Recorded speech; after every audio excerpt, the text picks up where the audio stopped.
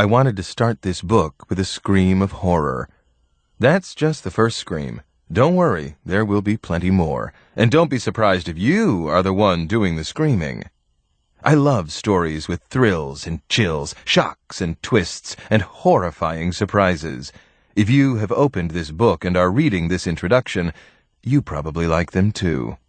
The people at ITW, the International Thriller Writers, asked me to fill a book with heart-pounding adventures and creepy-crawly mysteries, and I found 13 stories that fill the bill. Lucky 13, right? Well, you'll be lucky if you can make it through these stories without shakes and shudders, chattering teeth, and chills running up and down your back. Take, for example, Ryan Brown's story, Jeepers Peepers. Elizabeth thinks she's going on a normal babysitting job, but why does the baby have to live in total darkness? And why does he keep warning her about mind creepers? Or how about Meg Cabot's fast-paced thriller, The Night Hunter? Nina has a boring job at the mall until she sees a bank being robbed. She should have stayed away, but now she finds herself at the mercy of a mysterious young man known as the Night Hunter. One of my favorites is The Perfects by Jennifer Allison. This story grabbed me with its amazing first sentence. The chances are pretty good that I'm going to be killed before daylight, and I can't help but think this never would have happened if we hadn't moved to Entrails, Michigan. Wow! That made me keep on reading. Heather Graham provides a chilling Halloween story. She's different tonight. Of course, it involves a cemetery late at night. I don't want to give anything away, but there might be a vampire or two lurking among the tombstones. And wait till you meet Su Ling Choi in James Rollins's thrill-a-minute story, Tagger. Su Ling keeps picturing a disaster that destroys her whole city. Can the mysterious Chinese symbols she paints defeat her horrifying visions? I'm not telling. And I'm not going to give away any more secrets of our 13 stories. Lots of thrills and chills await you. I think you should start reading and screaming. Welcome to the Club by R.L. Stine. Read by Joshua Swanson. J.J. stepped back from the steamy dishwasher, eyes burning. He used his stained apron to wipe sweat off his forehead. His short black hair felt wet, as if he'd just stepped from a hot shower. He pulled the apron over his head, tossed down the dish towel, dried his hands on the legs of his jeans, and started to the open kitchen door. "Taking a 5-minute break." Florian turned and gave him the fisheye. "Didn't you just take a 5-minute break?" "Yeah, last night," J.J. said. "Make sure it's only 5 minutes. Florian raised a hairy arm and made a show of checking his watch. He shook his head and slapped his metal spatula on the fry grill. J.J. stepped out onto the gravel parking lot and sucked in a deep breath of cool night air. The air made his hot face tingle. I hate this restaurant. Well, he didn't hate the restaurant. J.J. wasn't afraid of work. He'd had jobs since he was 12, 5 years now. He hated Florian, the fat hairball manager. Hated his blobby face, his stringy brown hair, his pig snout nose, his fat mouth with the brown mole poking off one lip. J.J. had known guys like Florian back in Texas. Losers who tried to be big by pushing other losers around. Tough guys always on your case, trying to make you feel smaller than you were. All hat and no cattle. That's what they called blowhards like Florian in Texas. Well, I'm not a loser, J.J. thought. But I need this crummy busboy job. Mom is working 2 jobs and we're just barely getting by. Only time I see her is when she's coming in from one job or heading out to the other. Guess I can put up with Florian for a while. At least he pays in cash. J.J. heard a girl laugh. He raised his eyes to the back of the dark parking lot. Those kids from his school were back there again, sitting on the fenders of an old Pontiac GTO, smoking and giggling and goofing around. That seemed to be their nightly hangout. JJ knew they could see him in the light from the open doorway, but they ignored him. They ignored him in school, too, which maybe was a break. At least they weren't smirking at his Texas accent or making fun of his hand-me-down flannel shirts and raggedy jeans. JJ had been the new kid in school lots of times, and it was never a picnic. First time up north, though, and being ignored was definitely a relief. He was good-looking enough, the dark, serious features he inherited from his dad, and the tall, lanky grace he got from his mom. But Fremont High was big, bigger than some of the towns he'd lived in, and so far, no one had looked at him twice. A break. JJ hadn't had too many breaks in his 17 years. His dad lost job after job, moved the three of them from Hicktown to Hicktown. Then last fall he moved them up north and got himself killed in a stupid truck accident. Once JJ got over the shock, he decided it was just one more move in his life, one more fresh start. I just gotta stay out of trouble. Yes, there'd been some trouble back in Texas. Some suspended from school type trouble, and some bad trouble. But who could blame him? Behind him, JJ could hear Florian screaming at Julie, the only waitress. You weren't born that ugly. You had to grow into it. Julie isn't ugly, JJ thought. She was plain, but Florian kept insisting if she did herself up nicer, she'd get bigger tips. JJ and Julie both knew that Florian cheated her out of most of her tip money anyway. Go ahead, drop another glass. Florian was shouting. I'll take a dozen glasses out of your pay, and don't backtalk me, girl. Think I don't know who eats all the breakfast Danish? Think that isn't stealing? He liked to make Julie go all pale and start her chin quivering. Too bad she really needed her job. JJ let out a long sigh. He kicked the gravel with his boot, turned and slumped back into the steamy kitchen. Where you been? On vacation? Florian snapped. Think I pay for your vacations? Don't give me no looks, punk. I'll smack you down. No lie. A little before closing time, the kids from the back of the parking lot came ambling into the restaurant.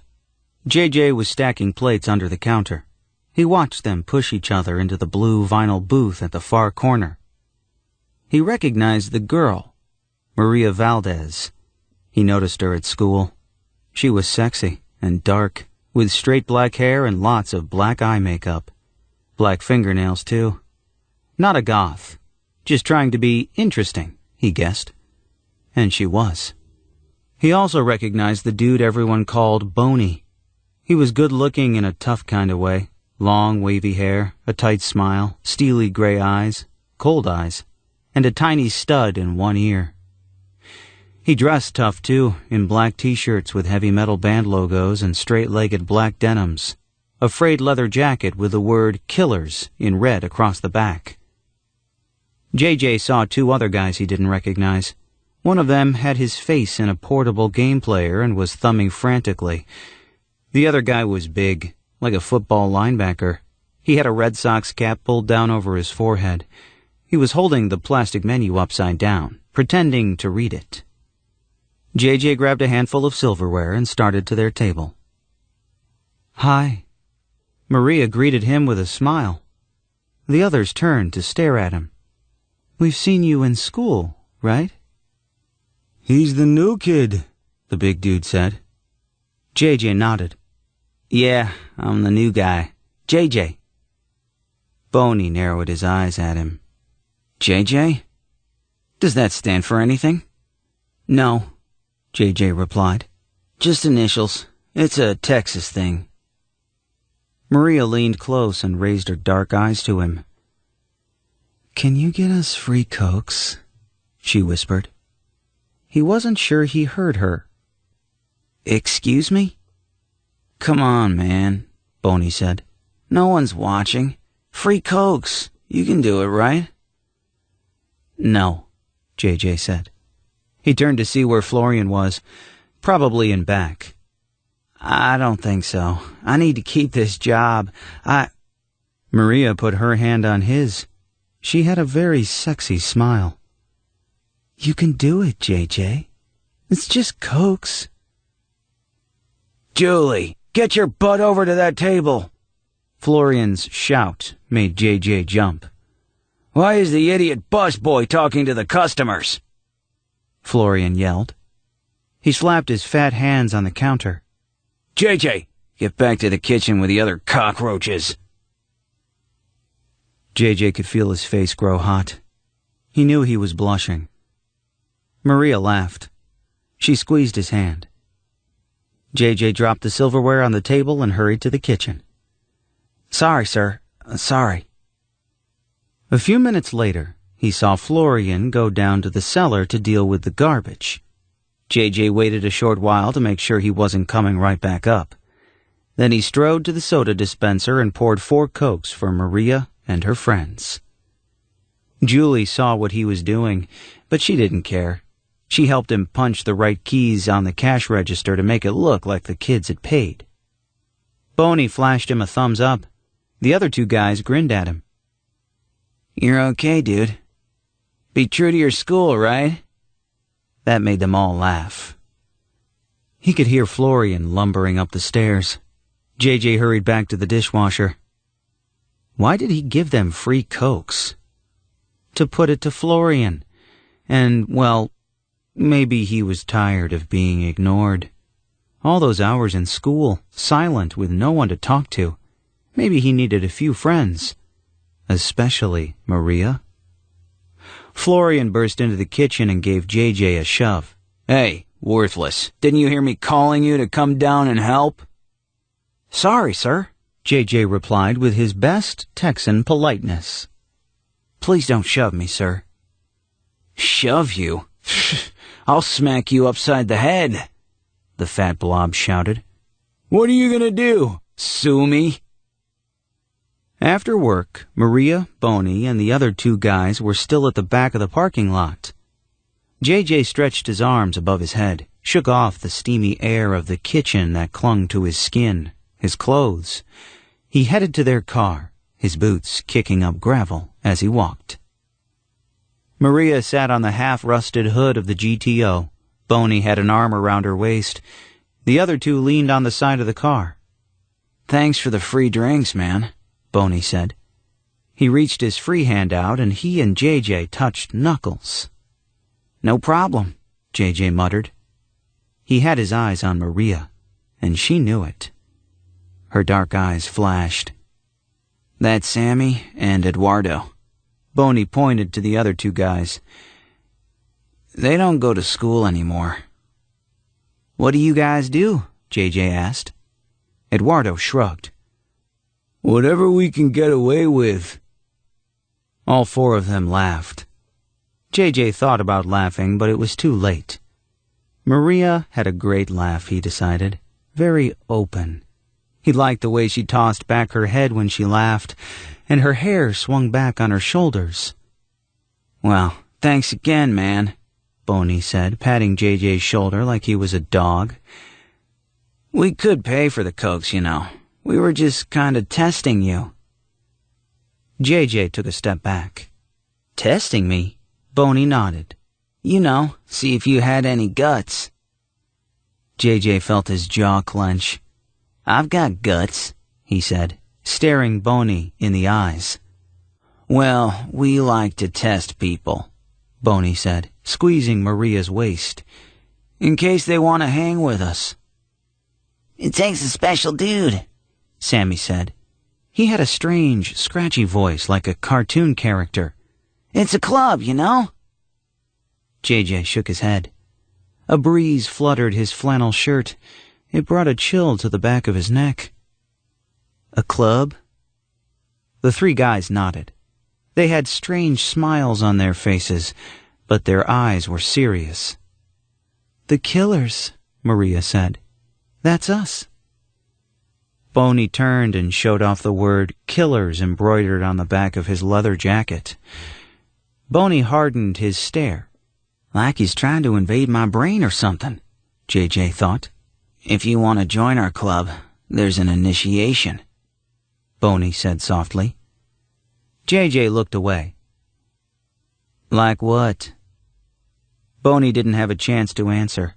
The kitchen door of the restaurant swung open, sending a flood of light over the parking lot. You punks better get out of here, Florian screamed. He filled the doorway, blocking most of the light. JJ saw he was swinging a butcher knife. I already called the cops. You jerks got maybe a minute to scram out of my parking lot. JJ ducked behind the side of the car. Did Florian see him? He didn't want to lose his job because of these guys. They were scrambling into the car. A hand grabbed JJ's. Maria. She pulled him into the back seat. The car squealed away, shooting up a shower of gravel. JJ pressed against Maria and ducked his head. He glimpsed Florian's angry scowl and the big blade of the knife swinging in front of him. They roared through town, laughing like lunatics. JJ laughed too. Something broke free in him. For a while, he thought he was flying. Maria's hair brushed his face. She smelled like flowers. They stopped in Fremont Park, across from the high school. Boney killed the engine and the lights. They dove out of the car and sprawled in the dew-wet grass. They were all breathless and giddy. It's a club, see? Boney said, as if they hadn't been interrupted. But I don't know if you're man enough for the initiation. JJ gulped in the cool, fresh air. Try me. The name says it, Eduardo told him. He pounded the back of Boney's jacket. Killers! See? I don't see, JJ said. That's the initiation, Maria whispered. Her breath tickled his ear. Was she coming on to him?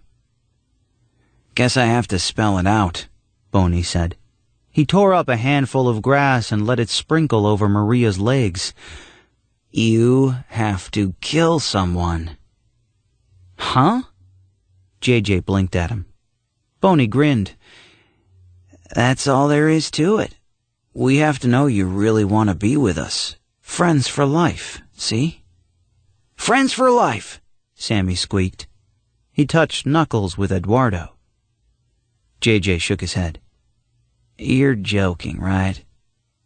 Eduardo's eyes narrowed. His smile faded.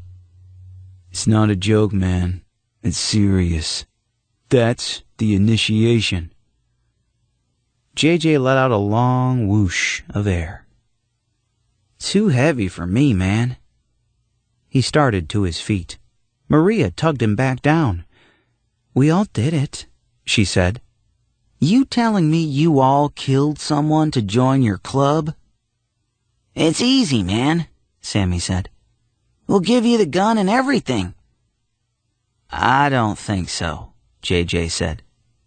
He realized his chest suddenly felt fluttery. His stomach churned. Maria ran a fingernail down his cheek. It made his whole body tingle. You can do it, baby, she whispered. She let her hair brush his cheek again. We'll be there for you, man, Sammy said. Friends for life. Really. Here's what you do, Boney said, pulling up more grass, letting it fall in his own lap.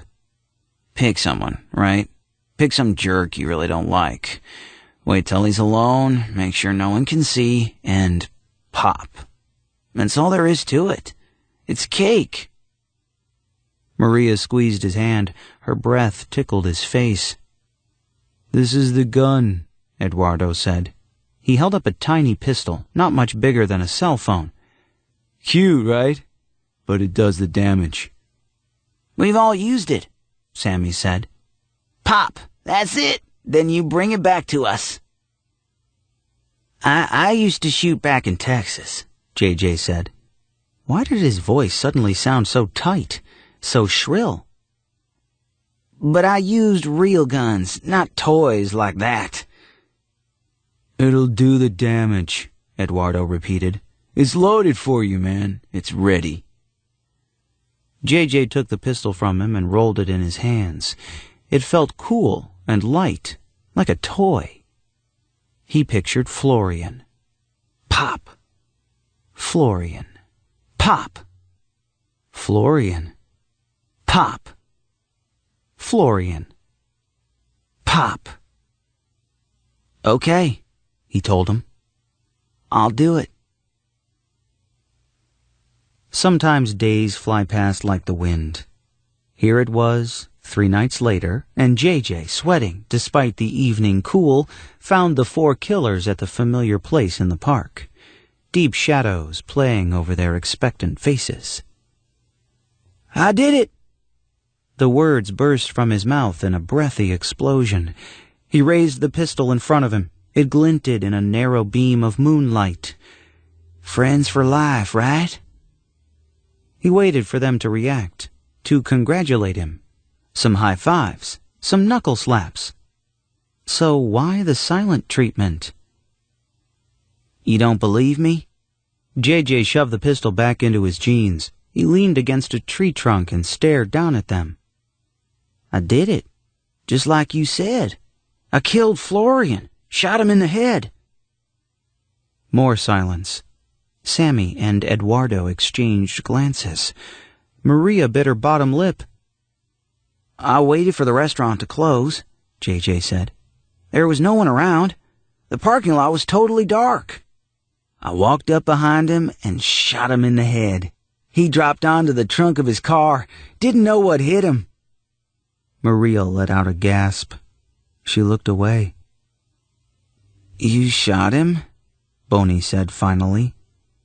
He kept blinking. You really shot him? JJ nodded.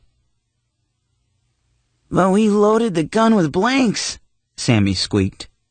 Yeah, tell me about it, JJ said. I took the pistol to a firing range to try it out. All 6 chambers were loaded with blanks, so I bought a box of bullets for it. Guess you guys messed up.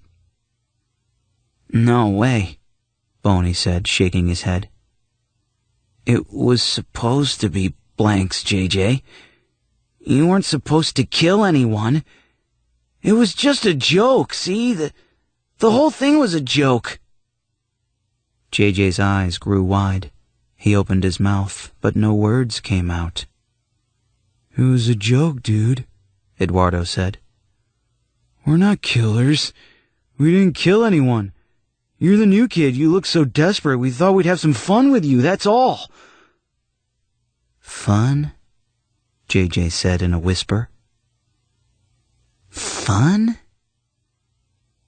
We were messing with you, man, Boney said. We were punking you. Why did you put real bullets in the gun? Maria cried. You weren't supposed to. She had tears in her eyes, and her chin quivered. You weren't supposed to kill anyone. JJ slammed his open hand against the tree trunk. Oh, please. Oh, please, oh, please. I killed Florian. You told me I had to. Now you tell me it's a joke? But it's not a joke. I killed him. JJ, sit down, Maria said, tears running down her cheeks. She patted the grass beside her. We have to talk about this, all of us. JJ didn't move from the tree trunk.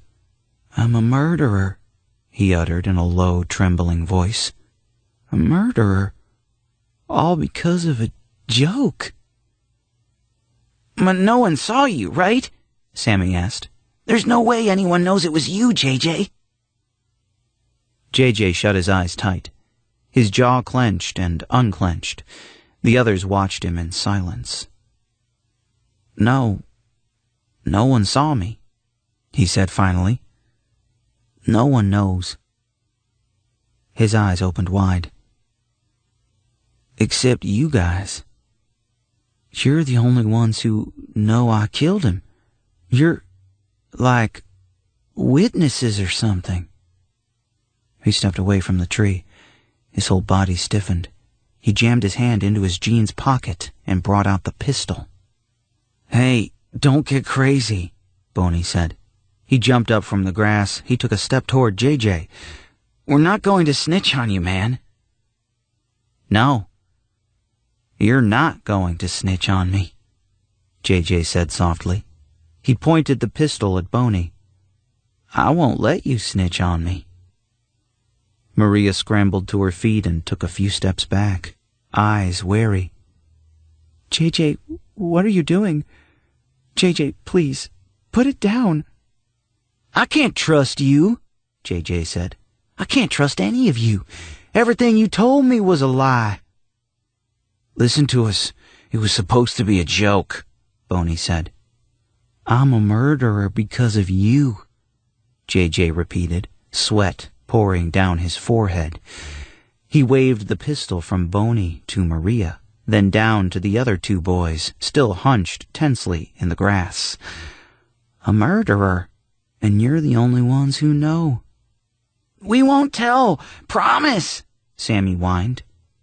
"JJ, don't," Maria pleaded. "Put down the gun. This is crazy." JJ shook his head. "You understand me, right? You all have to take a bullet. I can't trust you. No way. I can't take a chance." He aimed the pistol at Boney. His arm tensed. Maria let out a scream. Boney jumped at JJ. He made a wild grab for the gun. JJ swiped it out of Boney's reach and fired. Pop. Boney uttered a groan. His face showed more surprise than pain. He grabbed his stomach, dropped face first to the grass, landed with a soft thud, bounced once, then didn't move. Maria screamed again. The scream ended in a choking gasp. Sammy and Eduardo were on their feet. They had their arms outstretched, partially in surrender. Their faces were twisted in fright. "Who's next?" JJ barked, hoarse, excited. He swung the pistol from one to the other. "Who's next?" "Please," Sammy wailed. "Please." "Don't kill us," Eduardo said. "You can trust us. Really, we won't tell anyone." Maria stared at him silently, her hair falling over her face. She was breathing hard, her chest heaving up and down. "JJ, no." Her voice a faint whisper. "Please don't kill us," Sammy said again. "We'll be your friends, really." JJ laughed. He lowered the pistol to his side. "Guess your initiation is over. You made it." Sammy and Eduardo froze. Their eyes bulged, studying JJ. Maria hugged herself tightly, her whole body shuddering. "Initiation?" Sammy finally choked out. JJ nodded. "Yeah, if you want to hang with me, you have to pass my initiation. Boney and I cooked it up." He spun the pistol on his thumb. "All blanks, nothing but blanks." He chuckled again. "That got a little tense, huh?" The other three still weren't taking it in. You could almost see the thoughts whirring in their heads. "You punked us?" Eduardo said finally. JJ nodded. "Boney and I. It was kinda his idea." "You didn't kill Florian?" Maria asked, brushing her damp hair off her forehead. "That was a lie?" "A lie," JJ said. "All a joke. I should be an actor or something, right? I was pretty good." "You're both creeps," Maria shouted. "You scared us to death." "Is the initiation over?" Eduardo asked. His gaze was on the pistol in JJ's hand. "Yeah, it's over," JJ said. "Friends for life, right?" He turned to Boney, still on his stomach on the grass. "Get up, man, we're done. It's a done deal. We punked these dudes. They're still shaking." Boney didn't move.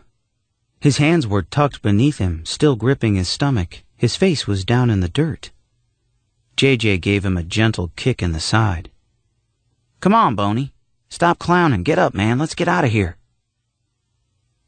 Boney didn't move. JJ gave him another soft kick with the toe of his boot. Boney's body bounced once, then settled back in place. "Boney? No, no, Boney!" Maria began to scream. JJ dropped to his knees. He grabbed Boney's jacket and flipped him onto his back. Boney's hands fell limply away from his body. A lopsided puddle of dark blood stained the front of his t-shirt. "Boney, no! No, Boney, no!"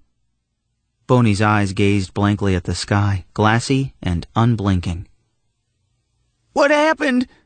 JJ wailed in a high, shrill voice. "They were blanks! They were all blanks! What happened?" You killed him," Sammy whispered. "You shot Boney in the stomach." A hoarse cry escaped JJ's throat. "No, I couldn't. They were blanks. I know they were. All blanks. Boney and I cooked it up. It was a joke." Shaking his head, JJ began murmuring to himself in a panic. Oh, wow. Boney dead? I killed Boney. It couldn't happen. It couldn't. Oh, wow. Boney laughed. He blinked a few times and sat up with a grin on his face. He slapped JJ's arm. "Gotcha, dude. That was your initiation." JJ made a choking sound. The others burst out laughing. Sammy helped Boney to his feet. "Good one, dude." JJ stood up on shaky legs and narrowed his eyes at them. "You were all in on it? From the beginning to end? You all knew about this joke?" Maria wiped tears from her eyes. This time they were tears of laughter. The others slapped knuckles, tossed their heads back, and howled at the moon. "They were all in on it, dude," Boney told him. "Don't you get it? It wasn't their initiation. It was your initiation." "You were punked, JJ," Eduardo cried. "You should have seen the look on your face." They howled some more. Boney hugged Maria around the waist. Sammy and Eduardo did a wild victory dance around the tree.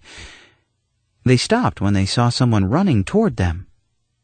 Her hair flew wildly behind her head, and the wind lifted her coat as she stumbled over the wet grass. JJ recognized her immediately. "Julie!" He turned to the others. "The waitress from the restaurant." He took a few steps toward her. She stopped, hands balled into tense fists. She took a few deep breaths. "Julie, how did you find me? What's up?" "You won't believe this, JJ," Julie said, her jaw clenched, eyes wide. "Florian is dead." JJ heard Maria gasp. "Someone shot him in the head," Julie said. "They found him in the parking lot. He's dead. Someone killed him." Her body shuddered. She wrapped her arms around herself. Boney stepped up to JJ and grabbed him by the shirt collar. "This is another joke, right?" His eyes burned into JJ's. "The waitress is in on it, right? This is another initiation joke." JJ stared back at Boney and smiled. She's Different Tonight by Heather Graham. Read by Brian Kennedy. It was Halloween. And what a Halloween. You have to understand, I really, really love Halloween. Such a perfect night was truly rare. The weather was balmy, almost warm, but kissed with a cool breeze. The sky had been crystal clear all day, blue, beautifully blue. And a full moon was about to rise high. It had begun its ascent already. Soon, it would be luminous across a black velvet heaven. I mean, conditions could not have been more perfect. I was dressed like a football player, and it was the perfect costume for me. Honestly. Not to sound too cocky, but I could pull off a jock pretty well. I have the old all-American, farm-raised, blue-eyed, wheaten-haired boy-next-door appeal. I'm pretty tall, 6'3", and I have broad shoulders before adding the pads in. I look like the real deal. All-American, the boy next door. Funny, I was anything but. She happened to be at the service bar just as I was, and since I'd seen her around before, I knew her to be usually shy and mild-mannered. She hung with a crowd that was kind of on the edge, close to, but not quite in with, the elite. The kind always hoping to get in, to get closer to those of us who glowed with the esteem and admiration we received from others. Knowing me would be a notch in her belt. She might be willing to do just about anything for the privilege of saying that we were friends. That she had been with me on Halloween night. Perfect. She was just perfect. I'd been watching her, you see. I'd been contemplating this night. Then, tonight, I'd been watching again, making sure she'd come alone, and was trying to fit in. Tonight, here, I'd been watching again with patience, knowing that I was stalking her, but keeping in mind as well that I needed to find the perfect date to make sure that it was her. The perfect date. Someone who drew little notice. Someone not easily missed. And that was her. Usually. This Halloween, though, it seemed she was playing against type. And it worked for her. No more dowdy little schoolgirl bordering on the nerdy. I was pleasantly surprised by her wickedly erotic appeal. The good girl, all dressed up as if she were bad. Like I said, I'd seen her around before. I stalked her. She always had an armload of books. She usually wore glasses, and they were often slipping down her nose. She was the studious type. A mouse. She kinda hunched forward when she walked, hugging those books of hers. She was a good girl who had left home and gone on to college to do the folks proud. I always thought she must have come off a farm.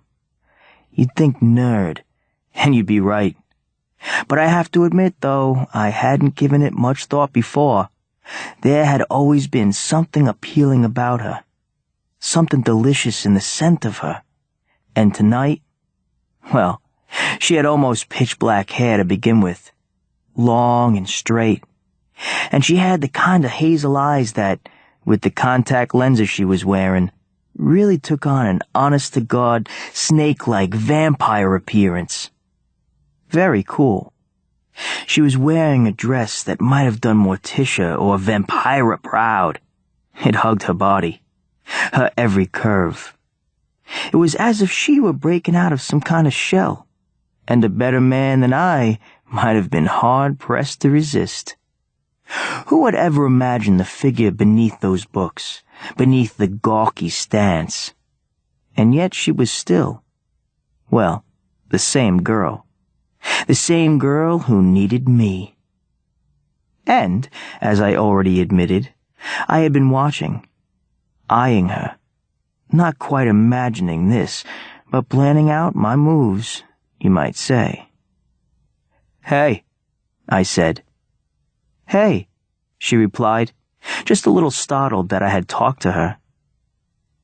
"Great costume," I said. "You too."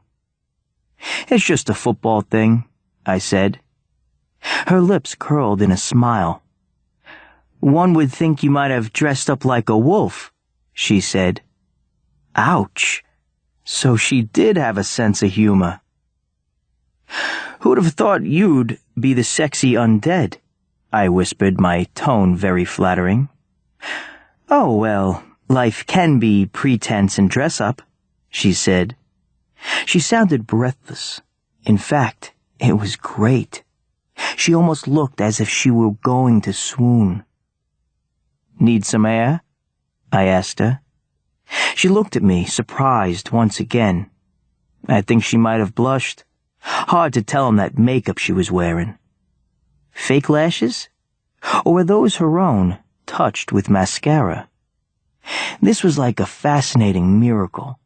She was actually stunning tonight. Seductive and clever. Witty. And the way she looked in the tight getup, I hadn't been lying. She was sexy, sensuous, hot.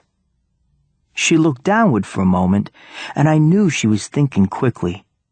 Maybe her heart was even fluttering. After all, I was one of the most popular kids in school. Okay, I admit, I come from a lot of money. I drive a cool car. But the rest, I'd done on my own. I have a certain amount of charm and pure animal appeal. She was thinking, wow, me. Vince Romero has singled me out of the crowd. Okay, I think I've admitted. I might be a little on the cocky side, too. She looked up at me. Air, she said simply. Yeah, it's getting stuffy in here, I said with a shrug. Shall we slip away? I was my most seductive self. I never quite imagined it like this, that I'd be more than playing, teasing. But I wasn't jarred or thrown off. I was simply enjoying. She stared at me for a moment. I almost smiled. She looked the part, but she wasn't quite there. She was like a deer caught in headlights. She seemed to tremble. Then she nodded, just as if she'd been hypnotized. You did come alone? I asked. Yeah. Such a sweet, throaty note in her voice. And you? You came alone? She asked. Okay, so I usually had a blonde with size quadruple D bazungas on my arm. I smiled. I've been waiting for you all night.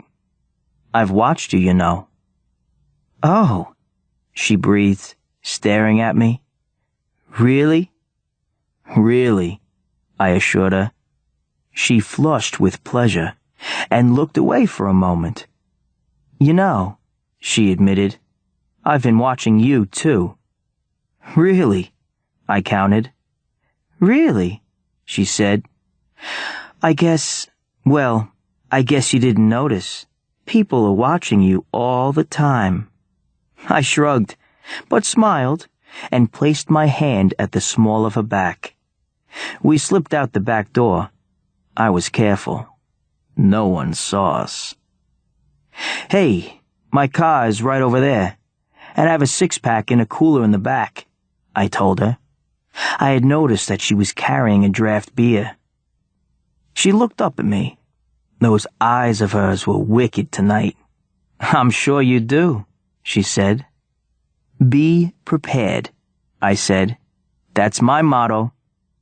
She laughed again. The sound was throaty, sexy. Wow. It was going to be a good night. Oh yes, Halloween. A full moon.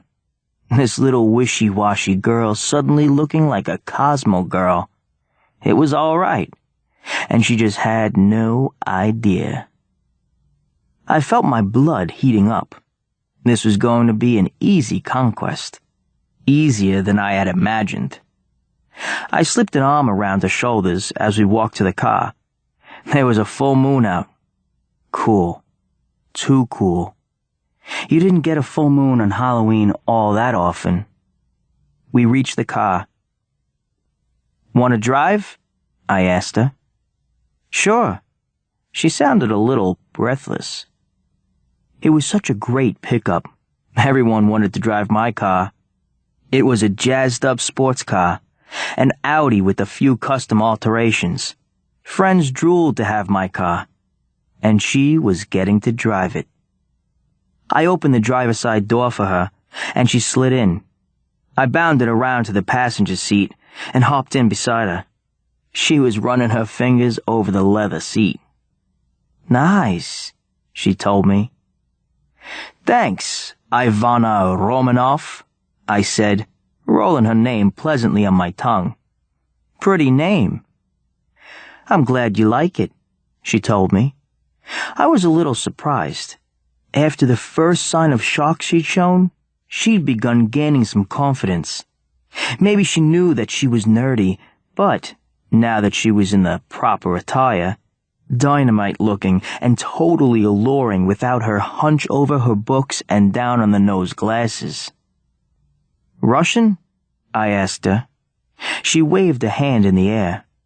"Oh, well, I guess my ancestors were from Eastern Europe somewhere.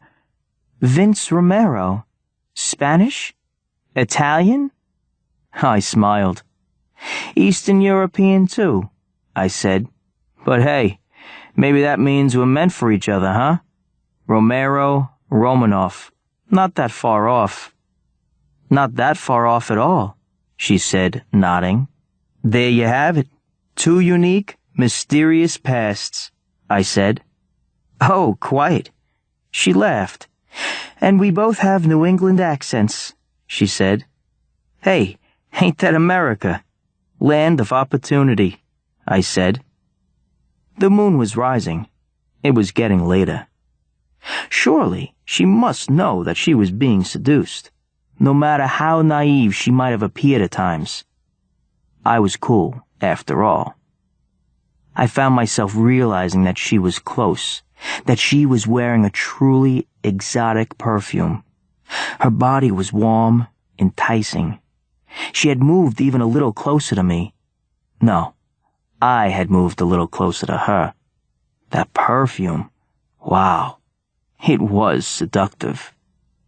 I almost felt guilty. Almost. In fact, I was so close to guilt, I could taste it.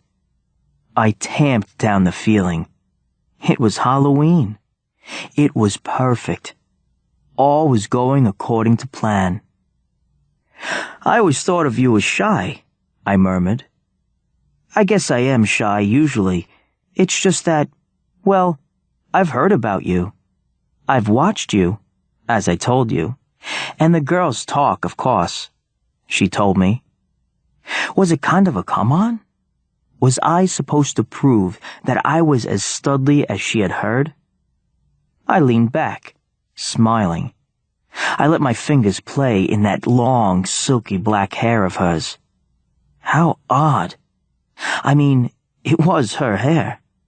The same hair she had every day. Tonight, it was electric. So sleek and shiny, it almost gleamed blue. "Where am I going?" she asked. "Huh?" "I love driving your car, but where should I drive to?" "Somewhere quiet, where we can be alone," I said. Too much? Would she bolt? "Well, where would you be going if you were driving?" she asked. "Quiet, where we won't be disturbed," I murmured, as if I were deep in thought. I looked at her. "I know. The cemetery." "Oh. Does it disturb you? I mean, if so—" "Oh, no," she said. "I like cemeteries. They're full of history." "They're full of the dead," I couldn't help but say. Her sweet, teasing smile slipped back to her lips. "History," she said stubbornly. "Cemeteries are filled with stories and with lives gone by and history." "Sure." She drove straight to the cemetery far out on Main Street. She was right about the history. The cemetery went way back. Heroes from the Revolutionary War were buried in it. Hell, there was a grave that belonged to a fellow who had come over on the Mayflower.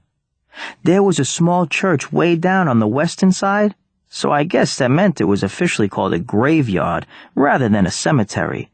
But the church was one of the oldest buildings in our area, and it was small, locked tight at night. In fact, the structure, standing kind of forlorn in the cool moonlight, made it all the better. The point here is that the place was old, spooky, and neat. There was a wall around it, an old stone wall, but the wall was about 2 feet high. I had a blanket and the cooler in the back. It was mild for October. Perfect.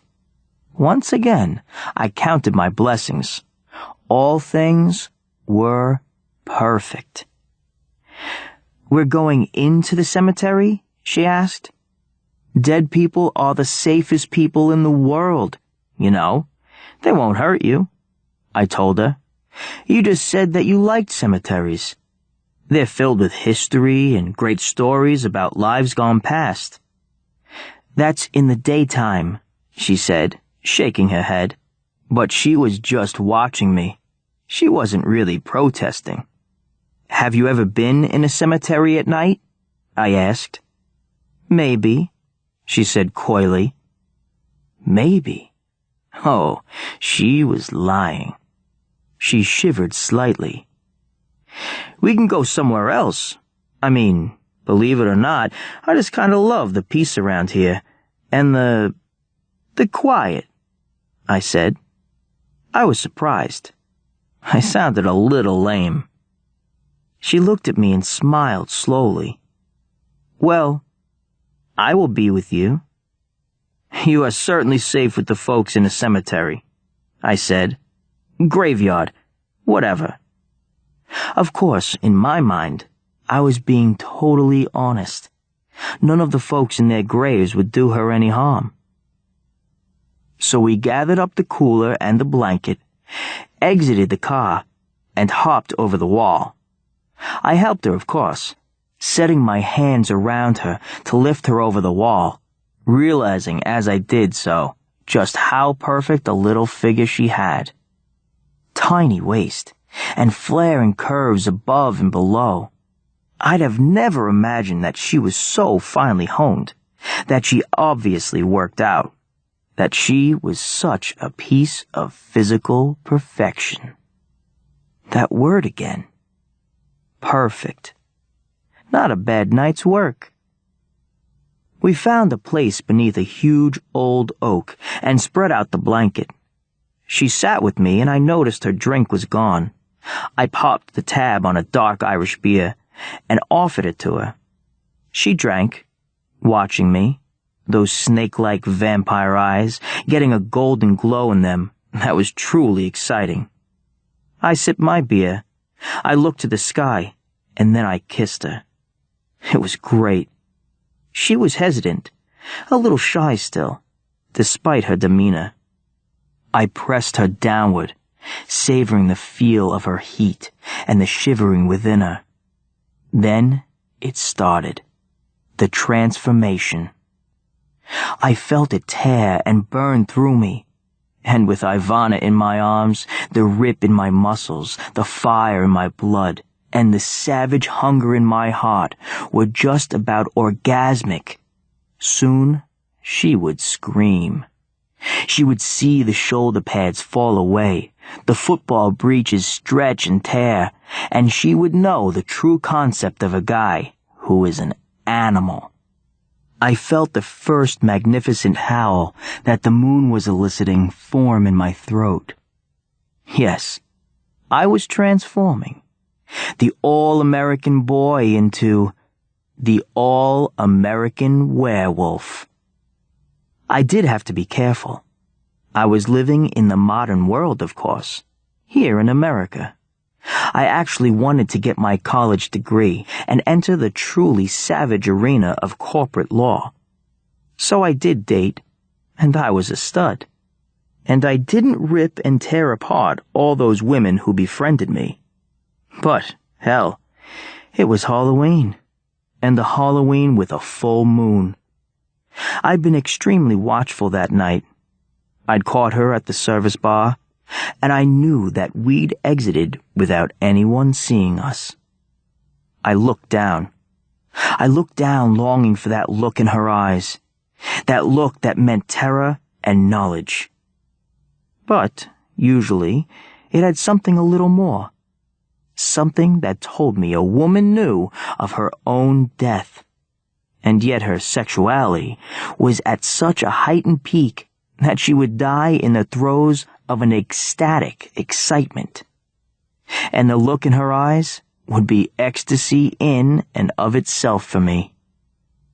This isn't boasting. This isn't arrogance or conceit. It is what I am, and what the beast within is capable of creating. And the sensation that would follow for me, it would be wondrous. Not to mention the soul-shattering wonder of the kill. But her eyes weren't full of terror or excitement. She was staring at me with amusement. Total amusement. And she started to laugh. I had never known that laughter would ruin everything, that it would stop the transformation. "Don't you know what I am? Don't you see?" I demanded. To my astonishment, she pushed at my chest with a stunning power. I halfway fell back. I stared at her, thinking that my fury would start the transformation all over again. But she leaped atop me, and her laughter tore from her like a banshee's cackle in the night, and to my amazement, I discovered that I was pinned beneath her. Pinned. Me. "Don't you know what I am? Can't you see?" she demanded with a throaty chuckle. "You are in costume tonight, and I, finally, am not. Oh, the poor little bookworm, the shy girl who should fall all over herself for a chance to be with the hot guy. Oh, what a silly, silly egoist of a dumb animal you are." I opened my mouth to speak, but no words came. Above me, I saw the moon, the beautiful full moon. That was when she leaned forward and bit me, sank her fangs into my flesh and began to slurp. And beneath that beautiful full moon, I heard the horrid sucking sound she made, and I felt my blood, my life, my magnificent life, being drained away. It was Halloween. And what a Halloween. Not quite so perfect. Suckers by Suzanne Wayne. Read by Fred Berman. It wasn't that I didn't want to ever visit the tiny planet of Lectus. I just didn't want to live there. I mean, who wants to move at the end of his junior year of high school? You just don't ask a guy to do something like that. I was set to go to the junior prom with Steffi Hoppington. She was counting on me. And on July 4th, I was planning my first skydive with my pals. I'd already put a deposit down on the plane ride. But my family isn't like other families, because Dad and Mom are actors, not just regular thespians either. Biggs and Julie Boraday are both movie stars, the kind that appear on the cover of cheap newspapers at the grocery store checkout line with headlines that announce every month that their marriage is ending. Splitsville is the way one magazine put it last March. These reports were obviously bogus. Mom and Dad were more together as a couple than the parents of anyone else I knew, which maybe isn't saying much, but still. The weird press and the fact that family was important to Mom and Dad was partly the reason Dad decided to relocate us to Lectus, supposedly the newest, hottest place for the elite to set up residence. He wanted the family to be someplace more private, away from the ever-prying eyes of the paparazzi, was how he put it. My school, Fleamont Prep, has some real rich kids in it, but just the same, all my friends were super impressed that we were going to Lectus. Real estate on Lectus costs so much that only billionaires could afford it. But with Mom and Dad's combined star power, they were able to buy a private ranch on the newly terraformed planet at the outer edge of the solar system. Plus, first-class tickets on the new high-speed luxury space transport, Gaddis. Not one of us 4 kids wanted to go. My older sister, Felicia, cried day and night until her face was permanently puffed. My younger twin brothers, Chester and Chomper, weren't any happier. We gave Chomper that nickname because as a baby he liked to bite everything in sight. I tried to reason with Dad about the inconvenience of living so far away from the movie industry, but Chester and Chomper just plain out begged, pleading not to be taken from their friends. I don't think Mom was even really that thrilled about the move, but she was philosophical about it. "Lectus is supposed to be gorgeous," she said, trying to console us. "And it's a wonderful hopping-off point to some of the really desirable other planets that are so popular these days as movie locations. Dad and I can be home much more often this way." We were standing on the docking platform when Gattis came into view. I had to admit, the huge space transport was something to see. It was so gigantic, I felt like a microbe standing next to it. And it had these two giant green headlights in front. As it descended into its transport dock, its engine purred steadily. "All aboard, kids," Dad instructed as we crossed the walkway. When we reached Gattis, we entered a dark walkway. It was soft and the floor was cushiony under my feet. "What is this?" I asked Dad. "It's a biotransport," Dad explained. "All our biological needs are built right into the structure of the ship." "Do you mean I could bite this floor and there would be food in it?" I asked in disbelief. "Yep." "Weird," I mumbled. In no time at all, we arrived at our new home on the planet Lectus. As the transport docked, an uneasy feeling overcame me. Maybe it's just fear of the unknown, I told myself. How I wish now that that had been true. As soon as we disembarked, a space bus whizzed us out to our ranch. It was a vast expanse, but there wasn't much livestock other than a few goats. Huge white tumbleweeds blew across the flat acreage. "It doesn't look like much now, but once we've had a chance to fix it up, you're going to love it," Dad said, opening the front doors to our new home. As I stepped inside the big empty ranch house, I wasn't so sure. That eerie feeling was still with me, and rattling around this huge vacant place wasn't helping. "Let's go home," Chester requested. "I don't like it here." "Me neither," Felicia seconded him. "Give it a chance," Mom said. "Once we move our belongings in, it'll feel more like home." That night, I tried to call Steffi, but as I'd suspected, the satellite signal didn't reach back home. Felicia must have discovered this at the same time I did, because I heard her shouting from her new bedroom, "This is hell! We are living in hell now!" The next day couldn't have been more boring. There was no one around. I actually missed going to school. Desperate for something to do, I wandered to the farthest edge of our property and was really happy to discover another luxurious ranch house very like ours. At least we weren't completely alone out here. I approached nervously, feeling awkward about just introducing myself to strangers. I came up on a grassy hill behind my new house, and from there I could see into the yard. My nearest neighbors had a pool, and someone was floating in it. Feeling encouraged because I wouldn't actually have to knock on the door in order to meet my new neighbors, I quickened my pace. As I got closer, I saw that the person floating there in the pool was possibly the most beautiful girl I had ever seen. She looked to be about my age, maybe a little younger, but not much. This girl was too awesome to be real. For a moment I was sure I was dreaming. The sun glistened off her dark hair, and her skimpy bikini revealed a figure that made all thoughts of Steffi Hoppington fly out of my head. "Hi, I'm Phil," I said as I climbed over the split-rail fence separating our properties. "I just moved into the ranch next to yours."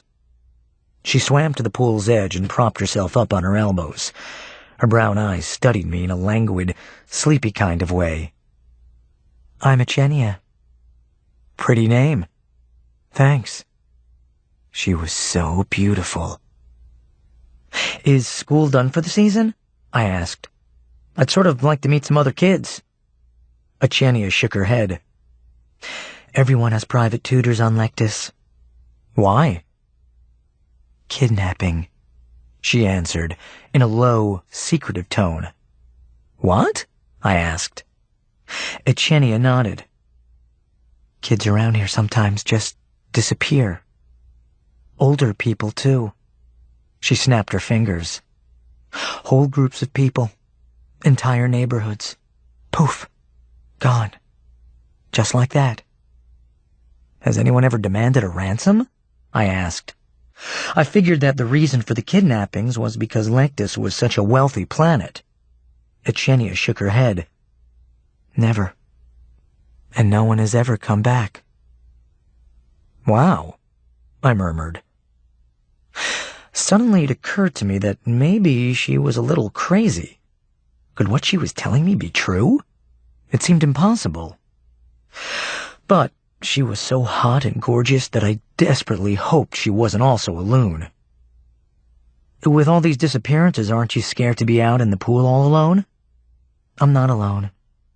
She gestured back to the house, and for the first time, I noticed armed guards dressed entirely in black stationed on 2 of the balconies. Telescopic long-range rifles, she reported. Instinctively, I backed away from her. Don't worry, she assured me with a twinkling laugh. I have a hand signal for danger, and I didn't give it.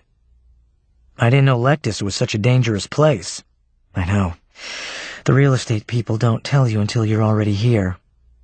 Lectus is a very weird place. It's not so bad these days, not like before. What happened before? Nothing. Forget it. It was a long time ago. I was just a little kid. My father managed to take us off the planet for the worst of it. He thinks it's safe again now, but... She glanced back at the bodyguards stationed on the balconies. He's not taking any chances. Did anyone ever figure out who was causing the disappearances? She shook her head. Nope. Strange. Want to come over to my house sometime? I asked. When? Tonight? Sure. 8 o'clock, okay? Sure. It's right over there, I said, pointing. See you at 8. Echenia arrived promptly, with 2 armed guards at her side. Dressed in a short, flowing white sundress, she looked unbelievable. Chomper answered the door. Phil, your girlfriend is here, he bellowed. Shut up, I said, bopping him on the head as I came to the door. Hi. Echenia left the guards outside and stepped in. My parents came down the stairs to see who would come in. Oh my gosh, Pigs and Julie Boraday, Echenia gasped. She turned to me. Why didn't you tell me that's your last name? Because people act the way you just did, I explained. Oh, sorry. Not at all, Mom told her. We love to meet our fans, don't we, Biggs? She was using her silky movie star voice. Can't have enough fans, Dad agreed spryly. His shoulders were back and his chin up. It was his public stance, the one he took out when he played the assortment of heroic types he'd built his career on. He was always cast as a brave policeman, a fearless astronaut, a noble superhero, a brilliant detective. Whatever the role, Dad's character always saved the day. A worried expression suddenly swept over Echenia's face. You didn't tell your other movie star friends about Lectus, did you? No, but a story about it ran in the Daily Snitch, Mom told her. Why do you look so worried? Lectus just isn't as nice when it gets crowded, Echenia said. That's when the scary things start happening. They have kidnappings here, I said. Disappearances, whatever you want to call it. Did you know about that? No, Dad admitted, looking concerned. There are other things, too, Echenia said, seeming very distressed. Like what? Mom asked. Echenia wrung her delicate hands. I really don't want to talk about it. I should be going. But you just got here, I protested. Tell us what the other scary things are. I'm sorry. She headed for the door, pulling it open. Her bodyguards closed in beside her and stayed that way as she hurried down the front walk. Maybe we should have bodyguards too, I suggested as I watched her go.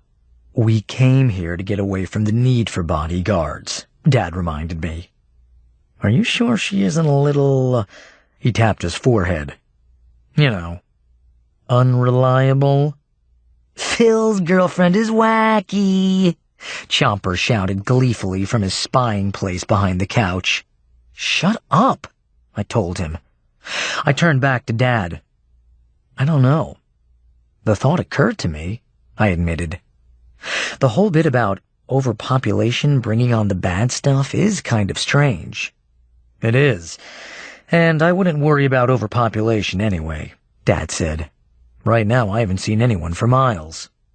Speaking of overpopulation, I guess this is a good time to tell you, Mom said, smiling. Lectus is about to get a bit more populated. I went to the doctor's this morning. I'm pregnant. With triplets. Every day the holographic TV showed footage of Gaddis arriving at the Lectus transport dock. Its 4 thick landing columns set firmly on the planet before the body of the transport settled down over them. Its purring engine so steady and relentless, and then more and more new arrivals streaming off. Remembering what Echenia had said, I was alarmed at how quickly the population was climbing. Added to that, half the women in Lectus seemed to be pregnant. Mom joined a support group called Mothers of Multiples. The meetings are more packed every time, she reported one evening after returning from a meeting. Dad was composing a spoken letter into his recorder and he switched it off. That's because the news has spread that you're there, Julie. Don't forget you're a movie star. They've all come out to see you. I don't know, Mom disagreed. There are some very full-looking women there, and a lot of them. Felicia glanced up from the couch where she was perusing a beauty magazine of some sort. They're probably stuffing themselves with padding just to see you, she commented. I'm not sure, Mom murmured. Well, I'm sending a letter of protest to the agents who sold us this ranch, Dad said. They have oversold the property here. We're being inundated with the very crowds we came to escape. I can only think they've dropped their prices sharply. How else can so many newcomers be able to afford it here? It was amazing how fast things were changing. McMansions began popping up everywhere you looked. One day there would be an empty field, and by the next morning there would be a huge house on it. The roads were clogged with giant trucks dragging prefabricated homes behind them. They clicked together like enormous Legos. I tried to get in touch with Echenia by hanging around by her pool since I didn't have her phone number. I couldn't go to her front door because the guards wouldn't let me pass by. Finally, I did come upon her swimming in her pool. With my eyes on the guards watching from the balconies, I hopped the fence, hoping Echenia wouldn't give them her secret danger hand signal. Echenia swam to the edge of the pool, though she wouldn't look at me. Why did you run off that day? I asked directly. When I heard your mother was pregnant, I knew it was starting again, she replied. What? The births. The crowding. I just can't stand to live through it again. Even though I was a child, I still remember. Her voice was climbing to a hysterical pitch. You really think the disappearances will start again? I asked. I don't want to talk about any of it. You'll find out for yourself. My parents are planning to leave Lectus as soon as they can sell the ranch. Tell your family to leave too. I nodded. Okay. Does your father really think it's not safe now? I was on the trail of something. Maybe Echenia had this irrational fear, and her father knew it was all in her head. What if the bodyguards were just there to calm her fears? When Daddy married my stepmom, she wanted to come here, and Daddy isn't able to say no to her about anything. But now we've convinced her to leave too. Maybe whatever it was won't happen again, I suggested. Your father thought it was safe to return. You were little. You could have misunderstood what was going on. Maybe, she conceded, though she looked unconvinced. I'm not going to talk about it anymore. Please go away. She dove under the surface. I waited for her to come up again. I had so many questions. But she stayed under, swimming in circles for a very long time. Movement up on the balcony made me nervous, so I went back to my side of the fence and headed home. That evening was warm. I was in the yard watching Chester and Chomper on the swings. Mom and Dad were in the house and Felicia was out with friends. Friends were no longer in short supply. I had made a few myself, but nobody that I really clicked with. No one else seemed to be worried about Echenia's strange disappearance stories, or had even heard of them for that matter. Coming across the yard, I saw a figure walking toward me in the dusky light.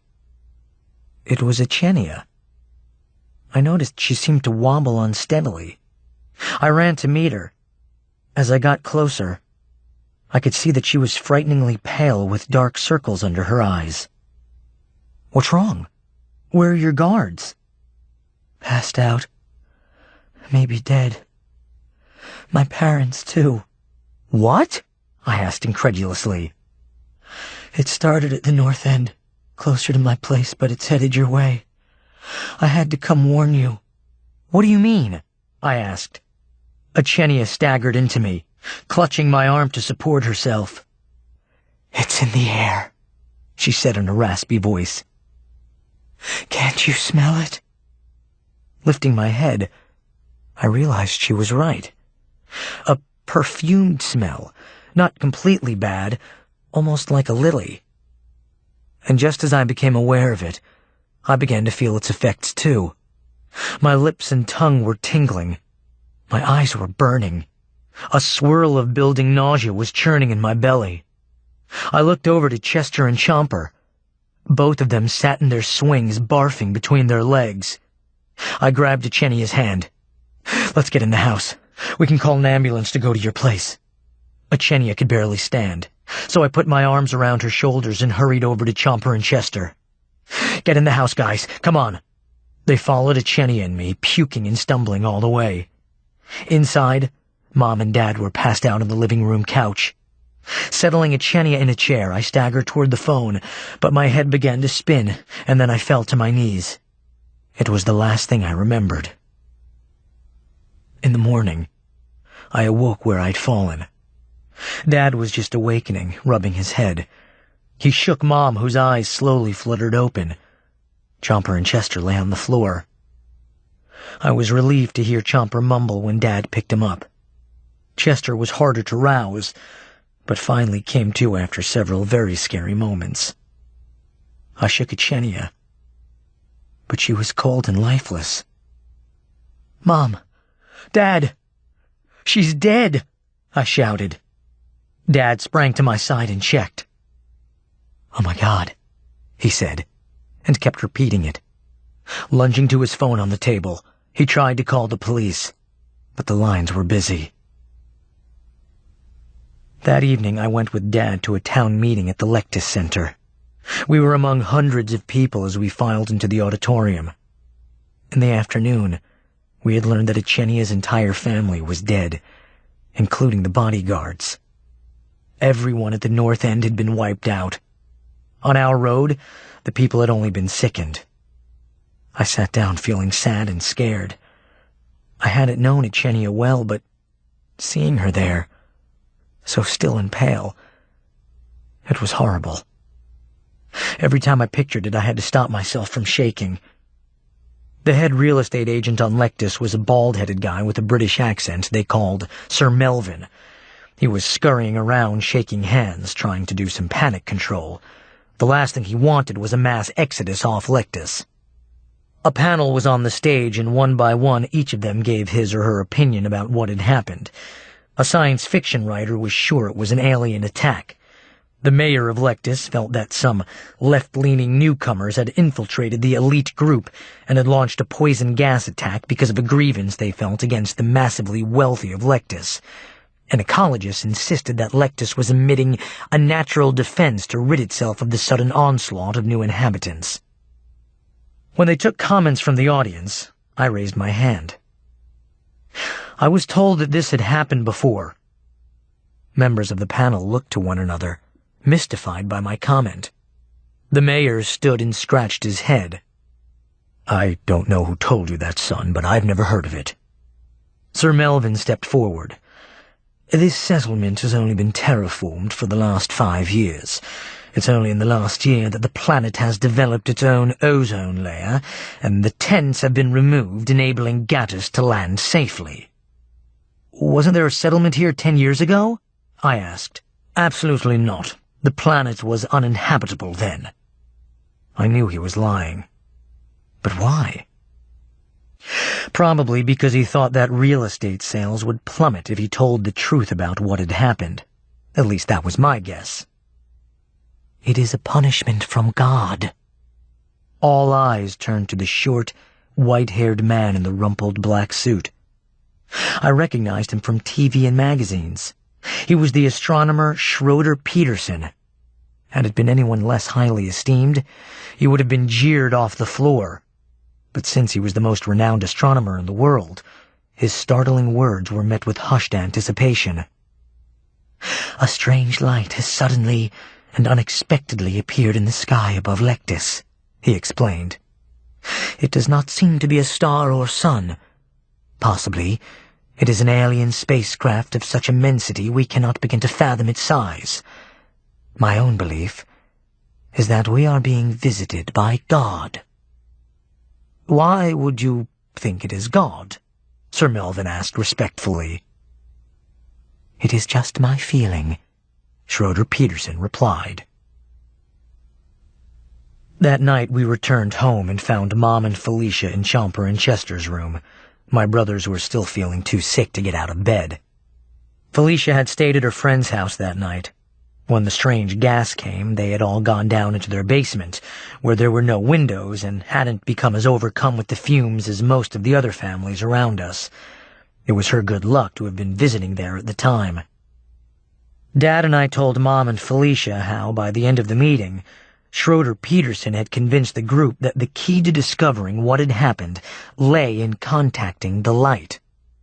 They want to volunteer to go out in a space module and see if he or she can contact this strange light, Dad told Mom. No one volunteered. And then someone recognized me and wanted me to go. I guess because I always play the hero part, they figured I really am one. "I hope you said no," Mom told him. "Of course I did. I sure wasn't going to go and leave you here alone with the kids." I was actually a little embarrassed by the way Dad had told him that he absolutely wouldn't go. I could tell the others were disappointed that he wasn't living up to his big screen image. Dad continued telling about the light and was in mid-sentence when a deafening roar suddenly split our ears. The window smashed open, spraying glass everywhere. I clutched the bedpost with one hand and Chester with the other. A force was pulling us toward the window. Felicia shrieked as she rose in the air. In an instant, she was sucked backward out the window, bumping her head as she went. Then Chomper began to float upward, flailing his arms and screaming. Horrified, Mom and Dad reached out to him. Dad, holding onto the bedpost, caught Chomper's ankle. Mom grabbed Dad around the waist and took hold of Chomper's other leg. I held tight to Chester as a powerful sucking force lifted me too. It was as if I was hovering on a current of hot air. Then came a whine so high-pitched I felt as though my head would shatter. Chester was sucked out of my arms just before I dropped abruptly to the floor. The last sound I heard was my head banging as it hit. When I awoke hours later, it was pitch dark. "Dad?" I whispered as I slowly sat up. "Mom?" It was eerily quiet. An awful terror gripped me. Had my entire family really just been sucked out the window? The pain in my head was horrible, but I forced myself to stand and turn on a light. What I saw made me shake. The room was completely empty except for one bed that lay on its side. Hurrying to the window, I looked to see if any of them had been dropped to the ground. But no one was there. I ran outside and thrashed the bushes, calling Mom and Dad, searching for my sister and brothers. "Phil?" It was Dad, bleeding and badly scraped, but alive. He pulled me into an emotional hug. "Thank God you're okay," he said. "Where's everyone else?" "I can't find them," I told him. my voice catching. Dad and I searched for hours. We joined a crowd of people also looking for their families who had been swept up by the hot wind. Occasionally, one of them would get lucky and find an injured loved one who had been swept into a tall tree or been blown to a rooftop. But Dad and I couldn't find a trace of Mom, Felicia, Chomper, or Chester. "What do we do now?" I asked Dad, exhausted and fighting back tears. "I'm volunteering to go to the light," he said. "If that light has Mom and my kids, I want them back. If I have to finally be a hero for real, then that's what I'll be." I realized I was sweating. Dad was drenched with perspiration as well, and I was squinting because the sky had turned a vivid, nearly blinding yellow. I had a front row seat for the launch of the space module being sent to the strange light. The eager, fascinated crowd gathered at the site wearing black sunglasses to protect them from the strong rays of the light. Dad was already in the module. As he walked out to the pad in his heat-proof spacesuit, he'd looked every inch the hero he always played. I shook his hand and told him how proud I was of him. "Don't worry, Phil. I'll be back," he'd said. As we waited for the module to take off, a kind of giddiness was overtaking the crowd.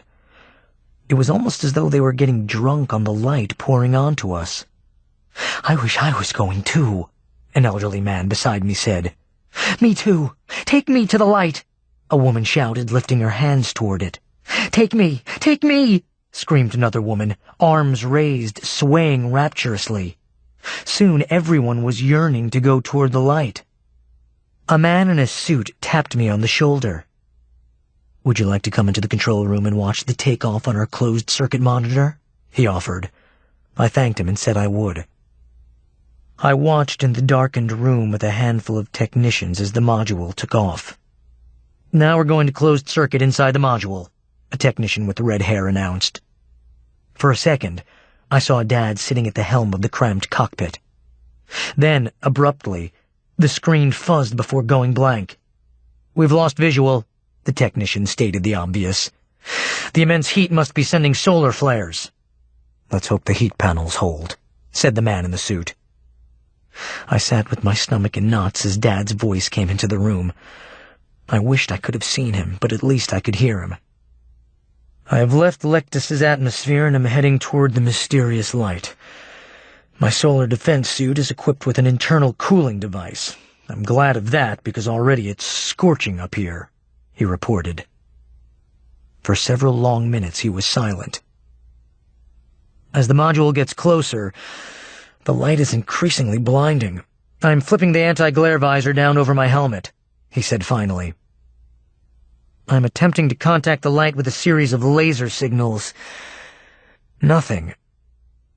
More silence behind the hum of the speakers. I wondered why he wasn't speaking. "The light is just out there," he said, and I noticed that his voice had lost its commanding strength. "If it is, in fact, God, it is not responding," he spoke again, his voice weaker still. "I'm not sure what to do next. Even with this suit on, I'm sweating." I stood, alarmed. "Tell him to come back," I said. "Can't," the technician said. "We've lost two-way. That light is affecting our communication signals." "He'll be okay," said the man in the suit. The next time Dad spoke, he sounded drunk, though I knew he couldn't be. "A strange feeling is taking hold of me. A certainty of what I have to do next," he reported. "It's as if I have no choice anymore. I know this is crazy, but I can't stop myself. I'm going to leave the module to go to the light." "No!" I shouted as a deafening crackle filled the control room. It is now a year later, and I am back on Earth living with my aunt and uncle. They have brought me to a special session of an investigative committee in Washington, D.C. I sit anxiously waiting as a senator takes to the podium. Ladies and gentlemen, this session of our committee is called to order. We have finally recovered the space module flown by John Biggs Boraday. As you know, for some reason we have yet to understand, the heroic Mr. Boraday chose to leave his spacecraft in a delusional attempt to go toward the light. However, we have recovered the badly charred module and discovered that its recorder caught these voices. What you are about to hear might be the voices of an alien race far more sophisticated than our own, or as the esteemed Dr. Peterson has suggested, it could, in fact, be the very voice of God. I sat forward, my fists clenched in anticipation. In the next minute, the module's recorder was played over the public address system. Female voice. Damned fleas! I don't know how we got this infestation. The cat probably brought them in. Nothing gets rid of them. I've tried spraying insecticide. I'm sick of vacuuming. The only thing that works at all are these flea traps. They can't help but jump to the light bulb and then they fall on the sticky paper below. It's weird to think that such tough little survivors of such a stupid streak. Who knows why they jump into the light? They just can't help themselves, I guess. The Perfects by Jennifer Allison. Read by Caitlin Davies. The chances are pretty good that I'm going to be killed before daylight, and I can't help but think this never would have happened if we hadn't moved to Entrails, Michigan. I know there's no point in thinking this way, but really, there's nothing I can do but sit here and think. I've already panicked, banged on the bars of my cage, and searched for an escape.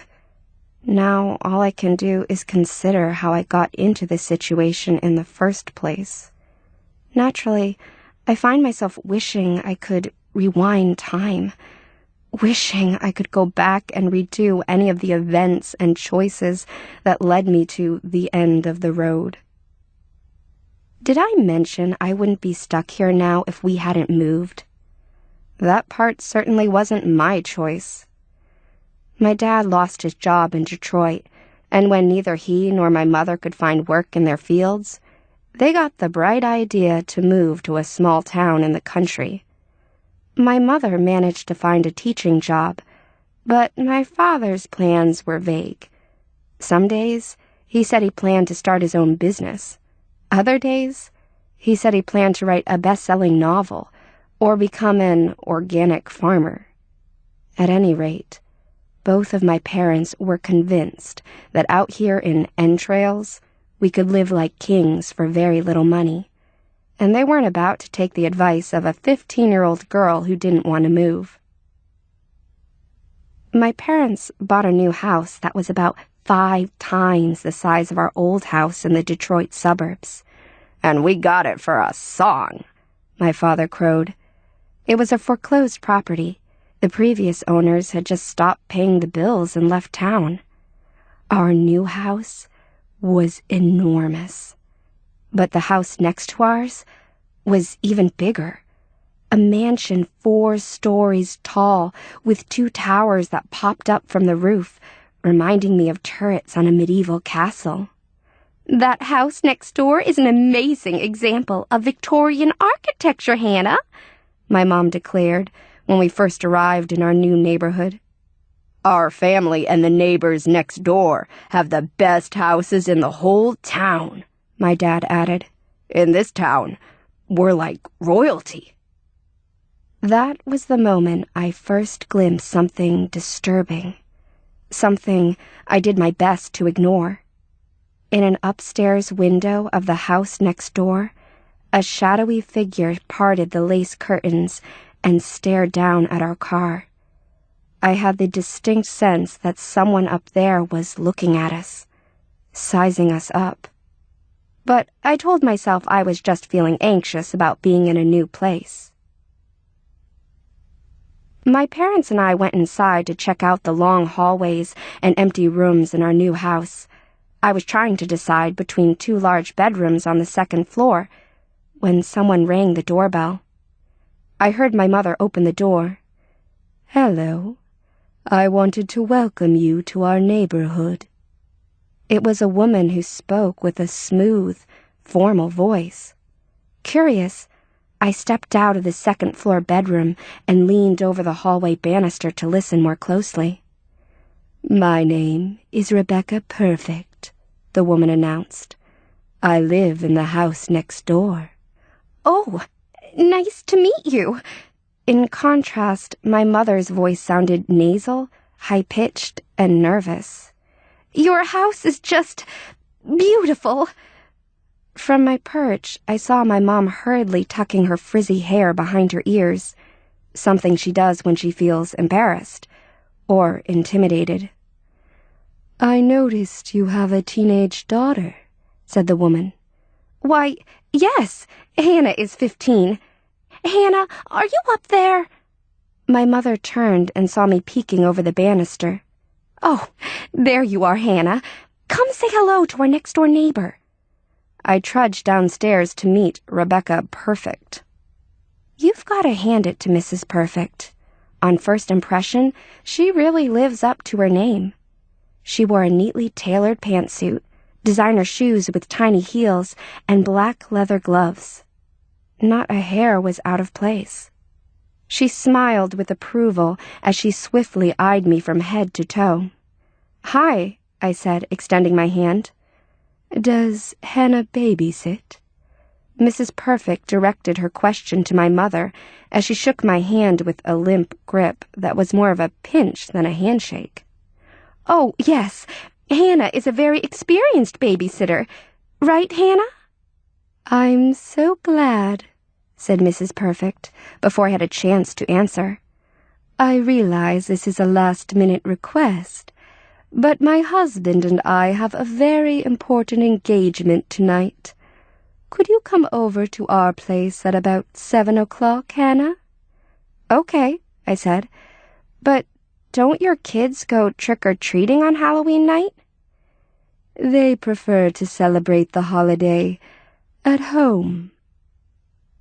I'd like to tell you that I had some sense of foreboding about a last-minute babysitting invitation on Halloween night, but I didn't. I was thrilled, even relieved.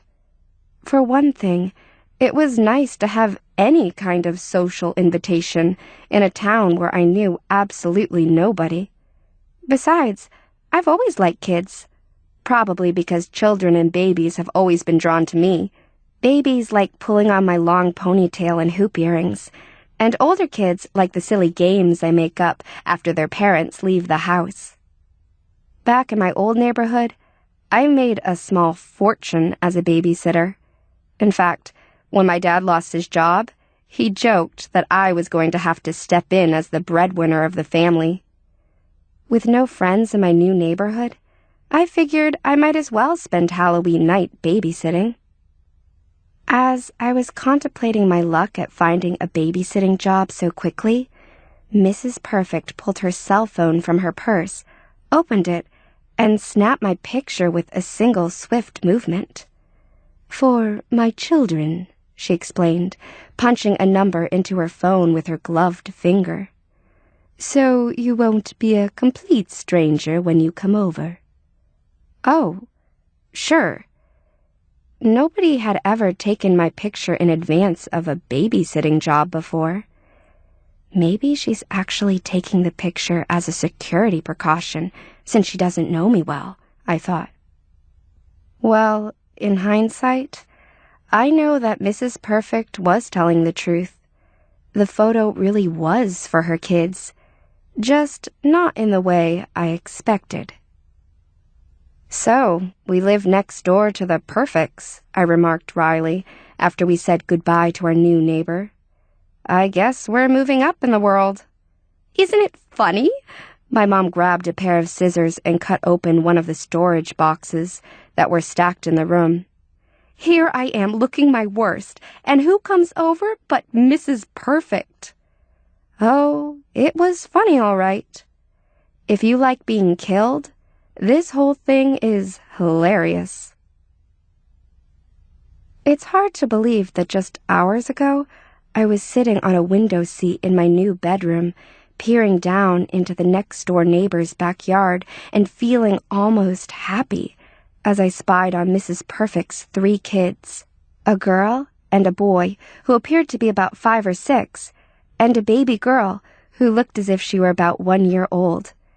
The children were cute, but something about their demeanor seemed joyless and somber, older than their years. Sitting silently in an old-fashioned baby buggy, even the baby struck me as unusually reserved and serious as she sucked on her bottle. Surrounding the children were some of the most enthusiastic backyard Halloween decorations I had ever seen. Tiny ghosts made of gauzy material dangled from tree branches, dancing in the wind. The lawn resembled a tiny church graveyard filled with small, fake tombstones. Well, I assumed they were fake. It's funny how the scene struck me as simultaneously adorable and sad. For some reason, I felt sorry for those strangely forlorn little kids. I imagined myself befriending them, reading funny stories, playing hide-and-seek in the yard, tickling the baby's toes and making her giggle. I must have dozed off while sitting in the window seat daydreaming, because the next thing I knew, all 3 children had vanished from the garden below. I felt strangely dizzy, so I decided to take a walk and get some fresh air. I quickly realized that it took only about 10 minutes to see just about everything there was to see in the town of Entrails. A dollar store, a bakery, a McDonald's, a gas station, a church, a dentist's office, a bar called Tim's Lounge, and a gift shop called Sweet Memories that sold sentimental greeting cards, candles, and hundreds of dolls and stuffed animals dressed up in elaborate costumes. A large, vintage-looking sign on the wall in Sweet Memories announced, "Custom-built dolls, real hair, order today." I had never seen so much velvet and lace in one store, and I couldn't help wondering how a store that sold mostly dolls could stay in business in such a small town. It was as silent as a tomb in the store. I was the only customer in sight. As I browsed shelves stacked with floppy-eared rabbits wearing petticoats and dolls with clear blue glass eyes that stared out of painted porcelain faces, the ladies working at the checkout counter observed me with prim, unfriendly interest. All 3 were middle-aged, dressed in colorful, preppy sweaters. "She's the one," I heard one of the ladies whisper. I felt paranoid. Were they talking about me? "They already moved into the Morgan house?" The other lady didn't even try to lower her voice. Morgan was the name of the family who used to live in our new house. Now I felt certain they were talking about me. "I recognize her from the rush order we got in earlier today." What rush order? I wondered. What were they talking about? "Shame about the Morgans. They say one person's misfortune is another's opportunity."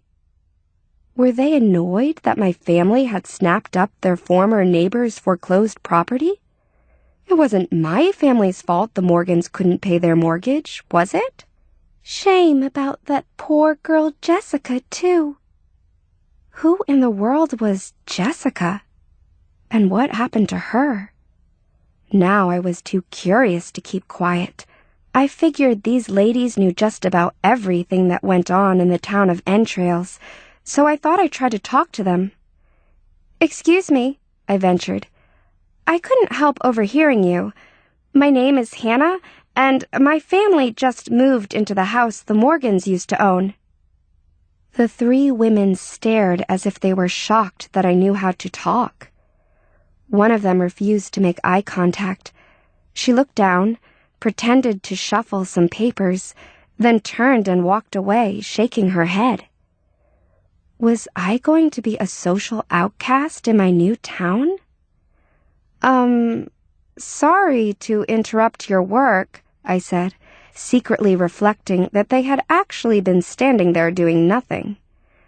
I am just curious about the neighborhood, and I heard you mention something about the Morgans, the people who used to live in our house. You don't know what happened to the Morgans? The woman standing at the cash register squinted at me, as if trying to see me more clearly. I shook my head. As far as I knew, my parents didn't know either. They had a girl about your age, she said coldly. She went missing. Nobody knows exactly what happened, but she's gone. At these words, I felt a cold sensation in my bones, like a warning from my own body. I guess my body was smarter than my brain. We can guess what happened, the other lady mumbled. Carol! The other lady shot Carol a warning glance, as if telling her to put a lid on it. You don't want to scare the girl. I think she has a right to know something. Carol turned back to me and gave me a pointed look. Anyway, things have a way of falling apart after something like that. I already knew we had moved to a small, boring town, but now it seemed that we had moved to a small, creepy, not to mention decidedly unfriendly town. What in the world had my parents been thinking? So, what do you think happened to Jessica? I asked. All we can tell you is that none of the Morgans are around anymore. Well, thanks for the info, I said, feeling overwhelmed and suddenly wanting to get out of that store as quickly as possible. Just be careful around here, Carol warned. I will, I said, not having the faintest idea how exactly I was supposed to be careful. A fall storm was brewing as I approached the Perfect's house in darkness. Dry leaves stirred and whispered in the warm wind, reminding me of tornado weather. Hello, Hannah. Mrs. Perfect greeted me at the door. Her slender figure was defined by an elegantly tailored black dress, a long strand of pearls, and shiny high heels. Thank you for coming over at such short notice. Mrs. Perfect spoke with a cool familiarity, once again eyeing me up and down, as if conducting a quick assessment of my skin, hair, and body. Registering a tiny smile, she stepped aside so I could walk past her. I felt her eyes on me as she followed me into an enormous, high-ceilinged kitchen, where two of the children I had observed through the window earlier in the day sat on stools around a high table, eating dinner. The kids regarded me with mild interest, but without smiling. Hannah, these are my children, Maddie and Jackson. Maddie and Jackson said hello, and then turned back to watching a large, flat-screen television. I don't think I had ever met anybody whose kitchen contained such a huge, flat-screen television. As I mentioned before, I've always liked children, kids of all ages, sizes, colors, and shapes. In my experience, there's always something funny or cute about even the most difficult or homely child. But strangely, I found myself reflecting that Maddie and Jackson had looked a whole lot cuter from the safe distance of my bedroom window. Up close, something was wrong with these two kids. I just couldn't put my finger on what exactly it was. Maybe it was the way their blue eyes had a glassy, puffy look that suggested illness. Their rosy, flushed cheeks looked feverish instead of healthy. Maybe they're fighting a flu bug, I thought. But then I realized that it wasn't so much their appearance, but what they were doing and what they were watching that made these two children instinctively unappealing. Maddie's and Jackson's sharp knives and forks clinked against their plates as they carved nearly raw slabs of steak, their white porcelain plates stained with bloody juices. While they ate, they calmly watched television footage of a surgical procedure with the volume muted. Chewing their red meat and gulping their milk, they stared as scalpels made incisions and clamps revealed internal organs. You like watching this stuff? I was baffled by the family's choice of viewing material during a meal. The kids nodded with blank expressions. I wanted to ask Mrs. Perfect whether her children always watched surgical procedures during meals, but before I could say anything, she placed a piece of paper in front of me, a set of typed, detailed instructions. She would be meeting her husband at a Halloween gathering where she couldn't be reached by phone. Maddie and Jackson were allowed to watch television, followed by an early bedtime. She expected to be back home no later than 10 p.m. "Help yourself to anything you like in the kitchen, Hannah," said Mrs. Perfect, opening the refrigerator door to reveal a sparse collection of yogurts and a plate littered with the bones of a small animal that didn't look like anything I had ever eaten before. "And what about the baby?" I asked. "What's her schedule?" Mrs. Perfect frowned. "What baby?" Again, you have to give Mrs. Perfect some credit for playing her role so well. She seemed so genuinely taken aback by my comment, I actually felt embarrassed and a little ashamed for asking it. "Sorry," I said, "but I thought I saw a baby with Maddie and Jackson in your backyard earlier today." Out of the corner of my eye, I thought I perceived the faintest twitch of amusement on the meat-stained lips of the children. "Maybe you saw one of Maddie's dolls," said Mrs. Perfect curtly. "Wasn't there a baby outside with you guys earlier today?" I turned to Maddie and Jackson. "She was holding a bottle." Maddie and Jackson stared at me with inscrutable expressions and shook their heads without speaking. Their reluctance to speak annoyed me. It seemed more like an aggressive reluctance than innocent shyness. Moreover, I was bewildered by the contradiction between what I had seen and what Mrs. Perfect was telling me. If Maddie and Jackson were the only children who lived in this house, who was the baby I had seen in their garden? Had I imagined her? Had I seen a ghost? "Well, I'd better be going," said Mrs. Perfect, throwing a vintage fox wrap around her shoulders that, bizarrely, still had the fox's head attached. "I'll be back by 10 o'clock at the latest." She gave Maddie and Jackson a quick peck on the cheek and left without another word. "So," I said, pulling up a stool to sit next to the children, "what kind of surgery are we watching here?" I did my best to sound friendly and nonchalant, to conceal my squeamishness. "Appendectomy," muttered Jackson. "I prefer to watch brain surgery," I joked. The kids regarded me with surprise, but they didn't laugh. I tried a different approach. "Are you guys interested in becoming surgeons someday?" Both kids shook their heads.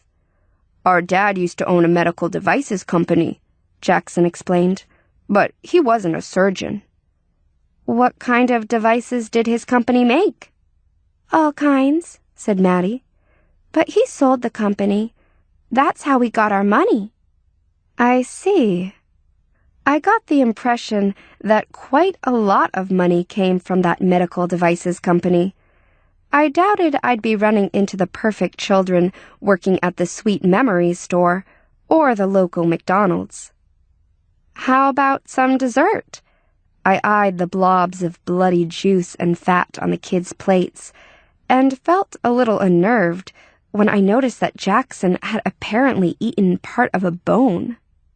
I opened a cabinet and was relieved when I saw ordinary, unhealthy snacks, potato chips, Cheetos, Oreo cookies. Not one of the packages had been opened. "No thanks," said Maddie. "We just keep those for babysitters." "Maybe some ice cream?" I pressed. I absent-mindedly opened a cabinet door to look for more snacks and discovered the most extensive and elaborate collection of kitchen knives I had ever seen in anyone's house. Was it my imagination? Or were there some surgical tools amid the knives, too? I slammed the cabinet door shut. "I'm saving my appetite for later," said Jackson. I saw Maddie kick her brother under the table, as if nudging him to be quiet. After the kids dutifully washed their dishes and put them in the dishwasher, Maddie announced that she was going upstairs to her room to read. This was a little disappointing, since kids usually want to spend time with me, but it was clear that she didn't want any company. There was nothing to do but follow Jackson into the family room. After watching a surgery in the Perfect's kitchen, I should have been prepared for their living room, but I wasn't. No fewer than 3 enormous television screens displayed silent, repeating black and white film segments of striking violence. A firing squad execution, a cruel animal testing process in a laboratory, and war footage. The spacious room resembled a disturbing art museum installation. The volume was turned down completely. A silent series of violent actions repeated themselves again and again. Was this some kind of modern art, or was it a Halloween stunt? Suspended over the fireplace was an enormous portrait of the Perfect family. I examined the picture and realized that it was true. There were only 2 children, no baby. At least, not in the picture. "Do you want to watch something else?" I asked Jackson, who was now sprawled on a black leather couch. "A movie or something?" "Nah." I sat down next to Jackson, doing my best to bond with him. But while the silent images on the screen seemed to relax Jackson, they made me feel overwhelmingly anxious. More than anything, I felt the urge to flee the house. And once again, my body was smarter than my brain. "Hannah." I heard the faint sound of someone calling my name. "Was that Maddie?" I asked. "I didn't hear anything." Jackson stared at the black and white images flickering across the television screens. "I'll just go check on her." I made my way upstairs, then down a hallway decorated with a bizarre combination of technology, weaponry, and sentimental whimsy. Artifacts including swords and antique rifles were displayed alongside sappy oil paintings depicting lush flower gardens, waterfalls, and sunsets. I found one object particularly disturbing. A large Victorian-style wreath that appeared at first glance to be an intricate arrangement of dried flowers. When I took a closer look, I realized that the brown and gold petals and leaves were actually made entirely of human hair. Hair of various shades that had been braided and twisted into detailed shapes. Was this evidence of some bizarre family hobby? And whose hair was it? Now, opening a series of doors in search of Maddie's bedroom, I had the disconcerting sense that it was entirely possible to lose track of a child in this house. Who knew how many hiding places there were? How many secret rooms? "Maddie?" I called.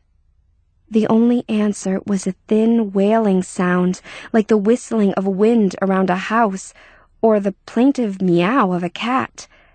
As I listened more closely, I became convinced that it was the sound of a baby crying.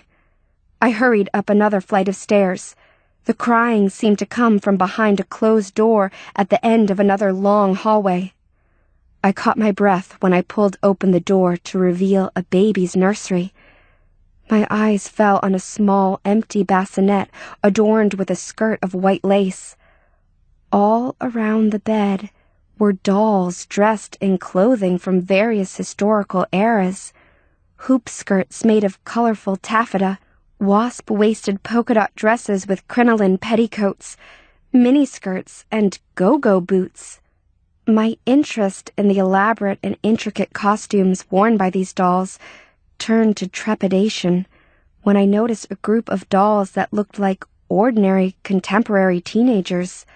Dolls dressed in blue jeans, dolls carrying tiny backpacks and miniature cell phones. One even had braces painted on small plastic teeth. I wanted to examine the dolls more closely, but the cries of the phantom baby were becoming ever more insistent. Strangely, the infant's screaming now seemed to come from behind a full-length mirror that hung on the wall. Now I know where that old saying, "Curiosity killed the cat," comes from. It's funny how you can feel simultaneously terrified and driven to discover the truth at all costs.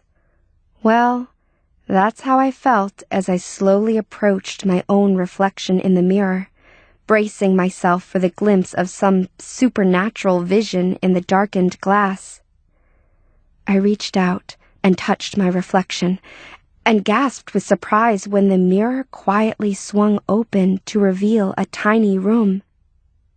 The mirror was actually a secret doorway. There, behind the mirror, was the source of the crying, a baby monitor with a video screen. I had used plenty of baby monitors, so I knew they were basically walkie-talkies that allowed you to hear and even see a baby from any room in the house. Now I knew for sure that there really was a baby, the same baby girl I had seen in the garden earlier that day. Wearing only a diaper, she sat alone in what looked like an animal cage. I watched the grainy image on the screen as she pulled herself up to a standing position and stood with one arm outstretched through the bars of her little prison. "Mama!" she cried. My stomach churned when I perceived a tiny, gruesome detail, the shadowy image of a butcher knife lying on the floor near the baby. Someone wants me to see this, I thought. But why? I remembered Maddie kicking Jackson under the table, the sly smile on Jackson's lips when I had asked about a baby. I was sure of one thing. I had to find that baby. In the background of the image on the video screen, I saw the outline of what looked like a wine storage cabinet. My gut told me that the baby was somewhere in the basement of the house. In retrospect, going down to the basement by myself wasn't a good idea. But something takes over when you see and hear a child in distress. It's almost a full-body alarm that compels you to act without thinking, to run as fast as you can toward the sobbing sounds. At least, that's how it was for me.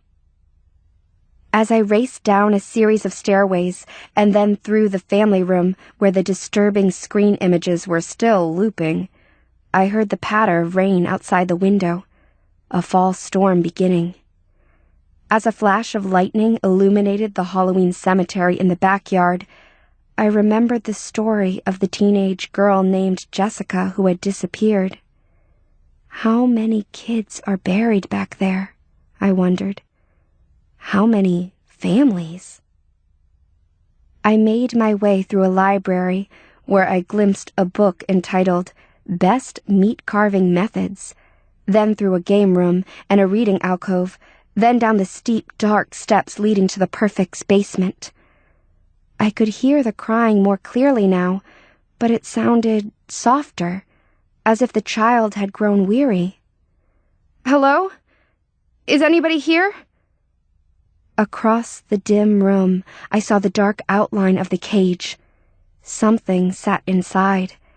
The motionless shadow silhouette of a child. Was she okay? Had she been hurt? I cautiously approached the cage until I was close enough to see clearly in the dim light. The cage door was open, and there was no baby. Instead, there was a large doll. A doll that bore a striking resemblance to me. I stared for a moment too long, horrified and mesmerized by the doll's hoop earrings, the long, shiny hair gathered in a ponytail. Several hands shoved me from behind. I toppled into the cage, and the door slammed behind me.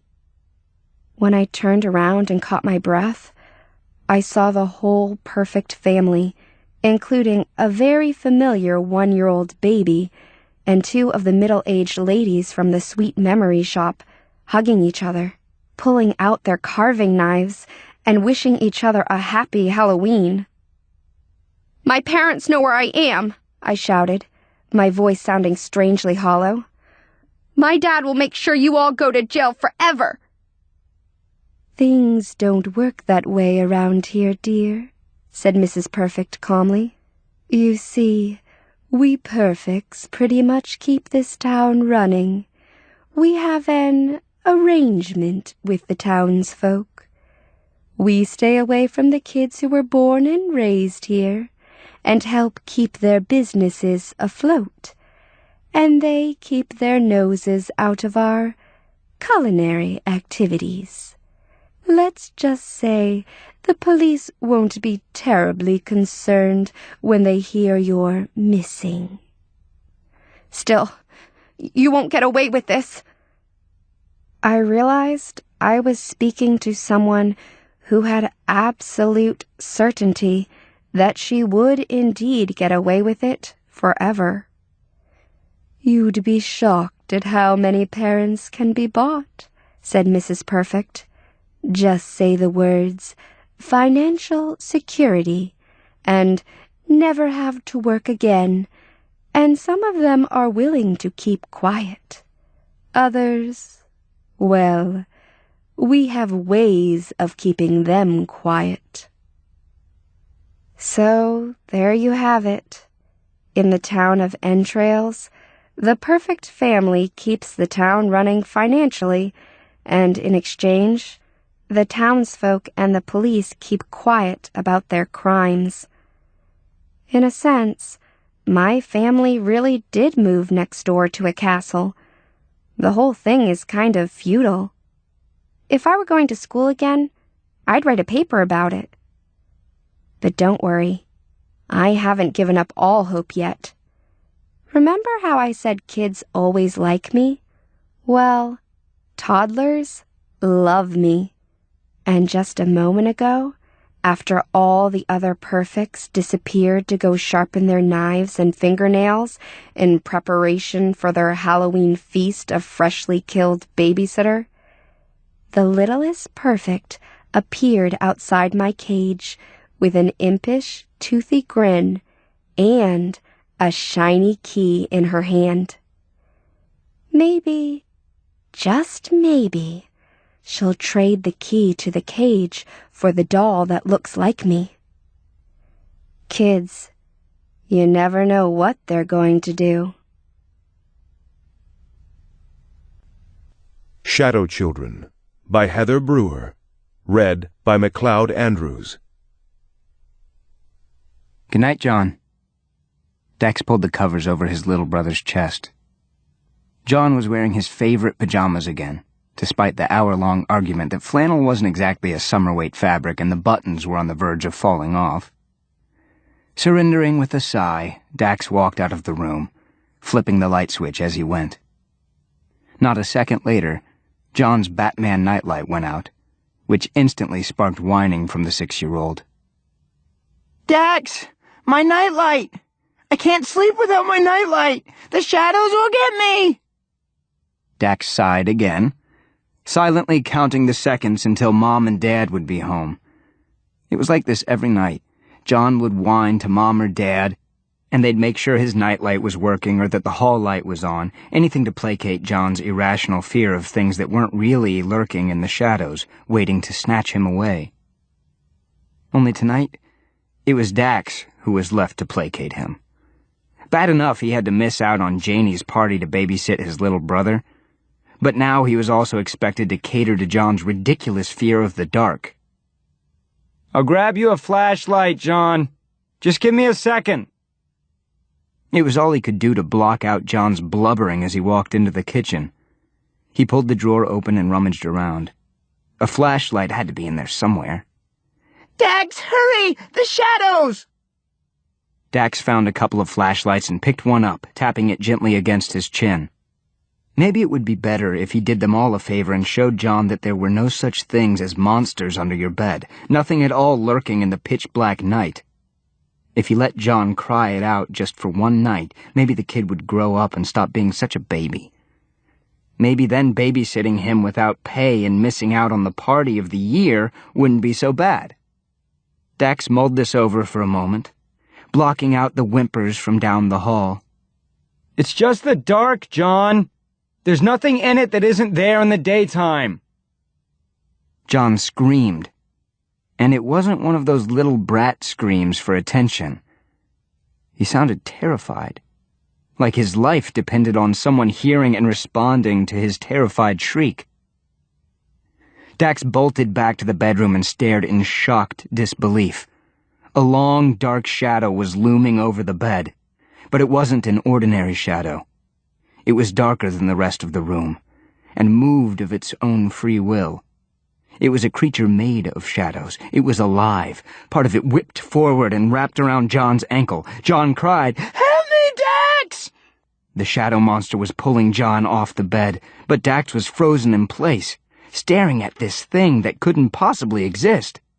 John was flailing, tears streaming down his cheeks. Breaking free from his trance, Dax clutched his brother's wrist, but he was hit in the chest and thrown against the wall. Pain bolted through Dax's back as he hit the wall and crumpled to the floor. He struggled to sit up again, but a tentacle of the shadow monster stood in front of him, defying him to move. There were no eyes or mouth, but somehow Dax knew that the thing was looking at him. He swore he heard a growl, but it had no mouth, no substance. The shadow monster lurched back and ripped Dax's brother free of his covers. Dax ran forward and grabbed John by the ankle.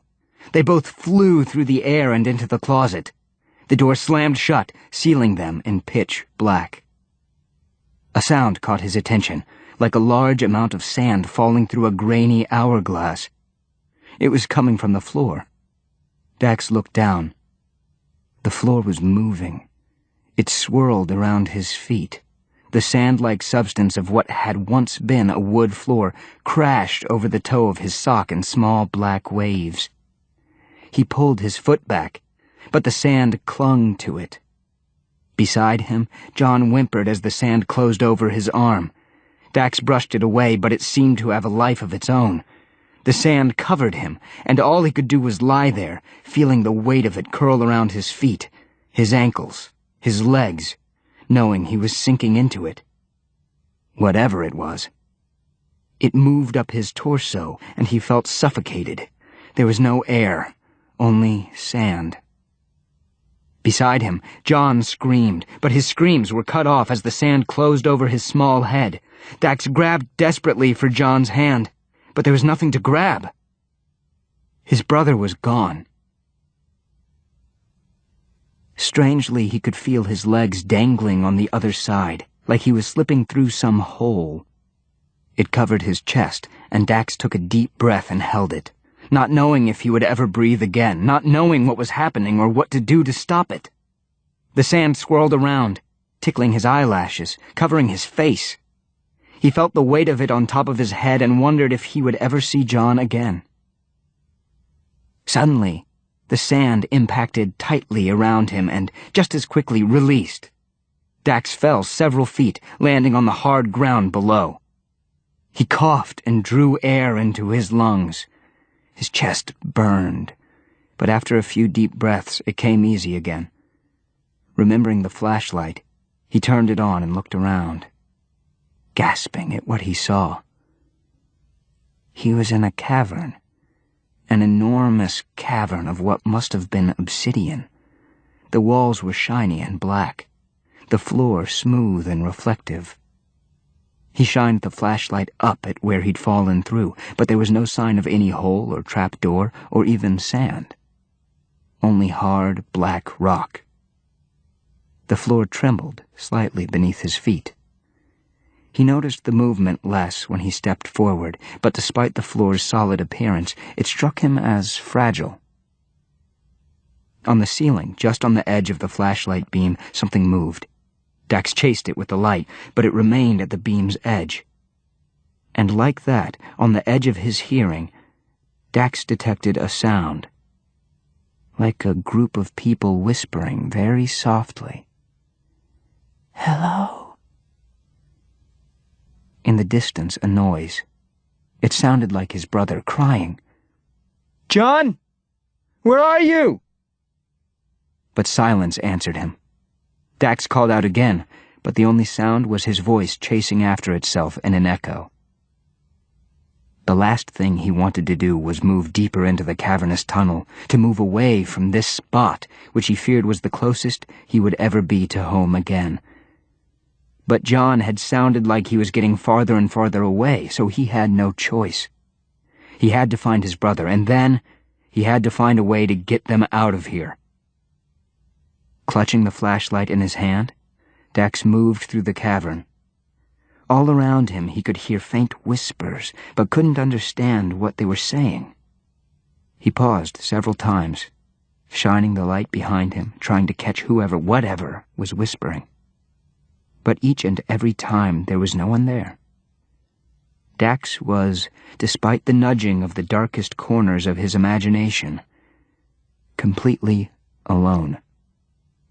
John was nowhere to be found. It was as if he'd vanished into thin air. The large tunnel broke off into 3 smaller tunnels up ahead. Dax listened, but heard nothing that told him which one John might be down. He ran a frustrated hand through his hair, and just as he'd decided to take the middle tunnel, the whispering stopped and a new sound began. A small click as something hit the floor. Then an even smaller noise, like something rolling several feet. He pointed the flashlight down, searching, sweeping the floor for any sign of movement. The sound ceased as whatever it was rattled to a stop just in front of his feet. He bent down, focusing on the item with the light. In near disbelief, he plucked it from the ground, turning it over in his hand. A red, shiny button, just like the ones on John's pajamas. Dax stood, shining the flashlight on the tunnels again. "John?" He stepped forward, and just as he was about to enter the center tunnel, he saw movement with his peripheral vision. Taking a step back, he shined his light on the right tunnel entrance. At first there was nothing, but after a moment Dax thought he could hear a small whimper.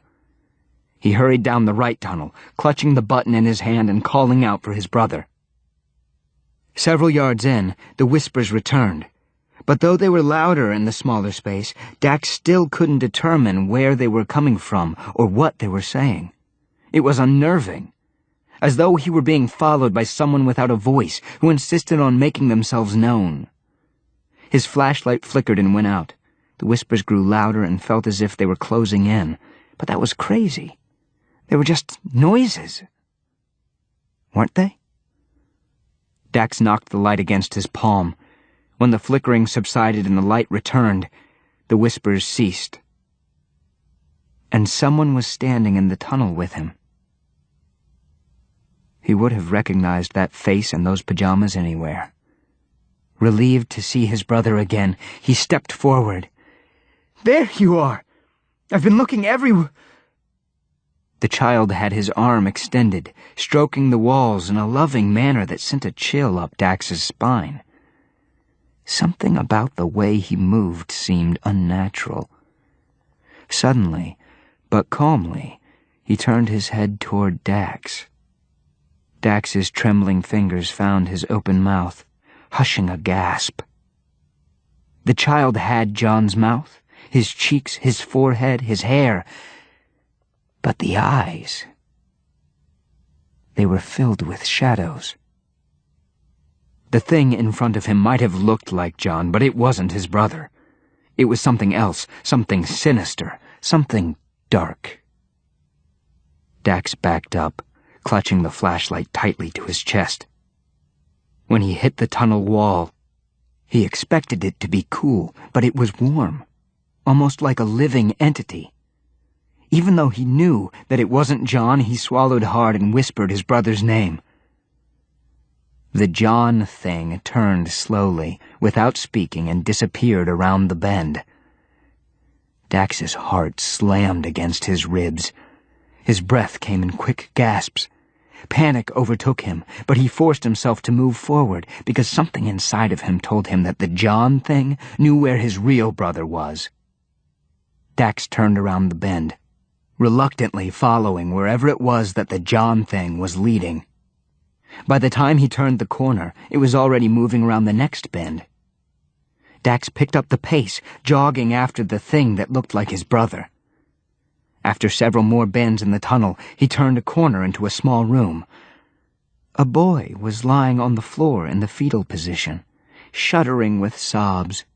Raising every hair on the back of Dax's neck, the John thing bent down and stroked the boy's hair, wordlessly with its small, pale fingers. The boy scrambled away from him, terrified, and Dax shot forward, hugging his brother, his actual brother, tightly. At first, John screamed and pushed him away, but then, realizing that it was Dax, he clung to his brother's chest, sobbing into his shirt, soaking the fabric. "It's okay," Dax whispered into his hair, not entirely certain he was telling his brother the truth. "It's going to be okay." The John thing tilted its head. When it spoke, its voice mimicked John's perfectly, but still something seemed off about it. False. "You shouldn't lie to children," Dax sneered. "What are you?" It smiled, its dry, cracking lips stretching back from its John-like teeth, which seemed sharper than John's, hungrier. "We are shadow children." Instinctively, Dax looked around but saw no one else. "We?" The John thing smiled and looked up, as if exchanging bemused glances with someone that Dax couldn't see. "We tire of the darkness. We want to live as you live." A small trail of colored dust, shimmering and full of light, floated in the air between John and the monster that was mimicking his form. John swooned, not at all steady on his feet. He looked pale. He looked weak. The sickening realization hit Dax that the creature was somehow feeding on his brother, sucking his essence from him and stealing his shape. Maybe it was the only way the thing could become solid. Maybe without whatever it was that it was stealing from John, it couldn't become anything more than the horrible shadow that had snatched John from his bed. Maybe it couldn't face the light before, and somehow John knew that. And when Dax had forced his brother to remain in the darkness... Dax swallowed the lump in his throat. It didn't go down easily. It was his fault. John knew that these things existed, and he knew how to keep them at bay. Dax ignored that, brushing it off as just a stupid little kid fear, and let the monsters in. It stretched out its hand again, caressing John's hair the way someone might pet a puppy. Dax jerked John from it and glared.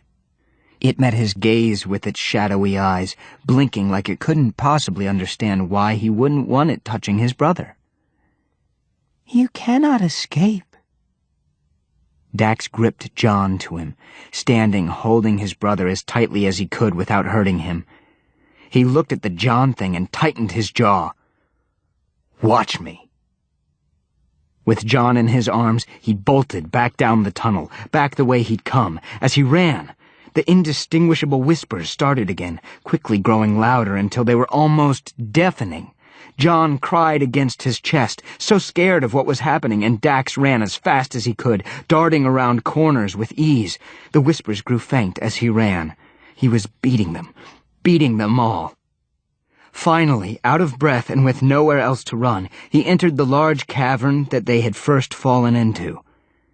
Dax sat John down on the ground, only then noticing that the trail of shimmering dust still hung in the air, winding its way through the tunnels.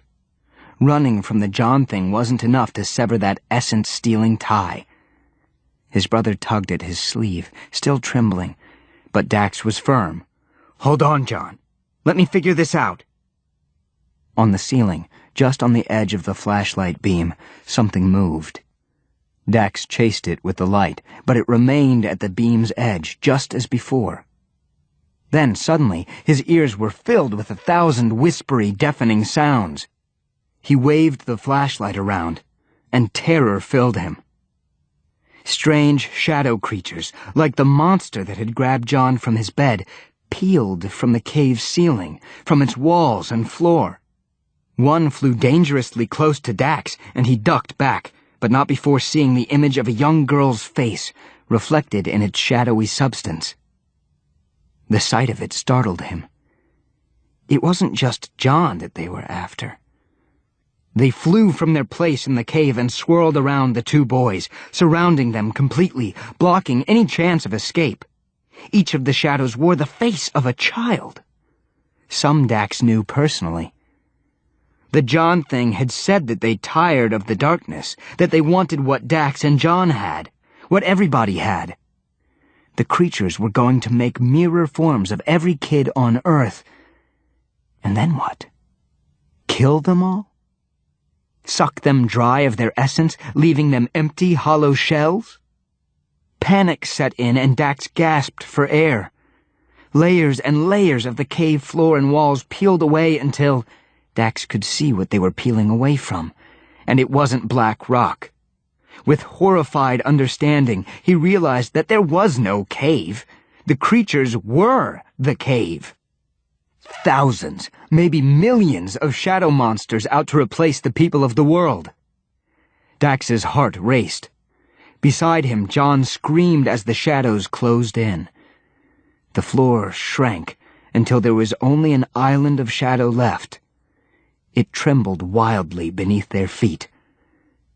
Dax whipped his flashlight around in desperation. On a low part of the cave ceiling, he saw a flash of color, something brown and familiar. He scooped John up in his arms and said, "Hold on tight." One of the shadows whipped forward, snatching the flashlight from Dax's grip. It threw the light down, smashing it to bits, leaving them all in darkness. The shadow monsters swarmed closer to the boys, and just as a long, shadowy tentacle reached for John, Dax leapt toward the familiar sight on the low cave ceiling and clung to the hole in the floor of John's closet with the tips of his determined fingers. His biceps burned, but he pulled himself up until he was waist-high into the closet. "John, get off now! I'm falling!" John scrambled from his brother, through his pitch-black room to his bed, drenched in sweat and tears, crying for his brother to hurry before those monsters got him. Something wrapped around Dax's ankle and pulled hard. It was no use. It pulled him back down into the cave, the tips of his fingers only barely clinging to the wood. He was going to fall, and once he did, those things would suck every bit of his essence away. A beam of light suddenly shined down into the hole, and the creatures backed off. Dax looked up. John was holding a flashlight he must have retrieved from the kitchen. Dax pulled himself free from the hole, his muscles burning. He collapsed onto the floor of John's closet and hugged his brother, trying to staunch his tears. But the danger wasn't over. There was still a hole in the closet floor. It was still dark. Whispers drifted up from the hole until they were filling the room. John's flashlight flickered out, as if it couldn't stand up against the growing darkness. Dax picked up his brother and ran for the door. They had to get out of there, away from the darkness, into the light. The bedroom door opened, and their mother flipped the light switch, bathing the room in incandescent light. "Where have you boys been? Your father and I have been worried sick." Dax panted, his heart settling into a more normal rhythm. He looked at the closet, at the perfect, unbroken floor. John ran across the room and jumped into his mother's arms. Dax couldn't help but notice that the trail of dust was gone. The John thing's connection to him broken at last. Holding John, placing kisses on his cheeks, their mom crossed the room and opened the heavy drapes, letting sunlight inside. It was morning. Had they really been gone that long? It had felt like minutes, maybe an hour, but certainly not several hours. She turned back to Dax with a concerned look on her face. "Dax, is everything okay? We were so scared that something happened to you both." Dax slowly nodded his head, even though everything was about as far from okay as it could get, and looked from the closet to the sunny day outside. Out the window, he could see the neighbor kids playing soccer. To any onlooker, it would seem like an ordinary, normal day. He turned back to his mom and released a relieved sigh. "Yeah, Mom, everything's fine. We just, As she turned around, John peered over his mother's shoulder at Dax, who froze. John smiled and offered a wave. Shadows lurked in his eyes, the darkest that Dax had ever seen. The Poison Ring by Peg Carrot. Read by Elena Erica Davis. The antiques business was fun until the burglaries began. After school and on Saturdays, I work at my mom's store, Offline Antiques. When I arrived last Friday, Mom said, "Someone burglarized Rosie's posies in the theater last night. They took Rosie's computer, cases of candy from the theater, and cash from both places." Claire, a teller at the corner bank, came in on her break. After we discussed the burglaries, Claire said, "You called about a cat ring?" She collects cat items, so Mom alerts her when we have something she might want. Mom handed the ring to Claire. The top of the ring was an oval-shaped tile with a black and white cat painted on it. "It's a poison ring," Mom said, "circa 1820. Claire looked up. "Poison?" "See the hidden clasp? It opens." Mom demonstrated how the top of the ring lifted up, revealing a secret compartment.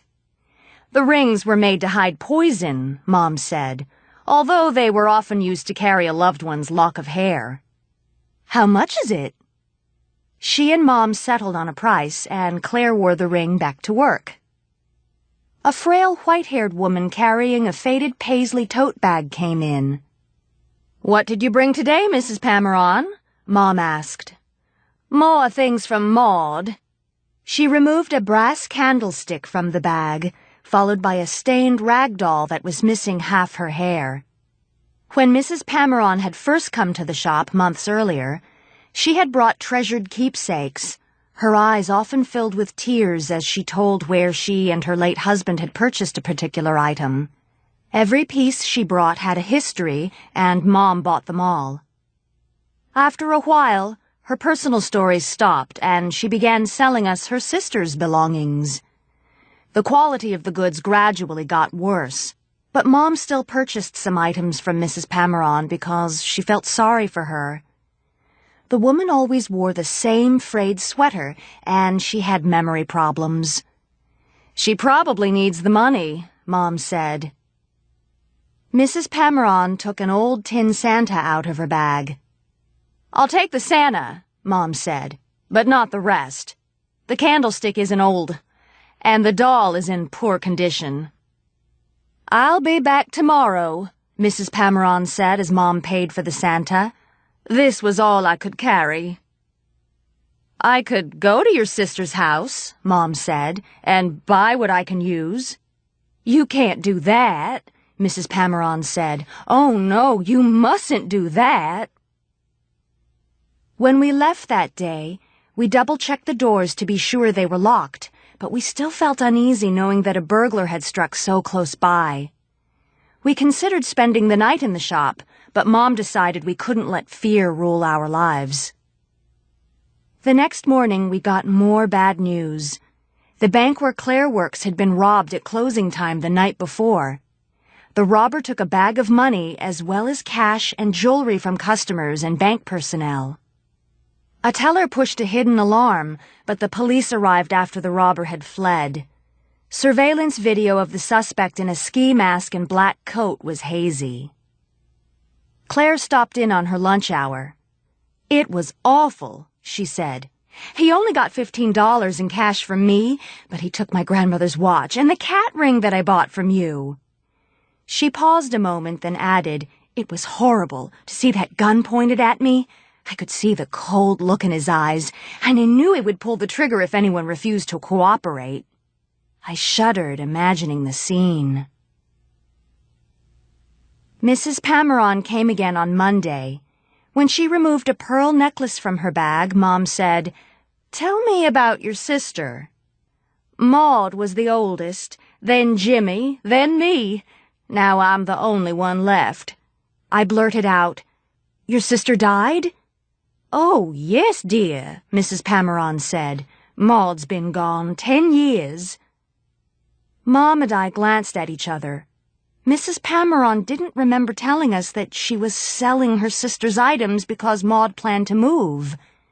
Mom said, "I can't buy from you for a while. I'm sorry. I need to sell some merchandise before I add any more." Mrs. Pameron gasped and put one hand over her mouth. Her eyes darted toward the door, as if she feared someone might hear our conversation.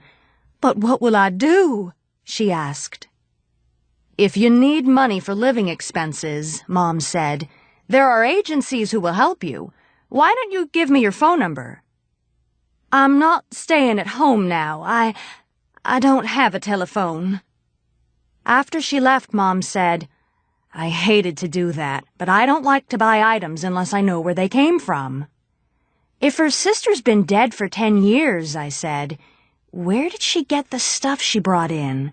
"Exactly. If it was her own, she wouldn't need to lie." Mom had a dentist appointment Tuesday, so I was alone in the shop when a young man entered. "Let me talk to the owner," he said. "She isn't here," I said. "I could have her call you when she gets back." "Give her a message," he said. "Tell her I don't appreciate the way she treated my aunt." "Your aunt?" "Aunt Martha brought antiques to sell, and she was turned away." "You're Mrs. Pameron's nephew?" I asked. He seemed surprised that I knew the name. "Mom has bought a lot of items from her," I said, "but we're overstocked now." He picked up a glass toothpick holder and turned it over to see the price. "You and your mother offer junk store prices to an old woman who isn't right in the head, and then you call them valuable antiques and jack up the price."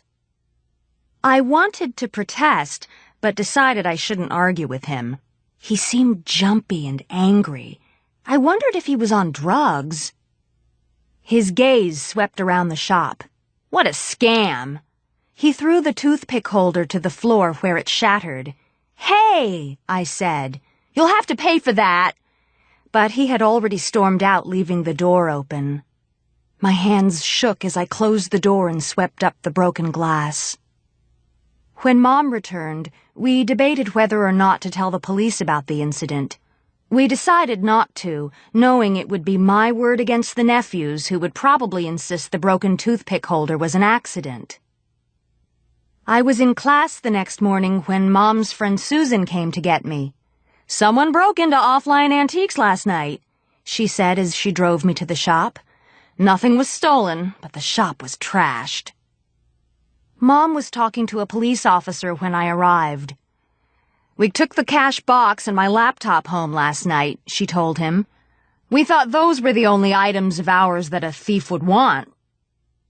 Warning had been spray-painted on a glass display cabinet, and a beautiful carved grandfather's clock had been tipped over so that it crashed into a shelf of fine china, breaking not only the clock, but dozens of old Haviland and Wedgwood plates. An oak table that displayed Red Wing pottery had been overturned. Vintage postcards that Mom had carefully sorted by topic were in a heap on the floor. "It was probably the same person who robbed the flower shop, the theater, and the bank," the officer said. "Maybe he vandalized the store because he was angry when he didn't find cash or any items that are easily sold on the street. Are you insured?" "Yes, but most antiques are irreplaceable." "Have you had a problem with any customer recently? Is there someone who has a grudge against you?" I told him about Mrs. Pameron's nephew. "I don't know his name," I said. "We'll look into it," the officer said. Instead of going back to school, I helped Mom clean up the mess. After we swept up the broken china and hauled the clock pieces to the dumpster in the alley, I felt antsy.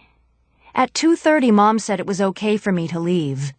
I needed to buy a notebook and some art supplies for a school project. After I did my shopping, I got in line at Starbucks. When the young woman ahead of me reached for her change, I saw the cat ring on her finger. I told myself not to jump to conclusions. Many antiques are reproduced. Cheap imitations of poison rings are probably being cranked out in China and imported by the hundreds. I needed a closer look. As the woman collected her coffee, I stepped out of line so I could watch her. She was alone. When she set her coffee down to add cream to it, I stood beside her and reached for a napkin. As she stirred cream into her coffee, I studied the ring. The band had the burnished patina of old gold, and fine age lines were visible in the painted tile. I clearly saw the small clasp on the side where the lid opened. It was an antique poison ring with a cat painted on the tile, and I was sure it belonged to Claire. When the woman left Starbucks, I followed, staying near other shoppers so she wouldn't notice me. I hoped to get the license plate number of her car. I removed my cell phone from my backpack and slipped it into my pocket where I could grab it quickly to call the police. The bank robber had been a man, but this woman probably knew who he was. She broke into a run, waving at a city bus. As she boarded, I raced forward. The driver waited for me. I walked to a seat in the back where I could watch the woman. We rode for 10 minutes before she got off. I was afraid I would be too obvious if I exited with her, so I stayed on the bus and watched to see where she went. The woman entered a small brick apartment building. I got out at the next corner and walked back. The sign on the building said, "Serene Homes for Seniors." She must be visiting someone. Well, it was still a clue. The police could talk to the residents and learn who had company today. I went inside. A row of mailboxes with apartment numbers and the names of residents on them lined one wall. I began copying the names into my notebook. I had written down about half of the names when the door to the closest apartment opened. I looked up and froze. Mrs. Pameron's nephew stared at me. "What are you doing here?" he asked. "I'm working on a school project," I said. "I have to interview someone who remembers World War II. He came forward and stood beside me. "You came to talk to Aunt Martha." "She lives here? I didn't know that." "Go inside." He pointed toward the open apartment door. I backed away from him toward the outside door. "I need to get home," I said. "You aren't going anywhere." He grabbed my arm and jerked me toward the room. "Help!" I yelled. He yanked harder, shoved me inside the apartment, and slammed the door. He turned a deadbolt lock. The woman I had followed was sitting on a sofa watching Oprah and eating a candy bar. Mrs. Pameron sat at a round dining table. She smiled when she saw me. "Hello, dear," she said, as if I visited regularly. The young woman muted the TV and looked at me. "Who's she?" she asked. "Her mother owns one of the stores that buy antiques from Aunt Martha." "One of the stores? Mrs. Pameron sells to other shops besides ours?" Mom would be interested in that piece of news. "I saw her in Starbucks," the woman said, "and on the bus. I knew it! She followed you! She suspects us, Brittany." The woman turned off the TV. "How could she suspect anything?" she asked. "Why else would she follow you here?" "Suspects you of what?" I said. "It was her," Brittany said, pointing at Mrs. Pameron. "She told." She raised her hand as if to slap Mrs. Pameron. The old woman cringed. "No!" I cried. "She didn't tell me anything. I don't know what you're talking about." Brittany lowered her hand. "Regardless of how much she knows," the man said, "this changes the plan. We need to rob the other bank and leave town today. Now." "What about the girl?" "We'll take her along. As soon as we do the bank, we'll get rid of her." "Get rid of her now, Todd." Brittany's voice was like ice. "There are too many people close by. Even the old duffers in this building would hear a gunshot." "Help!" I yelled. I tried again to reach the door. "Help me!" Todd grabbed a dish towel and gagged me with it. I kicked at him. He held my hands behind my back while Brittany cut the TV cord and used it to bind my hands. "What are you doing to Maud?" Mrs. Pameron asked. "It's a game, Aunt Martha. You're going to play too." The man tied her hands to the chair back with the lamp cord. "I don't like this game," Mrs. Pameron said. Brittany removed a wad of money from Mrs. Pameron's bag. "That's my share," Mrs. Pameron said. "You put that back." Brittany stuffed the cash in her purse. Todd put on a long black coat. "Where are you going?" Mrs. Pameron asked. "To your house," he said. "I want to go too," she said. "No, you don't," I thought, "and neither do I." Brittany opened the door and peered into the hallway. "All clear," she said. "I'm right behind you with the gun," Todd told me, "so don't try anything." Please, I thought, please somebody see me. But the other apartment doors remained closed. We walked to a parked white car. Todd opened the back door and I got in. "Lie down," Brittany said. I did. Todd got in the front passenger's seat and she slid behind the wheel. I lay on my side facing the front seat. I twisted my hands back and forth, trying to loosen the cord.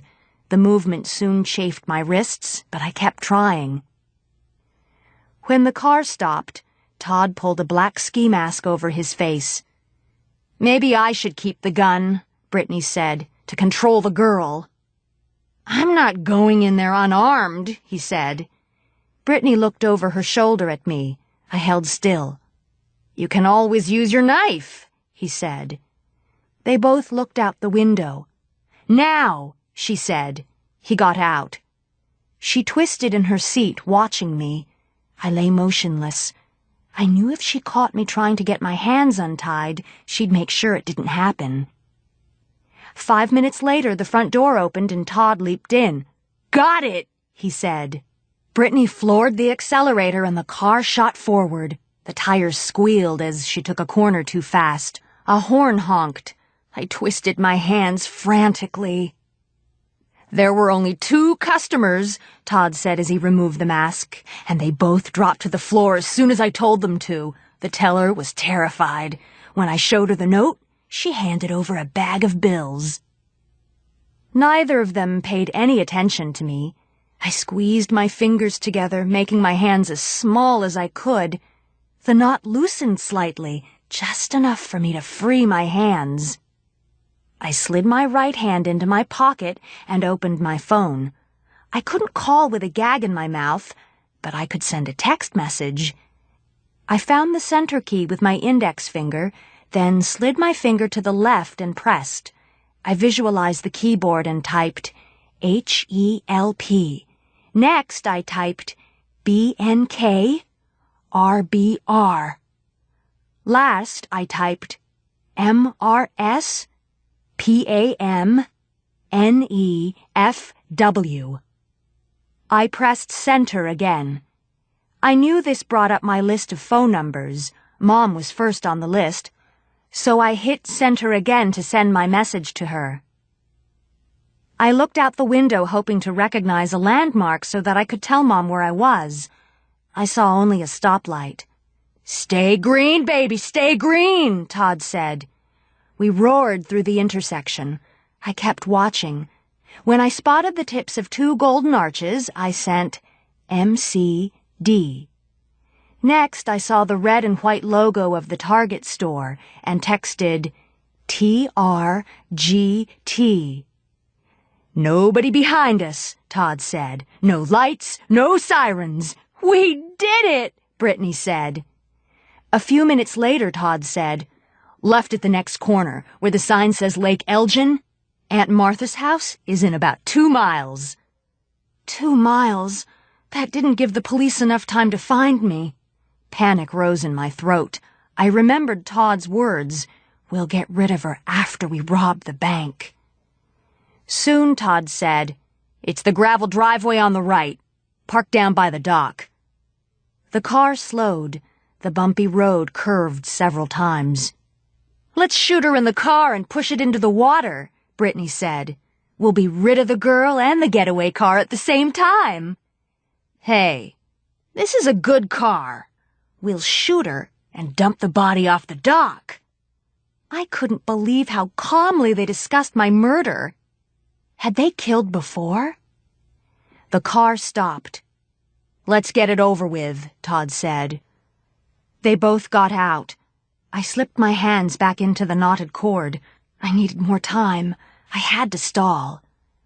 Brittany opened the back door. "Out," she said. "Mm-mm," I said as I got out. "Mm-mm." "Ungag her," Todd said. "No one can hear her yell now."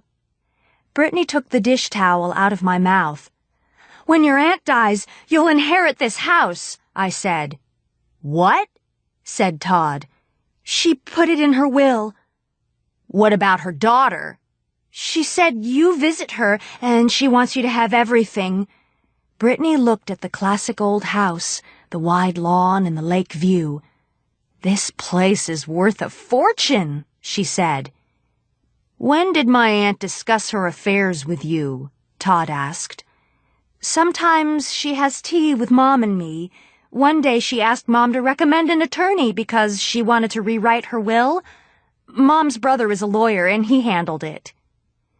Todd hung on every word, believing my lies. "Where is this new will?" he asked. "My uncle has the original. He was afraid your aunt would lose her copy, so Mom kept it at the shop. If you take me there, I'll show it to you." "She's trying to trick you into taking her home," Brittany said. "Uncle Zach estimated the value of Mrs. Pameron's estate at $850,000, I said. "She's leaving it all to you." Todd's jaw dropped. "Forget Phoenix," he said. "We should stay here and be nice to Aunt Martha." "She could live another 20 years, Brittany said. "Unless we help her along," Todd said. "She takes a dozen pills every day. It would be easy to overdose on the wrong combination." He said it as nonchalantly as if he were discussing what to have for dinner. Brittany looked at the house again. "It gets too hot in Phoenix," she said. "We need to get that will. Then we'll go to Auntie's apartment and help her take her medicine." An ancient Ford was parked next to the house. "We'll take Aunt Martha's car," Todd said. "In case the cops are looking for mine. She leaves the keys in it." This time Todd drove. After I lay down on the back seat, I peeked at my phone, hoping to see a message from Mom saying that help was on the way. The phone was dark. My battery needed to recharge. My texts had never been sent. Fear and despair washed over me. As soon as Todd and Brittany realized there wasn't any Will, I knew they'd shoot me. Brittany said, "Let's go," and the Ford shot forward. Seconds later, Todd swore and hit the brake. I sat up. 2 squad cars, blue lights whirling, blocked our path. "Police!" yelled a voice. "Get out with your hands in the air!" 2 officers approached. "Stay down," Todd told Brittany. She put her head on her knees. He grabbed the gun and rolled down his window. He was going to shoot the police. As he raised the gun, I attacked from behind. My hands circled his throat, jerking his head backward. The gun fired into the air. Todd struggled. I held on. He pointed the gun over his shoulder at me. Bang! I heard the bullet whiz past my ear and shatter the back window. Brittany looked up, then dug her nails into my arm, trying to pull my hand away. Bang! This shot came from behind the Ford. One officer had sneaked around and approached from the rear. Todd yelped and dropped his gun. Police quickly surrounded us. "It's your fault!" Brittany cried. "We would have been rich!" An officer read Todd and Brittany their rights. They were frisked and handcuffed, and Todd's minor arm wound was treated. An officer took my name and asked if I was okay. "Yes, they were going to kill me. You saved my life." "And you saved ours," he replied. "Is there an older hostage, too?" "No. How did you know I was here?" "We didn't. A police detective followed a tip from a burglary victim and went to question the owner of this property. He found her tied up in her apartment. She said her nephew had kidnapped her sister and was taking her to this address." "Mrs. Pameron gets confused," I said. "She thought I was Maud." My picture was in the paper the next day under the headline, "Teen Catches Robber, Prevents Cop Shooting." The article said that Todd and Brittany had committed 20 burglaries plus the bank robberies. The trunk of his car contained an assault rifle, 3 laptops, and a bag of cocaine. They sold most of the stolen goods themselves to pawn shops or on eBay and Craigslist, but used Mrs. Pameron as a fence for antiques. They took advantage of her confusion by pretending the goods belonged to Maud. When the reporter contacted Mrs. Pameron's daughter, who lived in another state, she came immediately to help her mother. That afternoon, Claire came to the shop. "Look," she said, holding out her hand. "The poison ring." The police found it by the sink in Mrs. Pameron's apartment. Rosie got her computer back, too. All because you spotted my ring and followed that awful woman. "Which she should not have done," Mom said. I grinned. After 6 days of fear, the antiques business was fun again. Dragonfly Eyes by Elaine Ferguson. Read by Christine Vam. Monday morning, on the floor of my science classroom, I, Savannah Rose Anderson, woke up dead. A bullet pierced my skull and my body crumpled beneath me, thudding hard on the school's linoleum floor. There was no pain, no feeling at all but a last quiet breath, and then nothing. Now, as I open transparent lids, I realize time and space have bent around me. There is a blankness as I try to comprehend the fact that my soul and body have lost their connection. I have been ripped apart, a cloth rent in two. "Savannah!" A girl named Claire lunges toward my body as the man who killed me yanks Claire's hair, twisting it around his fist like a scarf until her chin snaps up. With arms strong as cables, He shoves the muzzle of the gun into Claire's cheek as he yells at her to shut up. She looks at him with wild eyes. Her heart drums so hard I'm afraid it might burst. "Claire," I whisper. Somehow I understand that I can move in a way I never did in life. Like steam, I rise up toward the ceiling. Beneath me, I see blood that seeps from my head into a pool of vivid scarlet. My blood. As easily as one snuffs out a candle, I have ceased to be. And yet, I still exist. This new state of being confuses me. One of my shoes has landed 3 feet away, and my fingers curl from my palm as though they are petals of a flower. It's so strange, truly seeing myself from the outside, not a reflection of my face in a mirror, but the whole of who I was. I know this man shot me, but I cannot explain why. I close my eyes and try to remember. Then my memory returns full force, so that I gasp. 1 hour before, I'd been sitting at my desk, listening to Mr. Ward as he explained a dragonfly's prismatic vision, while a boy named James yawned sleepily at a desk to my left. "The dragonfly has amazing sight, because as it flies, it can scan 360 degrees in every direction," Mr. Ward intoned while drawing a hexagon on the whiteboard with a green marker. "A dragonfly has the best perception of any creature on Earth. Their senses are almost magical." And then, a loud crack of the door followed by shrill screams as my killer burst inside our classroom, his gun held out in front of him, both hands gripping the handle tight. "Give me 2 hostages. I want 2. Now, now, now!" In the end, the man had chosen me and Claire, classmates who could not have been more different. I, who have sparkled all my life, and Claire, quiet, friendless, awkward, strange. "You with the long blonde hair!" he had screamed, pointing directly at me. "And you!" The gun had snapped over to Claire. "I want you both to stand by the window, or I'll start shooting your friends. The rest of you, get out! Move, move, move!"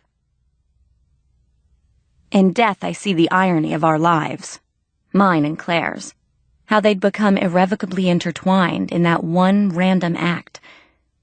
I remember the girls crying, the boys stoic as they shuffled by me in a single file. How Mr. Ward had tried to stay in the room but was forced to leave when my killer shot the window, so that the glass exploded onto the countertop in a galaxy of stars. How Claire and I had clung to each other while outside police car lights flashed and the fire truck wailed. To my shame, I remember this, too. Wishing that if one of us should have to die, let it be Claire. How selfish I was in life. How clear is my vision in death. "Why did you kill her?" Claire chokes out each word. "I told them! I told them!" He releases her hair and kicks the ribs of my body with the toe of his boot. What is left of me rocks gently on the linoleum.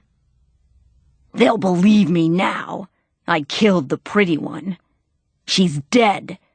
They'll hear that." His breath swirls out of his mouth. I have never seen air before. It's strange, the way I perceive everything, even thoughts, as if I too possess the dragonfly's prismatic vision. My killer's name is Drew. Seamed lines fan down to his neck, and there is dirt beneath his fingernails. The soul is twisted and dark as tree roots. "They only listen to blood," he shouts. His spittle hits Claire's skin. Claire is thinking that she has only moments to live, and I know she is right. I am swirling above her, powerless. Claire whispers my name so softly that Drew does not hear. I swoop in close so that my forehead almost touches hers. As easily as reading a book, I look inside her, and I see an amazing thing. Claire's soul is shining. It's filled with some kind of essence, gold and white, bright as the edge of the sun. The girl I had always dismissed amazes me with her light. With my new sight, I follow the threads of her life as they unfurl like ribbons. I follow one and see how she loved James quietly, too shy to speak. There is Claire making dinner in a tiny kitchen, laughing as she drains noodles. I see her looking in a mirror, her mouth pressed into a thin line until she sighs and shakes her head as she walks away. I watch her read a book to a small boy. I see her strain as she cleans garbage from a gutter. There is another strand unwinding. In it, I see myself and my friends as we laugh at Claire behind cupped hands. We snicker at her black clothes, her odd hair, whisper at the thickness of her thighs. Claire understood she was an object of our ridicule, and yet, amazingly, she grieves that I am gone. In death, I am ashamed. How can I have been so blind? Nothing on this side matters the way it did when I was alive. Not shoes or the clothes I had so carefully worn. Here, there is no status. Love is the only thing that crosses over with the soul, and Claire is filled with it. Don't worry. I'll let you live. Drew lies to Claire now. His words are the color of my blood. Panic rises through me and shoots out of my fingers in electric waves. Drew is going to murder Claire, and then himself. The pictures flash through his mind. He wants to be remembered forever, a celebrity for eternity. Pages of his manifesto are tucked into the pocket of his jeans. No! I scream. Emotion shoots through me in flames, pulsing through me like a fire to scorch everything inside. My hand hits him, but it passes through him without a mark. I am helpless. We're going to the window, you and me, Drew tells Claire. The police heard that gunshot. They'll want to know which girl is still alive. He will kill her at the window, so that everyone will be a witness. I can taste Claire's fear as she struggles, begging for her life. Her words mean nothing to him. I concentrate with everything I have, pushing against the molecules of air. Outside, lawmen decide to break into the school, but I know they will be too late. The trigger cocks. Claire squeezes her eyes tight because she feels her own death coming. She pictures her parents and thinks of God. Now! I scream to no one, to everyone. I don't understand how I do it, but I feel myself compress my spirit into a tiny point and shoot myself into the tip of Drew's trigger finger. Everything inside me pulses as I inhabit his very cells. I feel his blood surge and the adrenaline storm through his veins, but I am matching his energy. I discover I can move his flesh. With that knowledge, I strain with everything inside of me. What the? He cries as the gun inches away from Claire. Cursing, Drew tries to regain control, but I intensify my focus. His eyes go wide as his hand snaps to his own temple. My energy is like a laser as I turn my soul into fire. A shot splits the air. An instant later, Drew falls to the floor, close to my own broken body as my spirit breaks free. A blackness pools into the floor with a moan, and he is gone, a shadow melting. It is over. The only sound is Claire's ragged breathing. Oh my God! Claire cries, dropping to her knees. Spattered in Drew's blood, she leans over to touch my lifeless body, tears streaming down her face. She cries in loud gulps while I rejoice in the fact that she is alive. "Savannah!" she gasps. "I'm so sorry. I'm so sorry." The space that separates us seems thin as gauze, but she does not sense that I am still here, right next to her.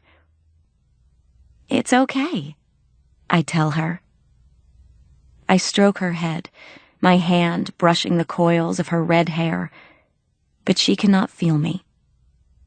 The energy I had has dissipated, and I am once again without touch. I look into my body's blank eyes, a deep water blue. There is so much I should have done when I was alive, when things mattered. But I was given this one bit of grace.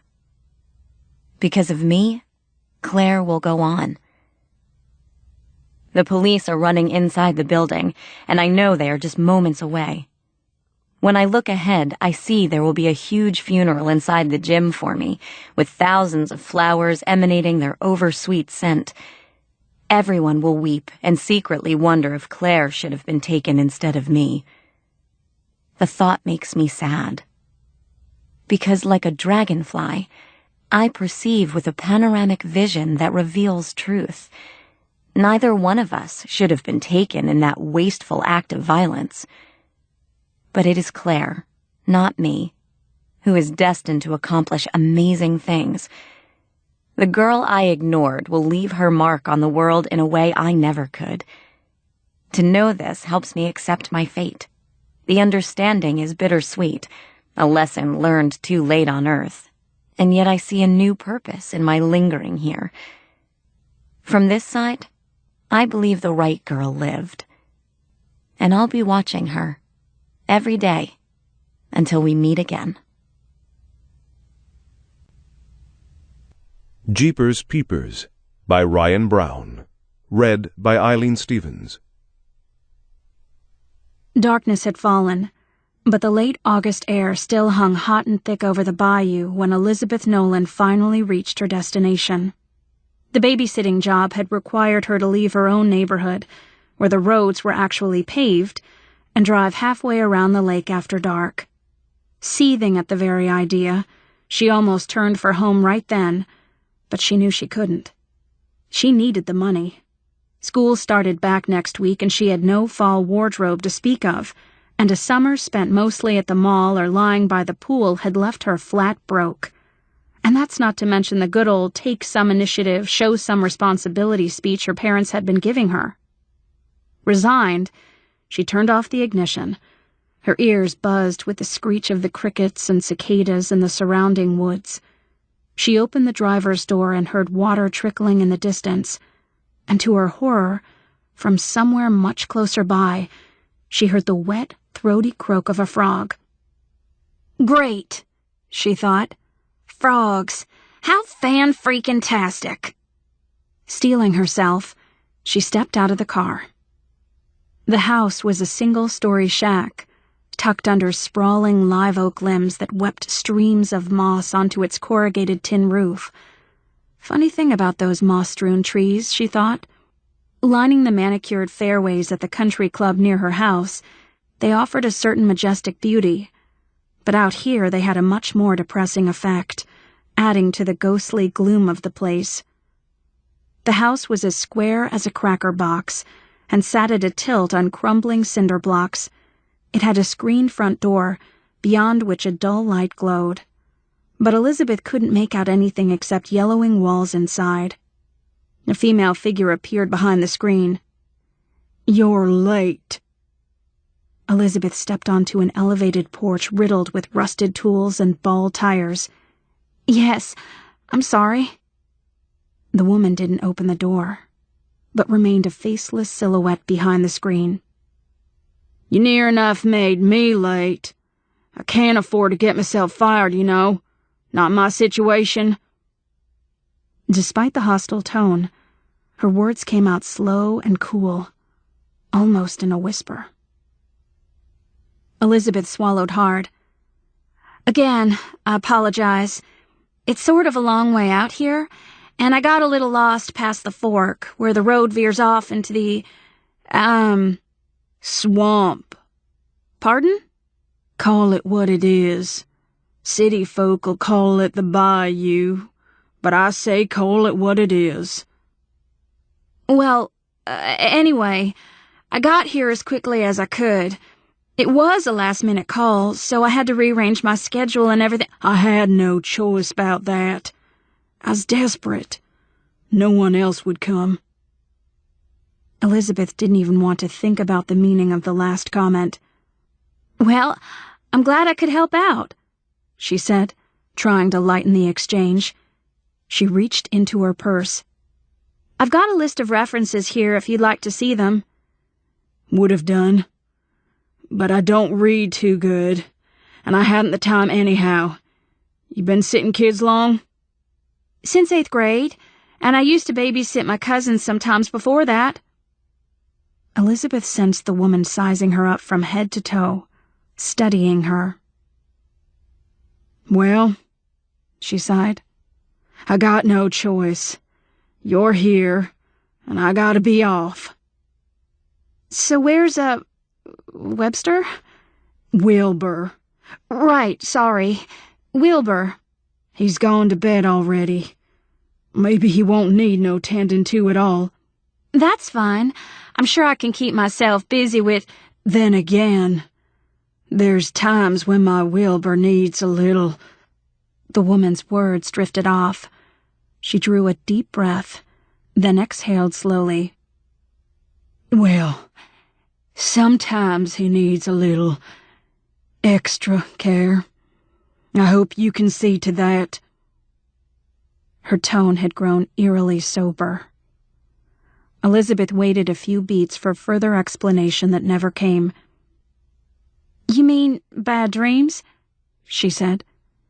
Well, sure. I think I can handle that. Is there a number where I can reach you? I could call if I thought there was any reason for concern. Ain't no phone here. But when we spoke, I called you from the bait shop up yonder. Mr. Simmons there done me a favor. Found your ad on that computer of his and gave me your number. I was desperate, you see. Oh, okay. Well, it doesn't matter. I brought my cell phone. She dug the phone out of her purse and turned it on. Her stomach sank when the screen came up. Oh, unfortunately, I don't seem to be getting a signal. You know, I would stay and tend to him myself if I could, the woman said. It breaks my heart to have to leave my boy like this. You believe that, don't you? There was a tinge of sadness in her voice now. Elizabeth stared into the faceless shadow. Well, yeah. I'm sure if you could... God almighty, how I hate to leave him. Especially in his condition. The implication made Elizabeth uneasy. But the woman continued before she could ask the nature of the boy's condition. But I got no choice, do I? I got to work to keep him fed and tended to. Look after his needs and such. It's just me and him, you see. Elizabeth nodded. Yes, I think I understand. So is there anything special I need to know? Anything you need to know, you'll find out, I suppose. It wasn't the answer Elizabeth had hoped for. She slapped a mosquito feasting on the back of her neck. The swarming insects were the only thing making her eager to get inside. I think I can take it from here. You shouldn't be late for work. No, I surely shouldn't. The woman shifted her weight, bringing her face into the glow of the light bulb dangling from a cord in the room behind her. Her beauty took Elizabeth aback. She was younger than Elizabeth had expected, given the maturity of her voice, probably mid-20s. Her skin was flawless and smooth. Her hair was pulled back into a neat bun, stabbed through with a pencil pocked with teeth marks. Her honey-brown eyes looked weary from too much work and too little sleep, and yet, whether she wanted them to or not, The eyes betrayed a palpable kindness. Elizabeth found it strangely disarming and couldn't help but smile. "What is it?" the woman asked, noticeably defensive. "Nothing. She didn't know how to answer. Her eyes fell to the charm at the woman's neck, a tarnished W hanging from a thin silver chain. "That's pretty," she said, indicating the necklace. "W for Wilbur, I'm guessing, right? He must be very special to you." The woman seemed flustered by the flattery. "Yes," she said. "He is a very special child." The door creaked open, and a hand extended across the threshold. "What do they call you again?" "Elizabeth." "My name's Grace." They shook.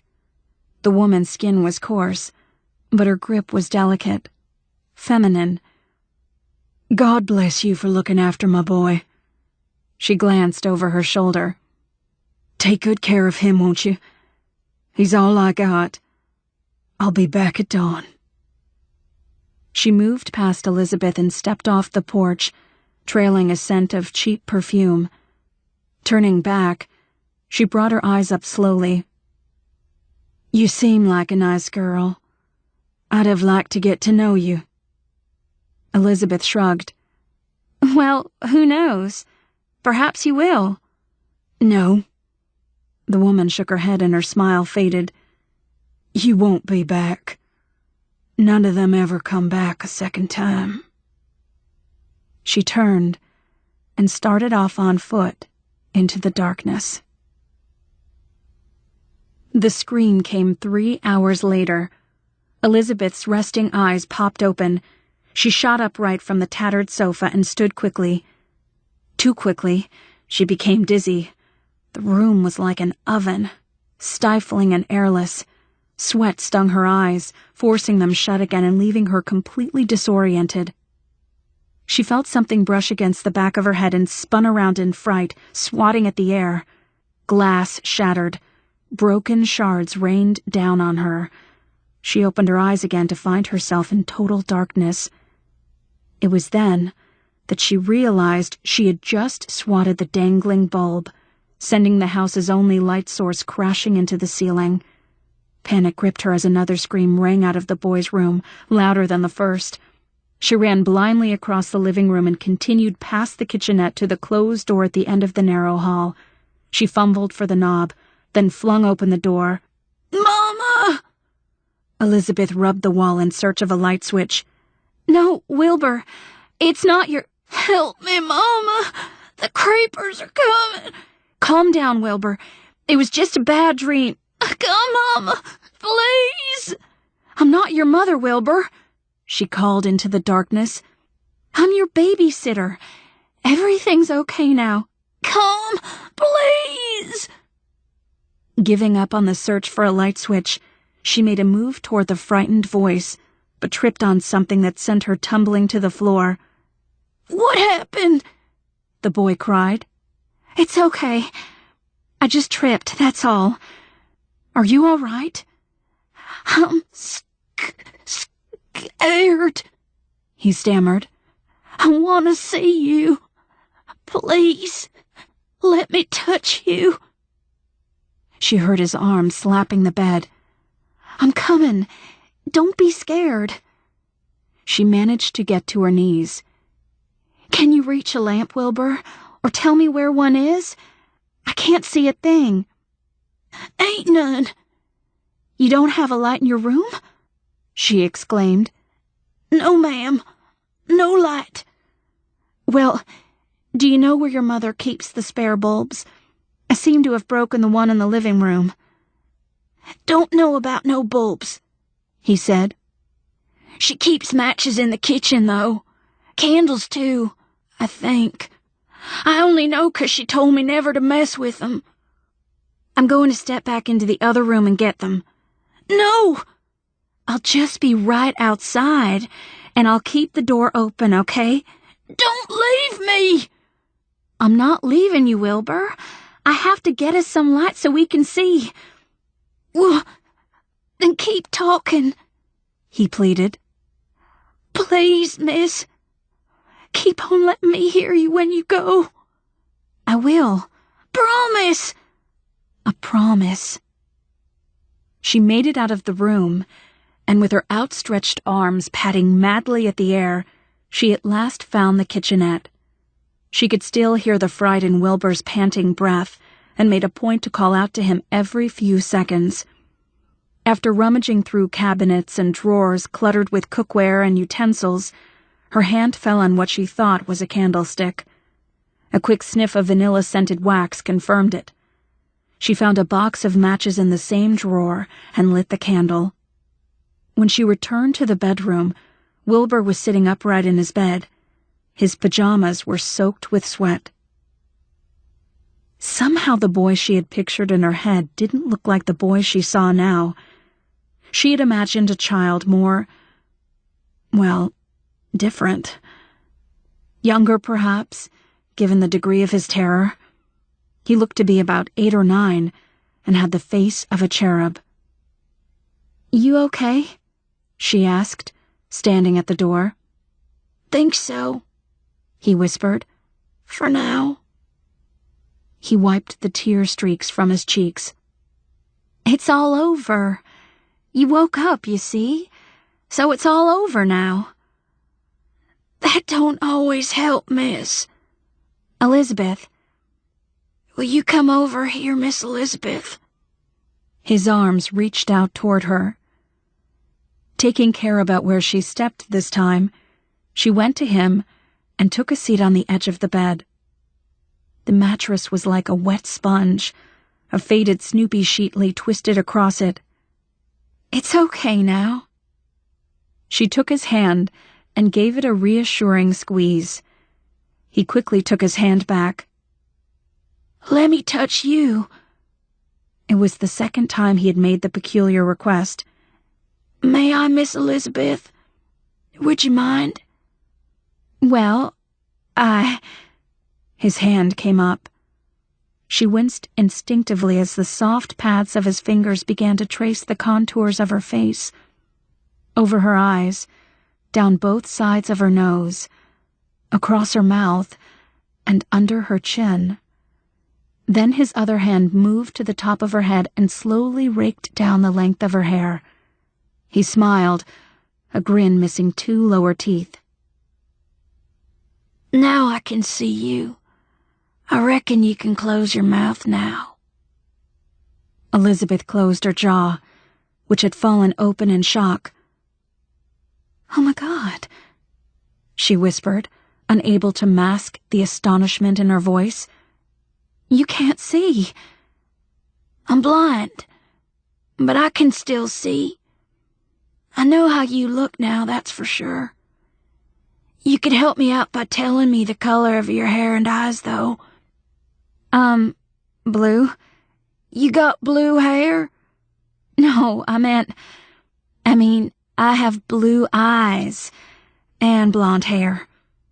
"I know. I was just teasing you." A frown creased his face. "Blue eyes?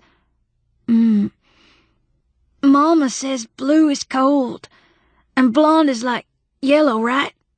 A hot color." "I'm sorry, I don't understand." "That's how Mama explains colors. Says they got a feeling to 'em.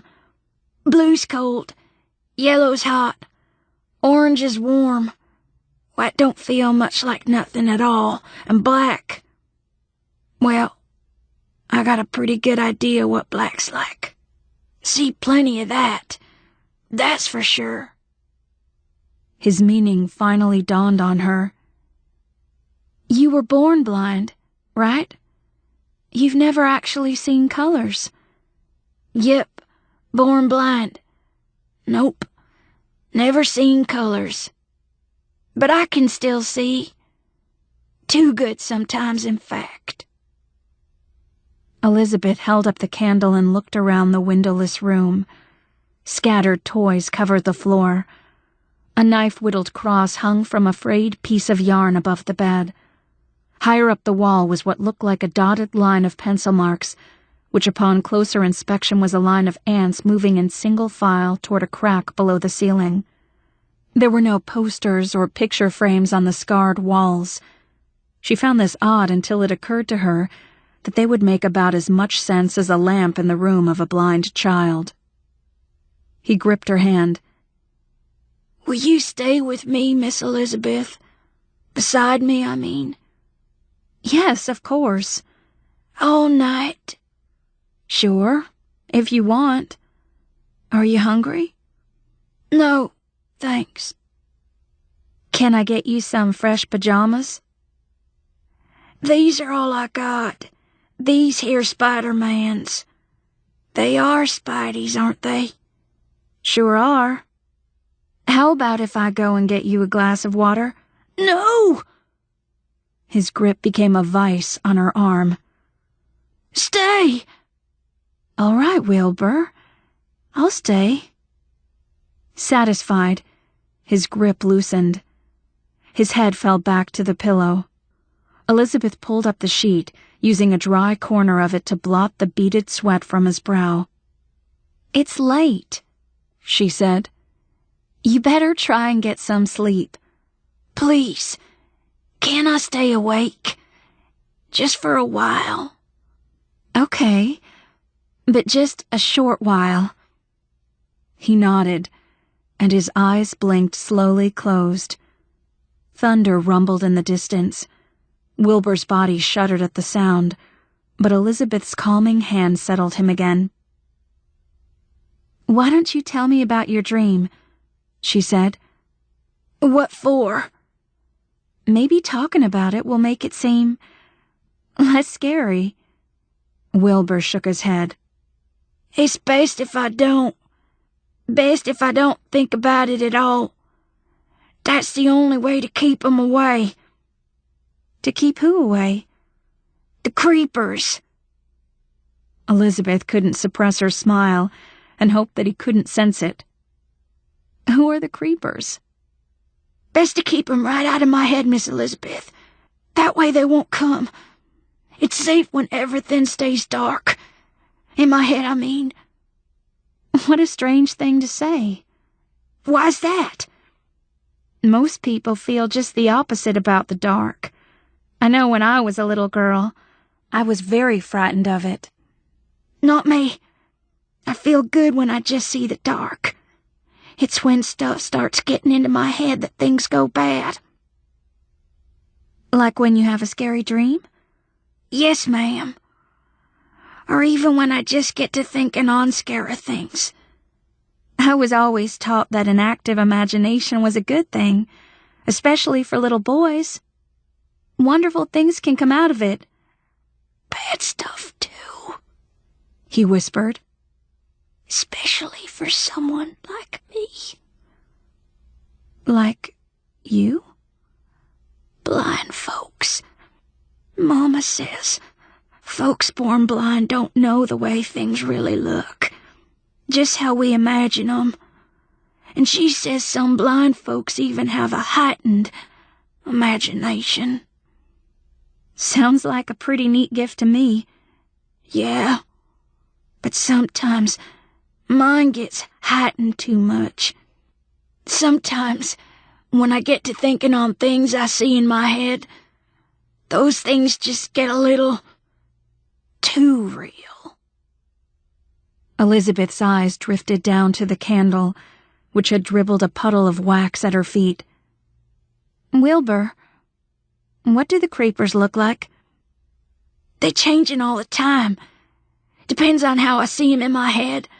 Or maybe how I dreamed 'em. You understand? No, Wilbur. I'm afraid I don't. Can you explain it to me? His eyes opened again. Please, Miss Elizabeth, don't get me thinking about 'em. But I think it might help. No, please. He sat up quickly. I shouldn't be thinking on it. Panicked, he pressed his back against the headboard. His heels dug trenches into the mattress. Okay, Wilbur, calm down. No! He shut his eyes tightly. It's already too late. She placed a hand on his churning legs in an attempt to restrain him. I didn't mean to scare you. Everything's all right. No, it's too late, Miss Elizabeth. It don't take 'em long to come once I start seeing 'em. And I can see 'em now. They're already... Wilbur, calm down. This is silly. It's impossible to see things in your head and then suddenly make them come to... The explosion of sound from the front room split the air and rocked the entire house. Elizabeth screamed. The candle slipped from her hand and fell to the floor, plunging the room into darkness. Wilbur went rigid beside her. It's too late, he said in a shaken whisper. They're here. I'm seeing them right now. And they're coming for us. Elizabeth turned to him, her heart a drum in her chest. It can't be true, she thought. It's not possible. In the next instant, the heavens opened overhead. Rain pelted the tin roof like machine gun fire. Lightning flashed, and in the fleeting blue strobe, Elizabeth found Wilbur's eyes fixed on the open door. Thunder crashed again, much closer than before. Elizabeth leaned toward Wilbur and whispered, "What's happening, Wilbur? Please, tell me what's happening." Before he could answer, another percussive burst of sound shot out of the living room. The house lurched in a crack of splintering wood. Somewhere a window shattered. A warm wind rushed into the room, swirling around them like grabbing hands. Elizabeth lunged for Wilbur and lifted him off the bed. His arms wrapped tightly around her neck. Clutching him to her chest, she rushed blindly from the room. She screamed again when she saw what awaited in the front room. The creepers had already blocked off the only route of escape. Against the continuous strobes of lightning, they appeared as human-like shadows, faceless save for a pair of narrow-slit eyes that glowed bright green. Their movement was lithe, cat-like. Elizabeth saw two of them enter through the open doorway on wiry limbs.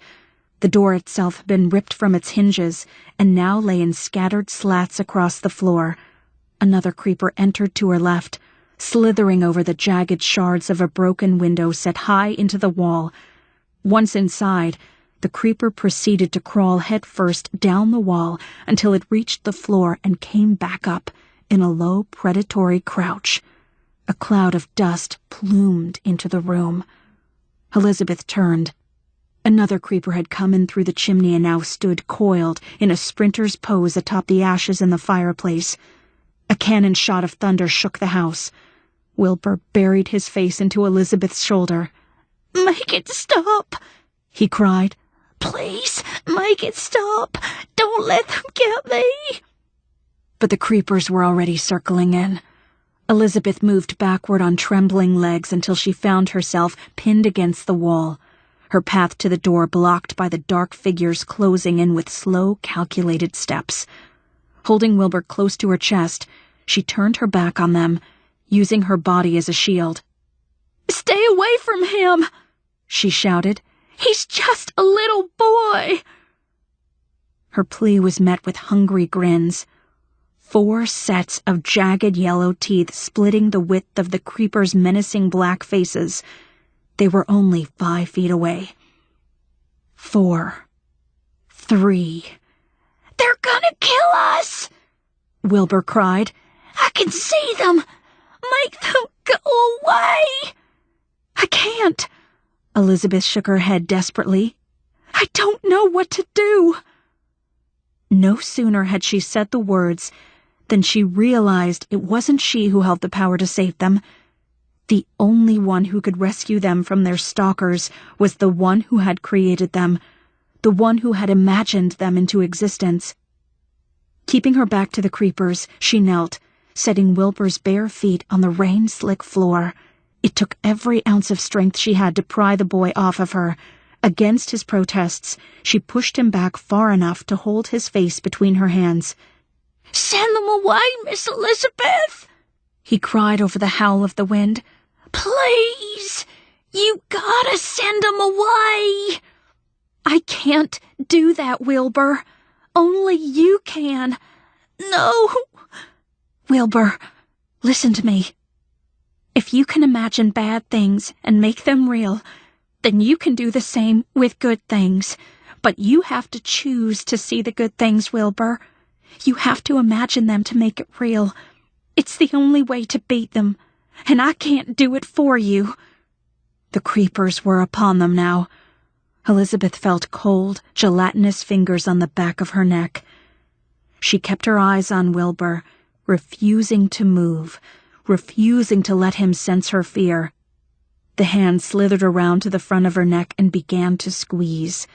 Still, Elizabeth held firm, unmoving. The other creepers closed in on Wilbur. They knelt at the boy's side, their hungry gaze set on his neck, their jaws open wide. The cold, boneless fingers increased their grip at Elizabeth's throat. "Come on, Wilbur," she gasped. "You have the power to end this. You can change your fate just by changing your thoughts." Wilbur's eyes opened as the creeper's gaping jaws went for his neck. "Stop!" he shouted. "Stop it right now!" The creepers did as ordered. The glow of their eyes dimmed. They tilted their heads in confusion, their prey having become their master in an instant. Elizabeth felt the eel-like fingers loosen at her neck, then fall away. She struggled to draw breath into her lungs as Wilbur looked at each of the creepers in turn. She realized the boy wasn't just looking toward his stalkers, but actually seeing them as he imagined them. And when her own eyes moved to the creepers, it became clear that his image of them had changed. He now saw them as he wanted to see them, scared and defeated. The fear had vanished from his face, replaced by something much bolder, defiant. "I am not afraid of you," he declared, "and I won't let you do this to me anymore. I created you, and now I will destroy you." His eyes moved intently toward the ceiling. The swirling wind grew stronger and shifted direction, as though it was being sucked toward the open doorway. Wilbur's hands reached out and found Elizabeth's shoulders. He squeezed, keeping her close, as the suction of air increased. The creepers' bodies began to stretch like pieces of warm toffee. They suddenly looked shriveled and weak, their emerald eyes wide with fear. When the force of the wind became too much, they dug their tendril-like fingers into the floor, struggling to hold on. An infantile cry rang out as the first creeper slid across the floor and flew out into the night as though yanked by a powerful chain. The others followed in quick succession, each clawing futilely at the floor as the wind sucked them out like limp sheets of fabric. The wind died the instant they were gone. As though a faucet had been shut off, the rain quickly trickled away. Then a final growl of thunder rolled toward a distant sky. When silence had fallen over the broken house, Elizabeth reached up and dried the tears from Wilbur's cheeks. She drew him against her. They held each other for some time before she led him back to the bedroom, relit the candle, and tucked him into bed. He took hold of her arm as she stood to go. "I don't want you to leave." "I'm not leaving." "But will you come back? Please. You must." "Of course I'll come back, Wilbur. Did you really have to ask?" "It's just that they never do." "They? You mean the ones who came before me?" "Yes, your mother told me they never come back." "No, they never do." She leaned in close to his ear. "Well, I'm coming back, Wilbur. I will always come back. That's a promise." He smiled, reached up to her face, and once again traced her features with delicate hands. "If you don't mind my saying so, Miss Elizabeth, I think you're beautiful. You really think so? I surely do. Beautiful. If only you could see yourself the way I see you. Well, thank you, Wilbur. A lady always loves to hear that. He fell asleep seconds later. Elizabeth stood and tiptoed out of the room. Shielding the candle flame with her hand, she returned to the living room, crossed to the window, and looked out into the peaceful night. A cool breeze drifted in through the broken glass. The candle flickered, and she caught her own reflection in one of the shards. A green face with slick amphibious skin, blotched with spots. Piney Power by F. Paul Wilson. Read by Max Spector. Chapter 1. Old Man Foster had the signs posted all over his land. No fishing, no hunting, no trapping, no trespassing. No kidding. And no big deal. Jack never paid them much attention. He figured since he wasn't involved in the first 3, he deserved a pass on the last. No, what caught Jack's eye was the bright red object tacked to the bark just below the sign.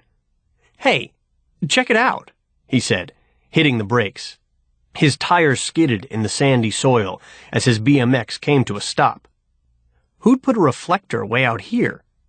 Wheezy stopped her bike beside his. Doesn't make sense. Her birth certificate said Louise, but no one had called her that since she turned 2. She was older than Jack, hit 15 last week, while Jack still had a few months to go. As usual, she was all in black, sneaks, jeans, Bauhaus t-shirt. She'd wound her dark hair into 2 braids today, giving her a Wednesday Addams look. Never noticed it before, because it wasn't there, she said. Jack accepted that as fact. They used this fire break trail a lot when they were cruising the Barrens, and if the reflector had been here before, she'd remember. Wheezy never forgot anything. Ever. He touched the clear sap coating on the head of the nail that fixed it to the tree. His fingertip came away wet. He showed her. This is fresh. Really fresh. Wheezy touched the goop and nodded. Like, maybe this morning? Jack checked the ground and saw tire tracks. It had rained last night, and these tracks weren't washed out in the slightest. Looks like a truck, he said, pointing. Wheezy nodded. 2 sets, coming and going, and one's deeper than the other. She looked at Jack. Hauled something in, or took something out. Maybe it was Old Man Foster himself. Could be.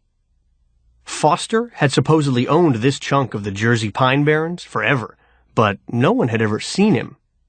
No one had ever seen anyone posting the land either, but the signs were everywhere. Want to follow? She glanced at her watch and shook her head. Gotta go to Medford with my mom. Again? What is this, an every Wednesday thing? She looked away. No, just works out that way. When she looked back, disappointment shone in her eyes. You going without me? Jack sensed she wanted them to go together, but he didn't think he could hold off. Yeah, probably nothing to see. If I find anything, we can come back together. She nodded and offered half a smile. Sure you won't get lost without me? He glanced at the sun sliding down the western sky. Every year, people, mostly hunters, entered the Barrens and were never seen again. Folks assumed they got lost and starved. No big surprise in 1,000,000+ acres of mostly uninhabited pine forest. If a vanilla sky moved in, you could lose all sense of direction and wander in circles for days. But with the sun visible, Jack knew all he had to do was keep heading west and he'd hit civilization. I'll manage, somehow. See you later. He watched her turn her Schwinn, straddle the banana seat, and ride off for the wave. After the trees had swallowed her, Jack turned off the fire trail and began following the tire tracks along the narrow passage. Little more than 2 ruts separated by a grassy ridge and flanked by the 40-foot scrub pines that dominated the barrens. They formed a thick wall, crowding the edges of the path, reaching over him with their crooked, scraggly branches. The passage forked, and the tracks bore to the right. A half-dozen feet into the fork, he spotted another reflector. At the next fork, the tracks bore left, and sure enough, another reflector. Odd. He'd figured the first had been a marker for the starting point of the trail. Grass and trees could thicken over a growing season and obscure what had once been an obvious opening. But whoever had come along here this morning was marking every turn, placing reflectors where headlights would pick them up as they approached. That meant he was planning to come back in the dark. Maybe tonight.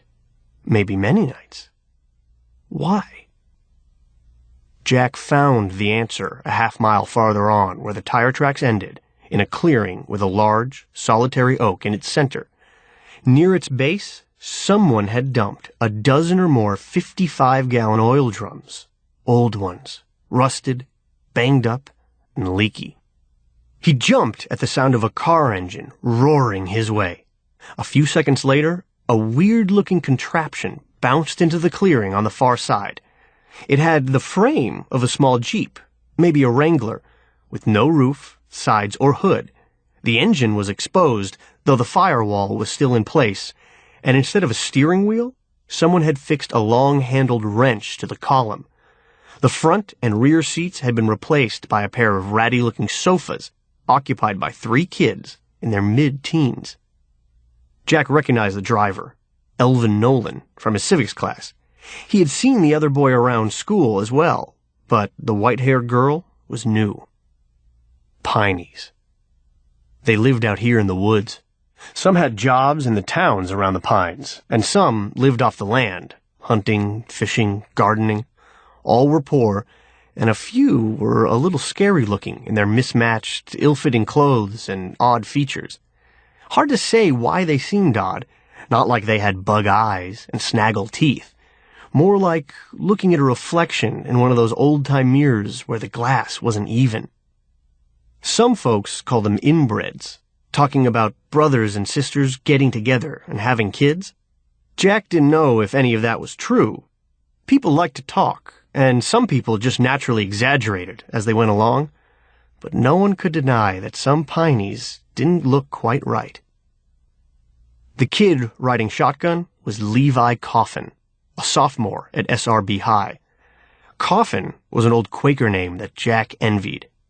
Jack Coffin. How cool to have a name like that. Levi jumped out and strode toward Jack. He was tall and lanky, and his clothes were too short in the arms and legs. His mismatched eyes, one blue and one brown, blazed. "This your doing?" Jack tensed. Levi looked a little scary. "No way. I just got here." He jerked a thumb over his shoulder, north. "Followed tire tracks from back there. They ended here." Levi glanced over his shoulder at Elvin, who was staring his way. Elvin was on the short side, with piercing dark eyes, stiff black hair, and high cheekbones. Looked like he might have some Lenape Indian in him. Their eyes locked. Then Levi turned away, muttering, All right. What's that all about?" Jack wondered. Levi inspected the tire tracks while Elvin hopped out and walked over to the drums. Jack sensed the white-haired girl staring at him from the buggy. He realized with a start that she had pink irises. White hair, milk-white skin. What was that called? Albino. She was an albino. "I can't see him, Levi," she said in a high-pitched voice. Was she blind? "What?" Levi swiveled to stare at Jack. Elvin was struggling with the top to one of the drums. He looked toward Levi, who turned back, then gave his head a sideways jerk toward Jack. Elvin nodded, saying, "Hey, Levi, give me a hand." Levi walked over and touched the lid, barely touched it, and it popped loose. Jack felt a funny sensation ripple down his spine as he remembered an incident in school with Levi. Something way strange here. He hesitated, then started toward the drums as the two boys lifted the lid. They dropped it when they saw what was inside. "Damn," Levi said. "Damn them to hell." Jack might have quipped about where else you could damn someone to, but the rage in Levi's voice warned him off. He stepped up and saw the thick, cloudy green liquid. His nose stung from the sharp chemical odor. "What is it?" "Some sort of toxic crap," Levi said. "They're using this spot as a dumping ground." "Who?" "Crooks from upstate. We found stuff like this before." Jack said, "Better than dumping it in some river, I guess." Levi glared at him and pointed to a barrel on its side. The sand near its top was wet with gunk. "That one's leaking. It sinks into the groundwater, and guess who gets their water from wells out here? We do. But who cares about Pineys?" Jack understood some of the reaction. Kids at school tended to rag on the Pineys, make fun of their clothes, joke about the brother-sister connections, but Jack wasn't one of those, and didn't like being lumped in with them. No fair. Another look passed between Levi and Elvin, and then Levi shrugged. "Forget it. Elle says you're okay."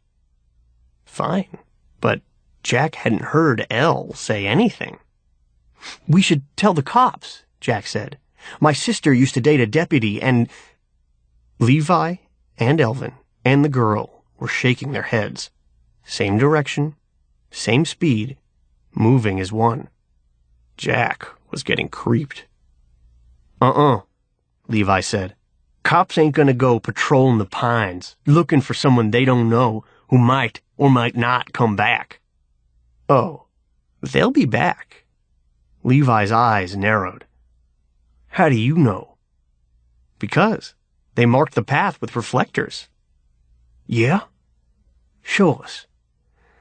As Jack reached for his bike, Elvin pointed to the weird buggy. "With us." "You're old enough to drive?" The two boys laughed. "Plenty old enough to drive," Levi said.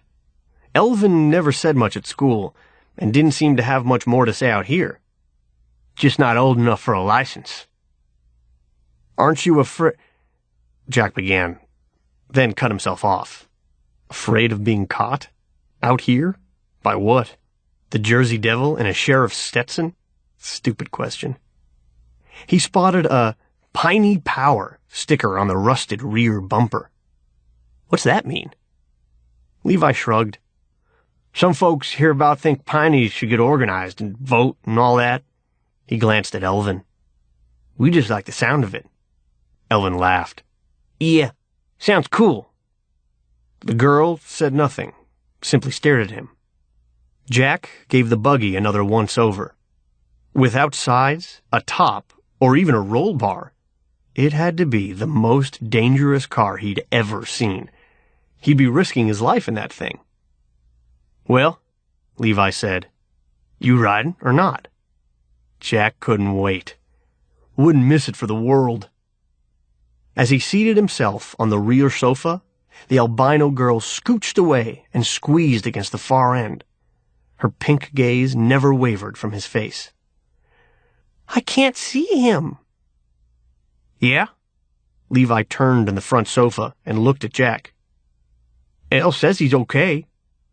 "But I can't see him." Jack waved his hand between them, and she flinched. "You can see me." "That's Cerie," Levi said. "She's talking about a different kind of seeing." Jack was going to ask what he meant, but then Elvin started the engine with a roar. Trying to ignore Cerie's unwavering stare, he directed Elle down the path, following his own bike tracks till they came to the firebreak trail. Elle turned around and drove back. Levi was right. The Burlington County Sheriff's Department didn't have the manpower to stake out Old Man Foster's land, or even this one path. Could be weeks before the dumpers made a return trip. Had to be a way to make them give themselves away. Or better yet, an idea began to form. "What's down that way?" Jack said, pointing left as they approached the first fork. "More of the same," Levi said. "Why?" "Wondering if there's a spong nearby. The deeper and wetter, the better." "I know a cripple," Cerie said, still staring. Elle followed her directions through a few more forks that left Jack totally disoriented. "You know where we are, right?" Cerie rolled her eyes. Okay, dumb question to ask a Piney, but at least she seemed to be relaxing a little. A few minutes later, she said, "Right up here." Elle rolled to a stop before a 30-foot wide cripple, a water-filled depression half surrounded by white cedars. Without the cedars, it would have been called a spong. Jack couldn't help smiling when he saw it. Yeah, this'll do. Do what? When he told them, their eyes lit. Cerie even smiled. "I still can't see you," she said, "but I think you're okay." Weird. Too weird. Chapter 2. "What's wrong with inbreeding?" Jack said, as he spooned some niblets into the well he'd made in his mashed potatoes. His mother gasped. "Not at the dinner table." "No, really, I want to know." His father cleared his throat and adjusted his steel-rimmed glasses. "Thinking of marrying Kate?" Kate laughed as Jack said, "No!" His folks sat at opposite ends, while Jack and his older sister Kate sat across from each other. Only his missing brother, Tom, kept it from being a full family meal. Jack didn't miss him. Tom was a pain. "Then where's this coming from?" Jack shrugged. "Kids at school talk about Pineys." He couldn't get those weird kids out of his mind. They seemed so different, like they had their own language, an unspoken one. And that lid on the barrel, Elvin couldn't budge it, but Levi just touched it and it popped free. It reminded Jack of the time Levi and Jake Shuett faced off in the calf a couple of weeks ago over some remark Jake had made about Pineys. Suddenly, a ketchup pack Jake was holding squirted all over him, and his lunch plate dumped in his lap. Jack had written it off as a spaz attack. He hadn't given it much thought, but now... He wasn't expecting much information from his folks, but Kate was home on a laundry run from medical school. It was only in Stanford, barely 30 miles away, and maybe she'd know. He glanced at her. "Why is it bad?" Kate was slim, with pale blue eyes and faint freckles. After starting med school, she'd cut her long, blonde hair back to a short, almost boyish length. Jack still wasn't used to it. She paused, then said, "It's bad because we all have defective recessive genes hidden in our DNA that are passed on from parent to child. Now, as long as that defective recessive gene is matched up with a working gene, all is well. But if a mother and a father both have the same recessive gene and each gives it to a child, that child could have problems. I saw an albino girl today." She nodded. "Perfect example. 2 normal-skinned parents, each carrying an albino gene, have a 1 in 4 chance of having an albino child. Family members tend to share a lot of the same recessives, and so inbreeding, when close relatives have children, increases the risk of genetic diseases, because the closer you're related, the greater the odds of matching up the same recessives in your kids." Now the important question. But are all recessive genes bad? Could there be ones for, like, big muscles or a good memory? Kate smiled. "You're thinking. That's good. Yes, plants and animals are bred for drought resistance and giving more milk and the like." "Well, in that case, inbreeding people could have some good effects, right?" "Theoretically, yes. But for every Einstein or Muhammad Ali, you could get a number of kids with cystic fibrosis. Or weird powers. Or maybe I read too much science fiction. Jack thought. Chapter 3. He awoke to the sound of someone whispering his name, coming from the window. He hopped out of bed and crossed his darkened room. The high moon lit the grinning face on the far side of the screen. Levi? Would you believe they came back again tonight? Jack felt his heart rate kick into high gear. They took the bait? Hook, line, and sinkhole. Figured since it was your idea, you ought to come see. We got the car. Wanna? Be right there. He pulled on jeans and a rugby shirt, stepped into his Vans, then unlatched the screen and slipped into the night. Levi led him around the corner to where Elvin and Cerie were waiting in the buggy, Cerie behind the wheel. No, wrench. Her white hair looked silver in the moonlight. They hopped in and Cerie took off without a word. At least she couldn't stare at him. The pines were practically in Jack's backyard, but she entered along a path he didn't know. She made seemingly random turns through the trees, but appeared to know where she was going. Finally, she stopped in a small clearing. Gotta walk from here, Levi said, else they'll hear us.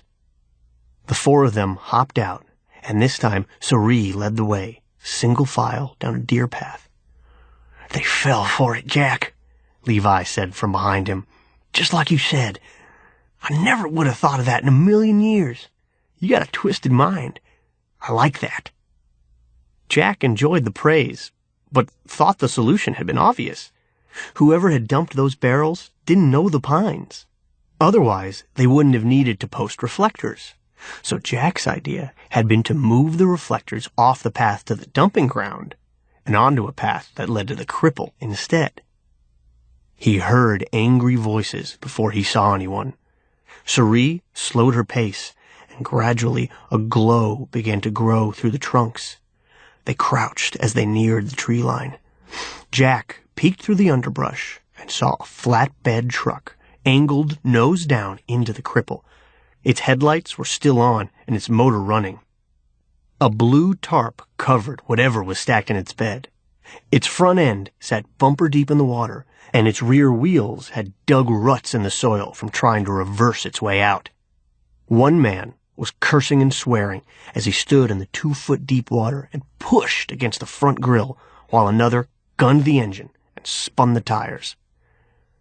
Now that we've got 'em, Jack said, what do we do with them? Call the sheriff?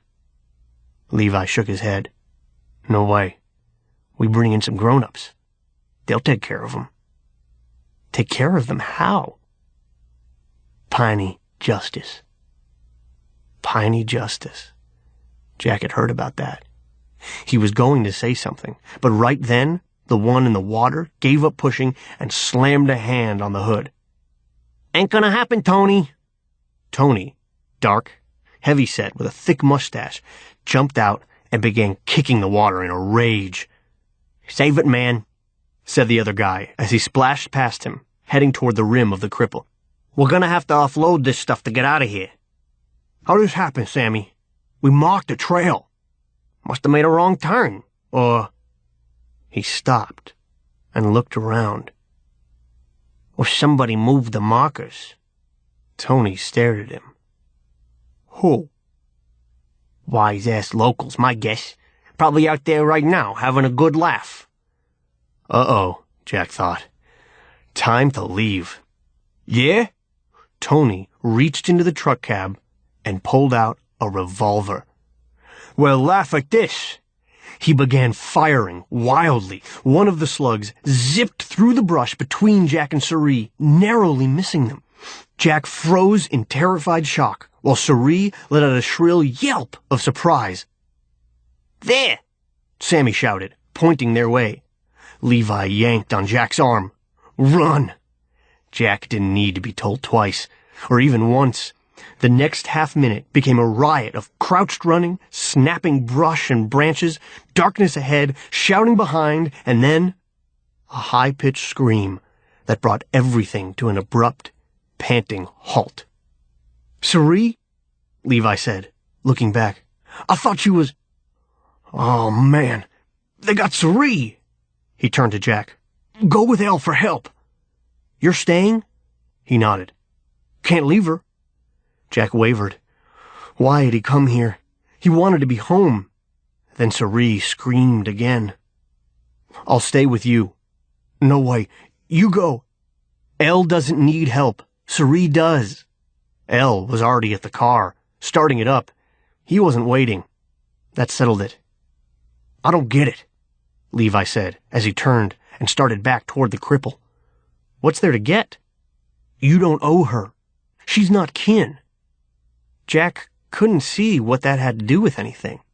He wished he stayed in bed, but he was here now. We came together. We leave together. Levi didn't reply. They were almost back to the cripple. Come out, wherever you are, a voice was sing-songing. We got your ugly girlfriend. Jack peeked through the brush. The moonlight and backwash from the headlights revealed Tony standing on the rim of the cripple by the rear of the truck. He had his gun in one hand and a fistful of Cerie's hair in the other. She looked terrified. Sammy, standing a few feet to his right, shouted, The rest of you get out here now. We ain't gonna hurt you. Just put you to work. You got us into this mess, so you're gonna get us out. Jack saw three options. Help was on the way, so until it arrived, they either could do nothing, find ways to distract them, or show themselves, and do whatever they wanted. Get out here, or this could get ugly, Tony said, twisting Cerie's hair and making her wince. You don't want to see how ugly. Jack winced, too, and crossed doing nothing off the list. He decided on distraction. He could always show himself if that didn't work. Stay here, he whispered. Gonna try something. Wait. Levi grabbed for his arm, but Jack pulled out of reach. He moved counterclockwise along the tree line, feeling around the ground until he found a fist-size hunk of shale. Perfect. He backed up, cocked his arm, and let fly towards the truck. The rock bounced off the tarp with a gonging sound, then splashed in the water. Son of a bitch! Sammy yelled, flinching. You guys deaf? Tony shouted. Remember what I said about things getting ugly? Oh no. Jack's gut knotted as he saw Tony yank Cerie backward. She lost her balance and fell into the water. Tony stayed with her and held her head under the surface as her arms and legs thrashed and splashed. It was only a couple of feet deep, but plenty enough to drown her. She stays under till you come out, Tony yelled. Jack couldn't take it. Only option 3 remained. Okay! His bladder ached to empty as he jumped out of the bushes with his hands raised.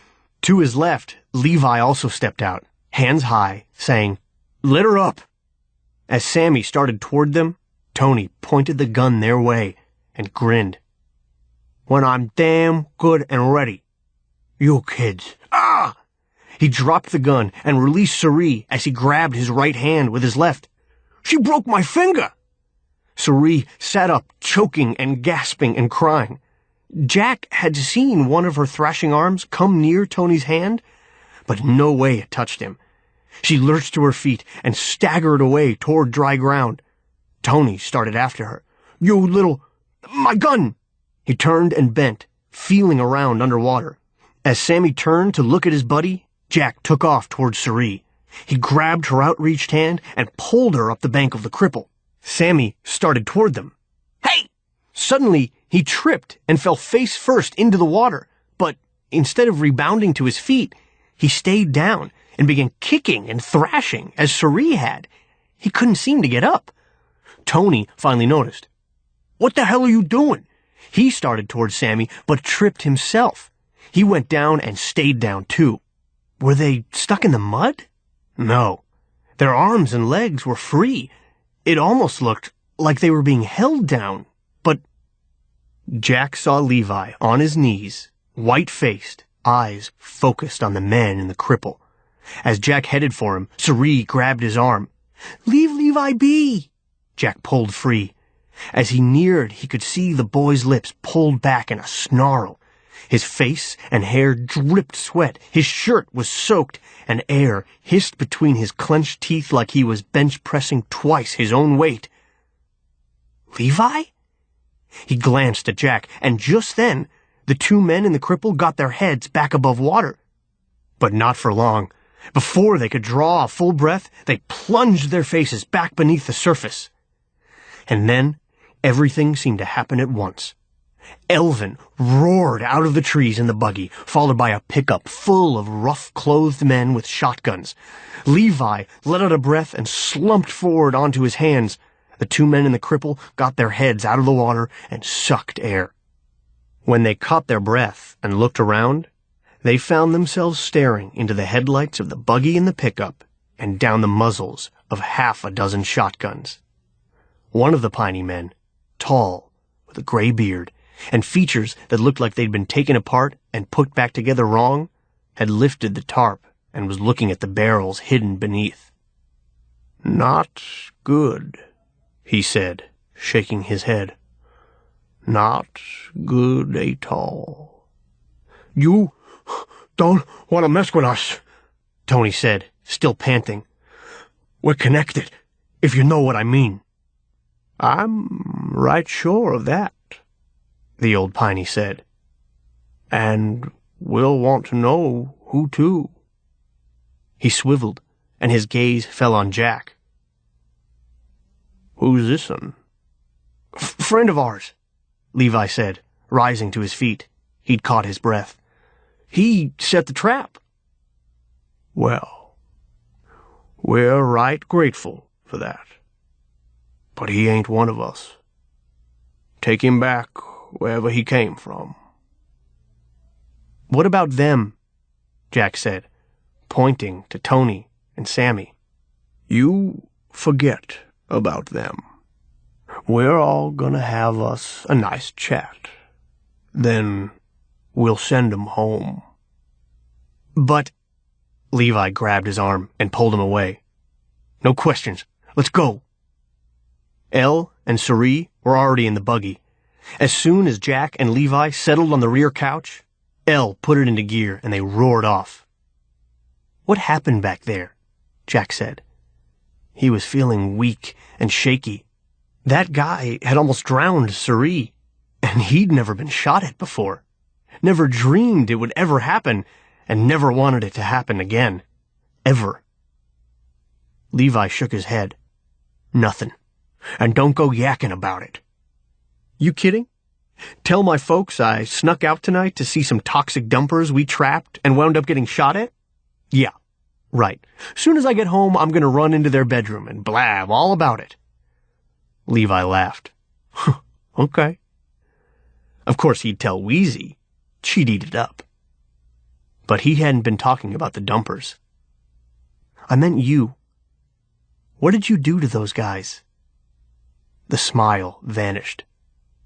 "Nothing." "But I saw—" Levi stared straight ahead. "You saw a couple of guys slipping around on a mucky cripple bottom and getting stuck. That's all."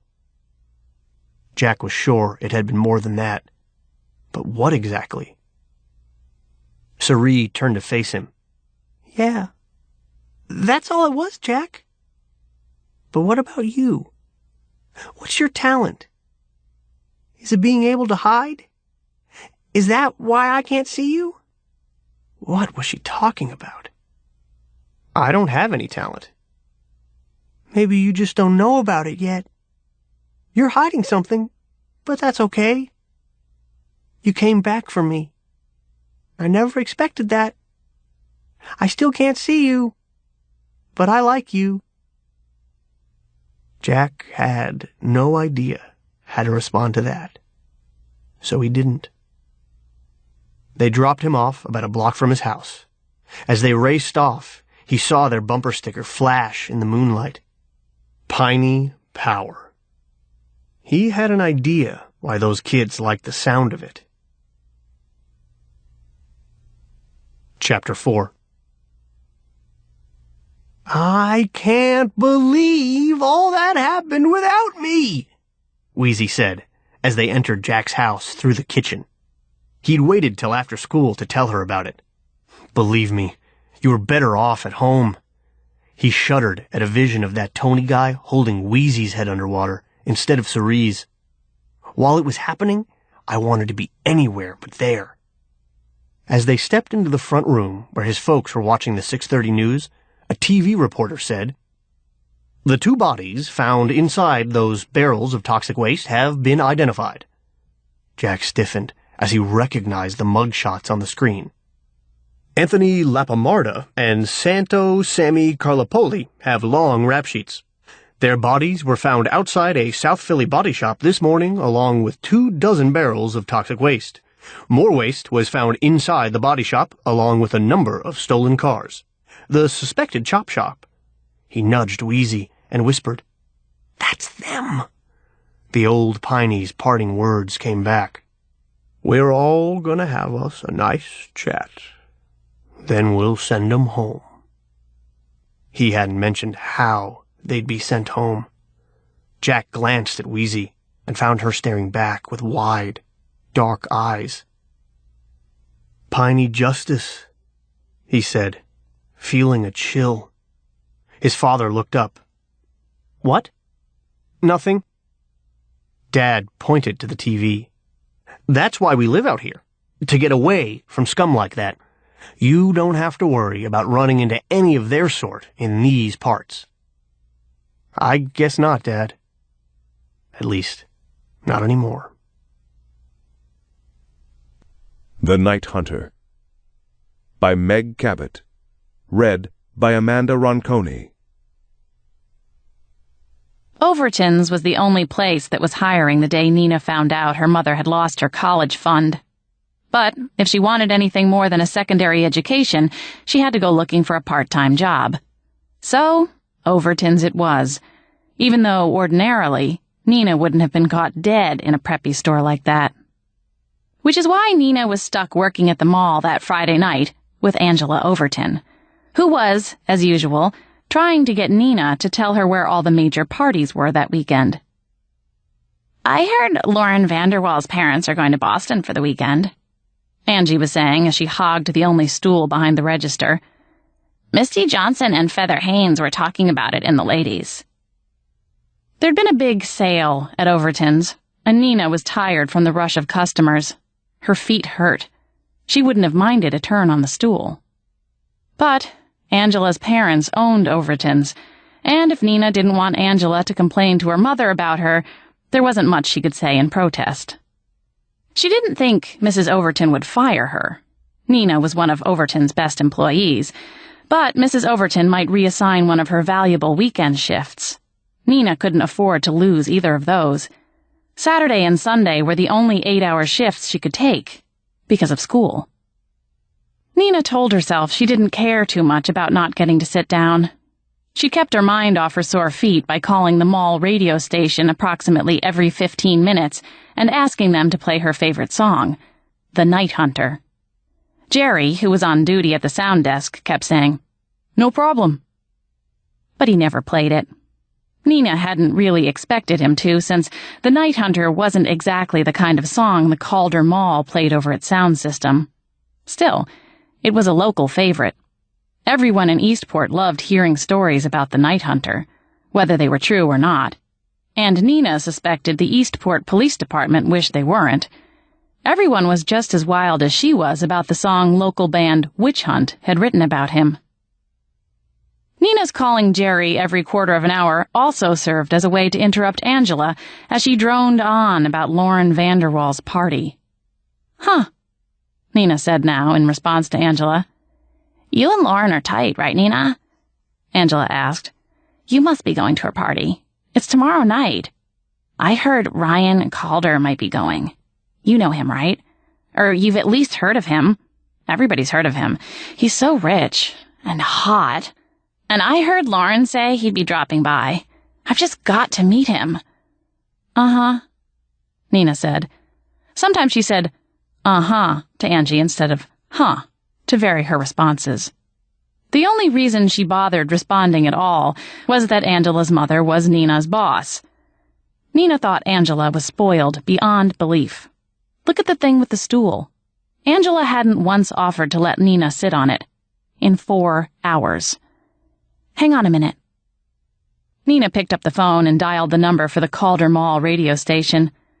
When Jerry at the desk picked up, she said, "Hey, it's Nina at Overton's again.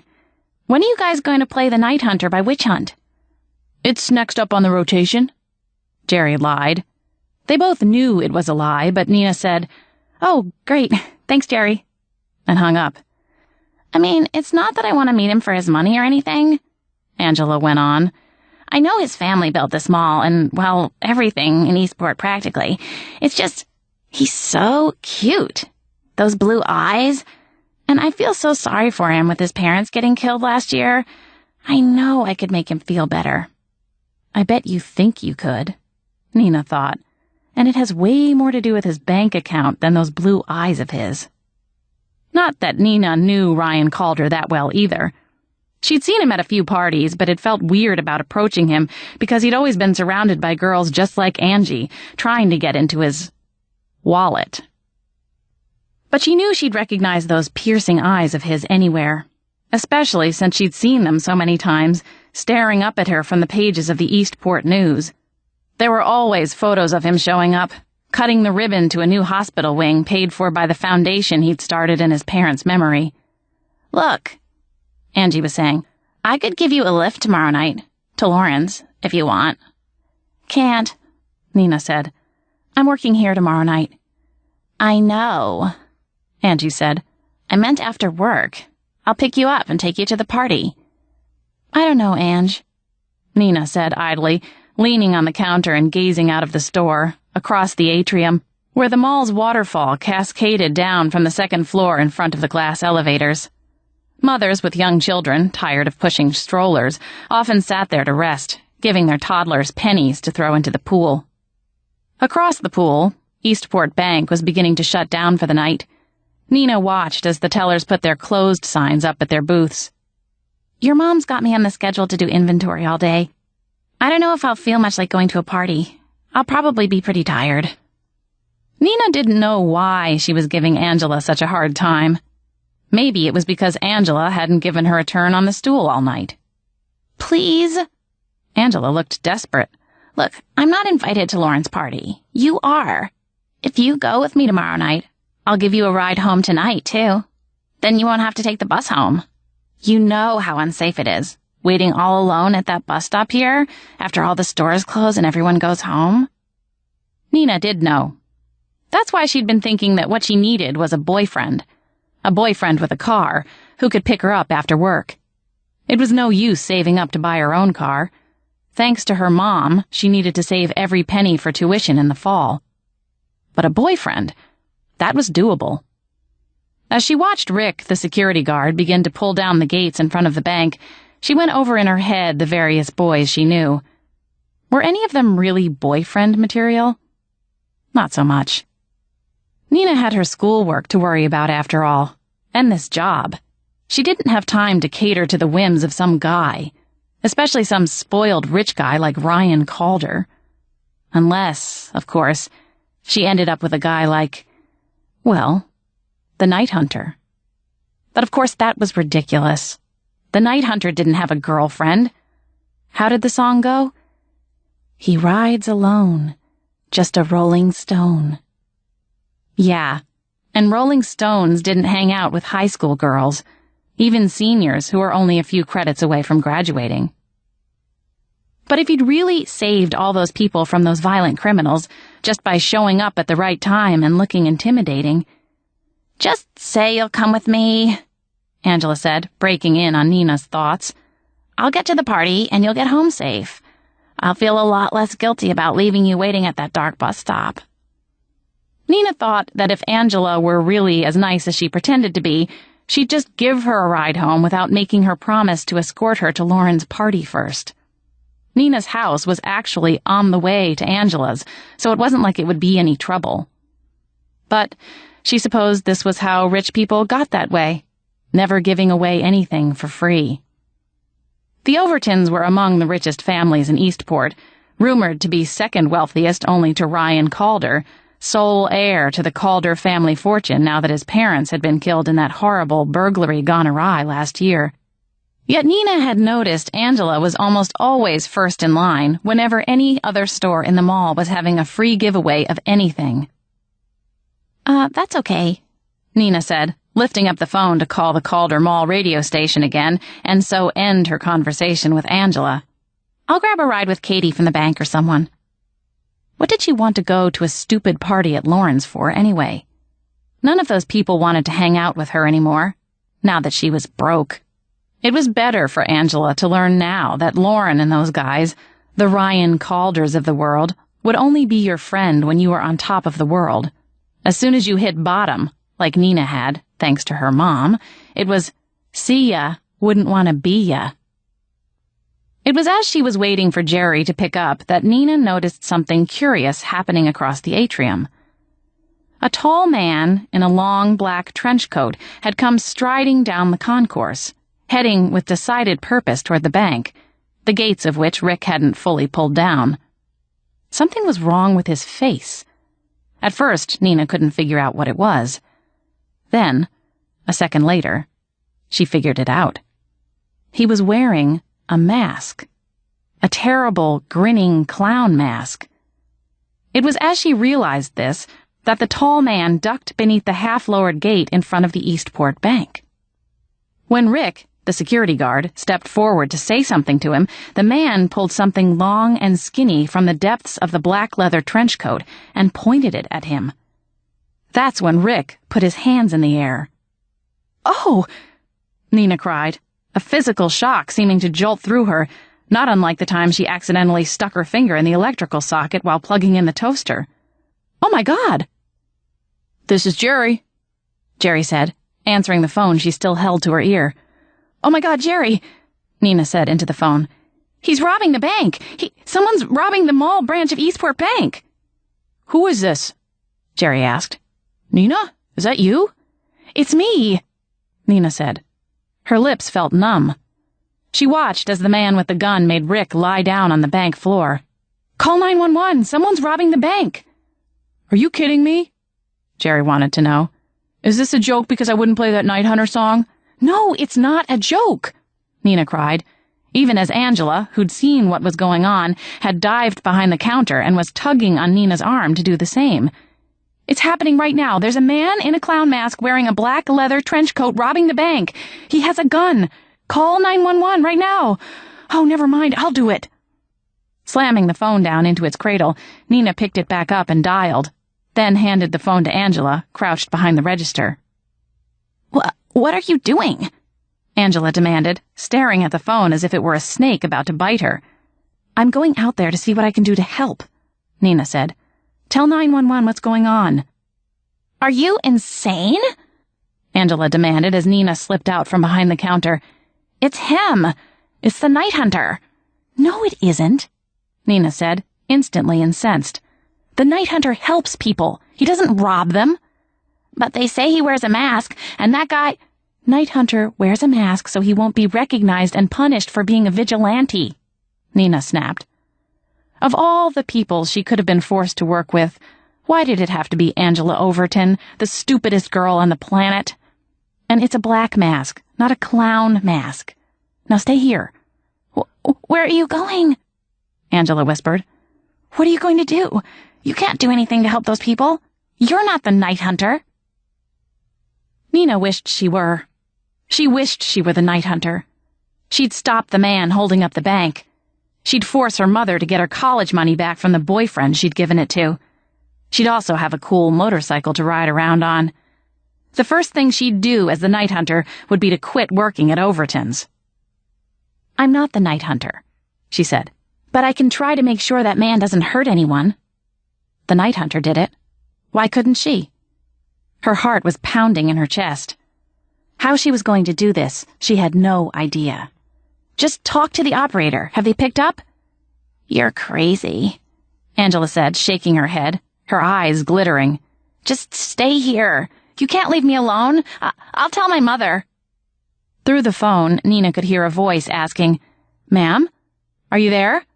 Ma'am, this is 911. How can I help you?" "Tell them what's going on," Nina said, nodding to the phone Angela still clutched in her hands. "I have to go see what I can do to help. You'll be all right here. Just tell the police to hurry." "Don't leave me!" Angela wailed. But Nina was already walking out of the store and heading around the waterfall and pool toward the bank.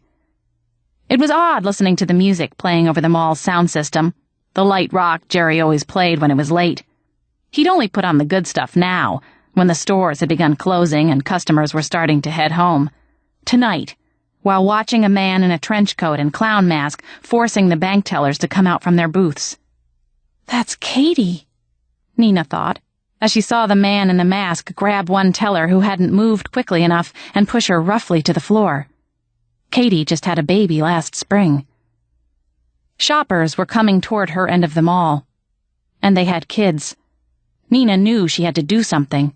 She had to do something to warn people away from this end of the mall. That's what the night hunter would do. He'd try to help. Why hadn't Jerry, stupid Jerry, made an announcement over the sound system? Had he even bothered calling the police? Then, as she glanced around in desperation, she saw it. Of course. The fire alarm on the wall by the courtesy telephone. This wasn't a fire, but the system would go off mall-wide and shoppers would know to evacuate. She'd stay put and warn them not to use this exit. Nina ran for the alarm and pulled it.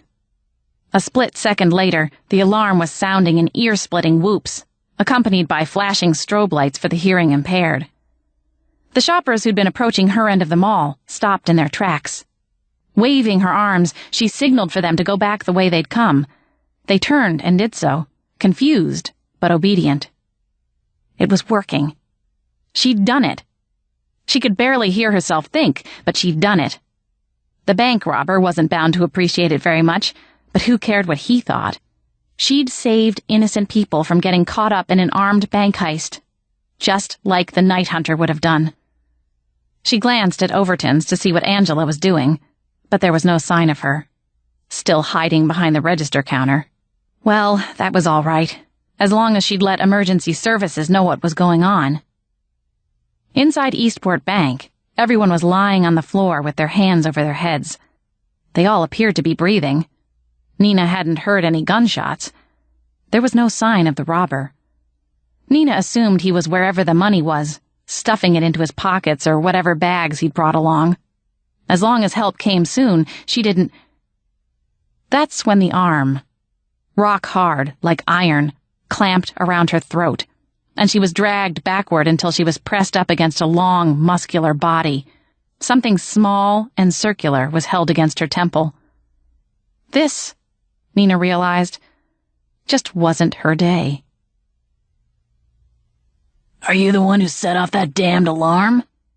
A hoarse voice rasped close beside her ear. Nina flinched. She didn't need to turn her head to know who had grabbed hold of her. She could see a bit of red clown fluff sticking out past the mask from the corner of one eye, just like she could see the gun he was pressing to her head. "Yes," she managed to croak. It was hard to talk with the man in the trench coat's arm pressing so tightly against her throat. She'd instinctively thrown up both hands in order to try to pull that arm away, but it was no use. It was like trying to move a 2-ton boulder. "You'd better get out of here. The police are on their way," she hoped. "Not without a hostage," Clown Mask hissed. It was kind of hard to hear him over the whooping of the fire alarm, but his mouth was so close to her ear she could feel his hot breath singeing her skin. "You really don't want to take me as your hostage," Nina advised him. "I'd make a terrible hostage." "Yeah?" Clown Mask sounded amused. "Who do you suggest I take instead? One of your friends from inside the bank?" Nina shook her head, her heart pounding. Not Katie. She had that new baby. And not Rick either. He had a heart condition, and kids at home too. "What about your friend in the dress shop there, huh?" Clown Mask breathed. He was pushing her as he spoke, pushing her down the concourse, past Overton's, where she could see the top of Angela's head peeking out over the counter, the telephone still clutched to one ear. "Should we go in there and swap you for her? Would you like that better, huh?" "No," Nina said sullenly. Whatever Clown Mask had planned for her, And Nina didn't kid herself that it was going to be anything too pleasant. Angela wouldn't last a minute. And if she herself happened to live through it, and Nina wasn't betting she was going to, it would scar her way less than it would Angela. Because Angela, whose loving parents only made her work this single weekend shift at their shop to teach her responsibility, had never known hardship in her life. Except the hardship of having not been invited to Lauren Vanderwall's party. Nina hoped Angela would have a very nice time there, without her. I didn't think so, Clown Mask said, with a low sound in his throat that Nina could only assume was a chuckle. He continued to push her along past the waterfall, toward the side exits. They burst through the twin doors together, and Nina was greeted with a blast of cold night air in her face, air that was only going to get colder since she didn't have a coat on, and the welcome relief of no more fire alarm sound. She was also greeted by the wail of a police siren as a squad car skidded to a halt in the parking lot in front of them. Someone had gotten through to emergency services, at least. Clown Mask, who'd loosened his grip on her throat only slightly, now tightened it. A young police officer flung himself out from behind the wheel and, using the car as a shield, pointed his service revolver at them. "Stay where you are," he yelled, his voice strangely soft after the loudness of the alarm inside. "Put down your weapon, nice and slow." "I have a better idea," Clown Mask said to the police officer. "You put down your weapon, or I'll blow a hole in this girl's head. How about that?" The police officer, who looked barely old enough to have graduated from high school, let alone the academy, seemed confused. Nina could hear other sirens in the distance, but it sounded like it would be a while before they got anywhere close. "That's what I thought," Clown Mask said, sounding smug.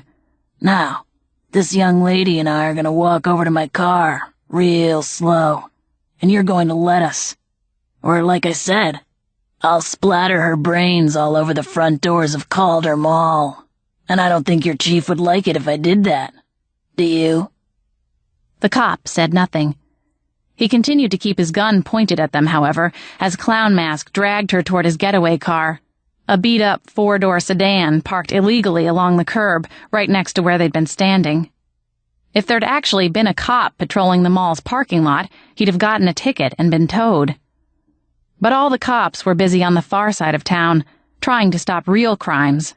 The kind of crimes the night hunter had finally gotten so sick of reading about in the paper, he'd put on a mask and decided to go and fight them himself. And now look what was happening over at the mall. "Listen," Nina said in a low voice to her captor. "Let me go now. He won't shoot you. He's too scared. And you'll make better time without me." "Nice try, sweetie," Clown Mask said with a chuckle. "Now get in the car." Nina knew the last thing she ought to do was get inside that car. But from the way she'd seen him push Katie down back in the bank, she also knew that he wasn't going to be shy about using that gun, even with a cop standing a few dozen yards away. She let him shove her into the passenger seat of the sedan. "It's all right," she told herself. "I'll jump out when we slow down to take a corner." It would hurt, but it would be better than whatever waited for her at the end of this.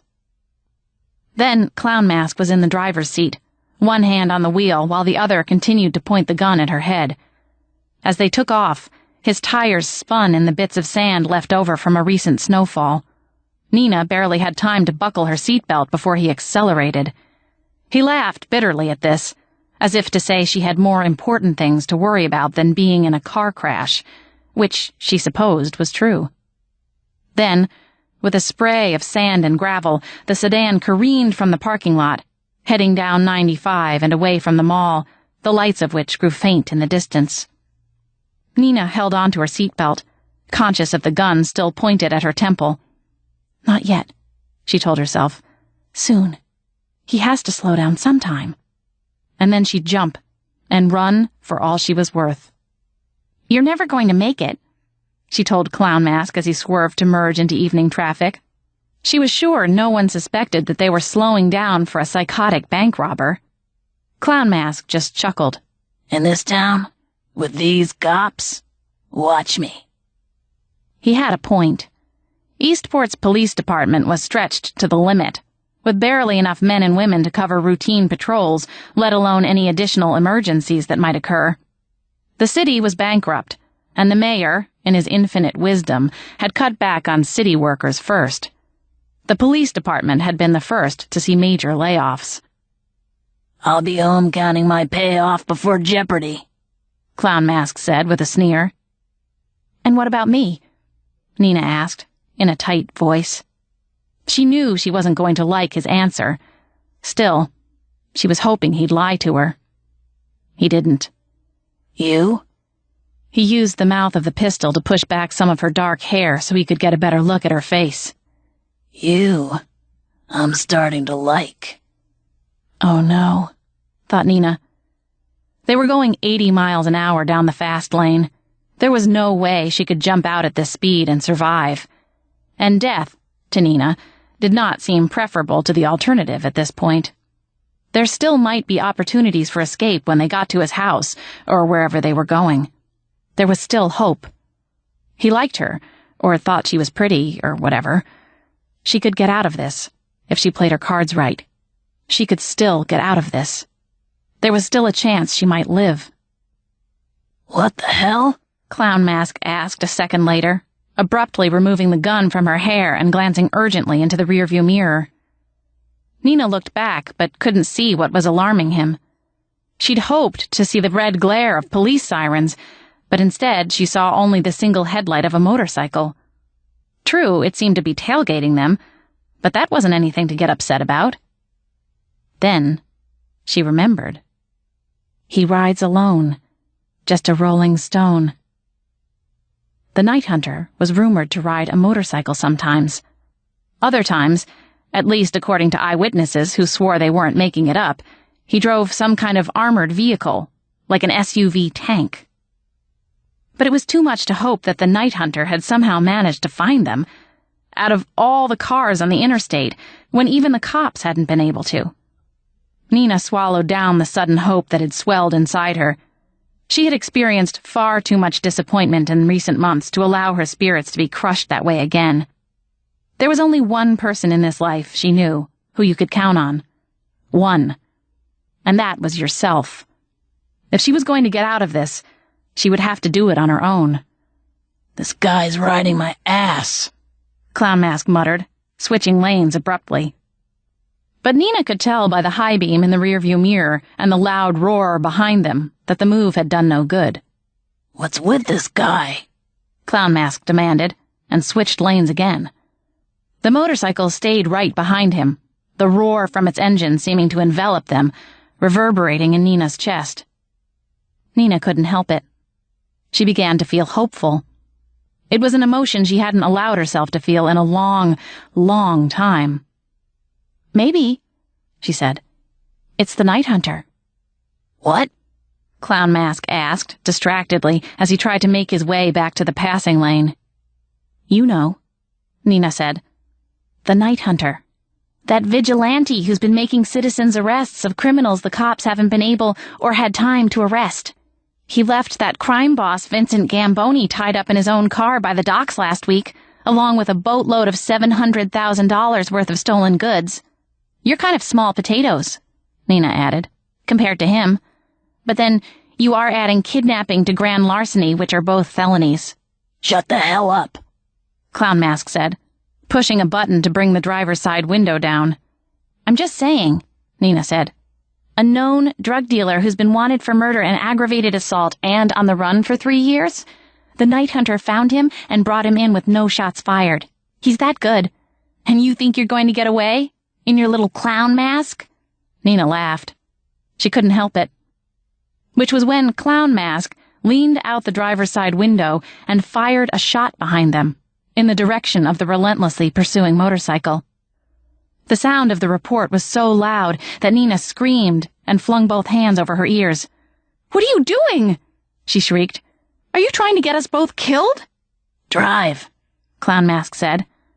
Only he'd ripped off his mask in order to take better aim at his prey, and now Nina could see his irregular features, the badly reset broken nose, the 2 small, beady eyes blinking at her with a glint of desperation. "I'm going to kill this bastard. Take the wheel." Before Nina had time to regret what she'd said, she'd only meant to scare him, after all. Her captor had slithered halfway out the driver's side window and was unloading his pistol in the direction of the man on the motorcycle. If she didn't want them to careen into the cars on either side of them, Nina had no choice but to seize the wheel of the car and slam her foot on the gas. But since she could no more allow him to kill the night hunter than she could allow him to kill her, she yanked violently on the wheel, swerving right. And then, praying to a god she wasn't entirely sure she believed in anymore, she cut across 3 lanes of traffic. Horns blared as cars veered out of their way, barely missing them. "What the hell are you doing?" Her captor slithered back inside the car to shout at her. He seized the wheel, wrestling it from her grasp. But Nina wouldn't give up. She gave it another violent tug while pressing down with all her might on the gas, aiming the car for a copse of trees she could see rushing toward them from the darkness alongside the road. All the while she was praying, "Please don't let me die. Please don't let me die. Please don't let me die." Clown Mask responded by striking her hard against the side of her head with the butt of his gun. Instinctively, she released the wheel and let go of the gas, seizing the side of her face and recoiling in pain and confusion as her vision swam in blackness. When her eyesight cleared a split second later, she experienced several agonizingly long moments of clarity as the car zoomed off the highway, bounced over the shoulder, and dove into the trees toward which she'd aimed it. She only had time to fling up both arms in a useless attempt to protect her head before the car landed with a stunningly hard force, a deafening crunch of metal, and a splinter of shattering glass. And this time, when the blackness came, it consumed her.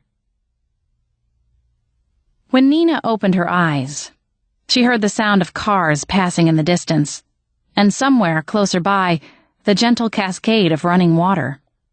Her head ached, and it took a few seconds for her vision to focus. When it finally did, the first thing she saw was a pair of blue eyes staring at her from a field of darkness. At first she thought she must be in a cave or a movie theater. Why else would it be so dark? Then she realized that it was nighttime, and she was outside.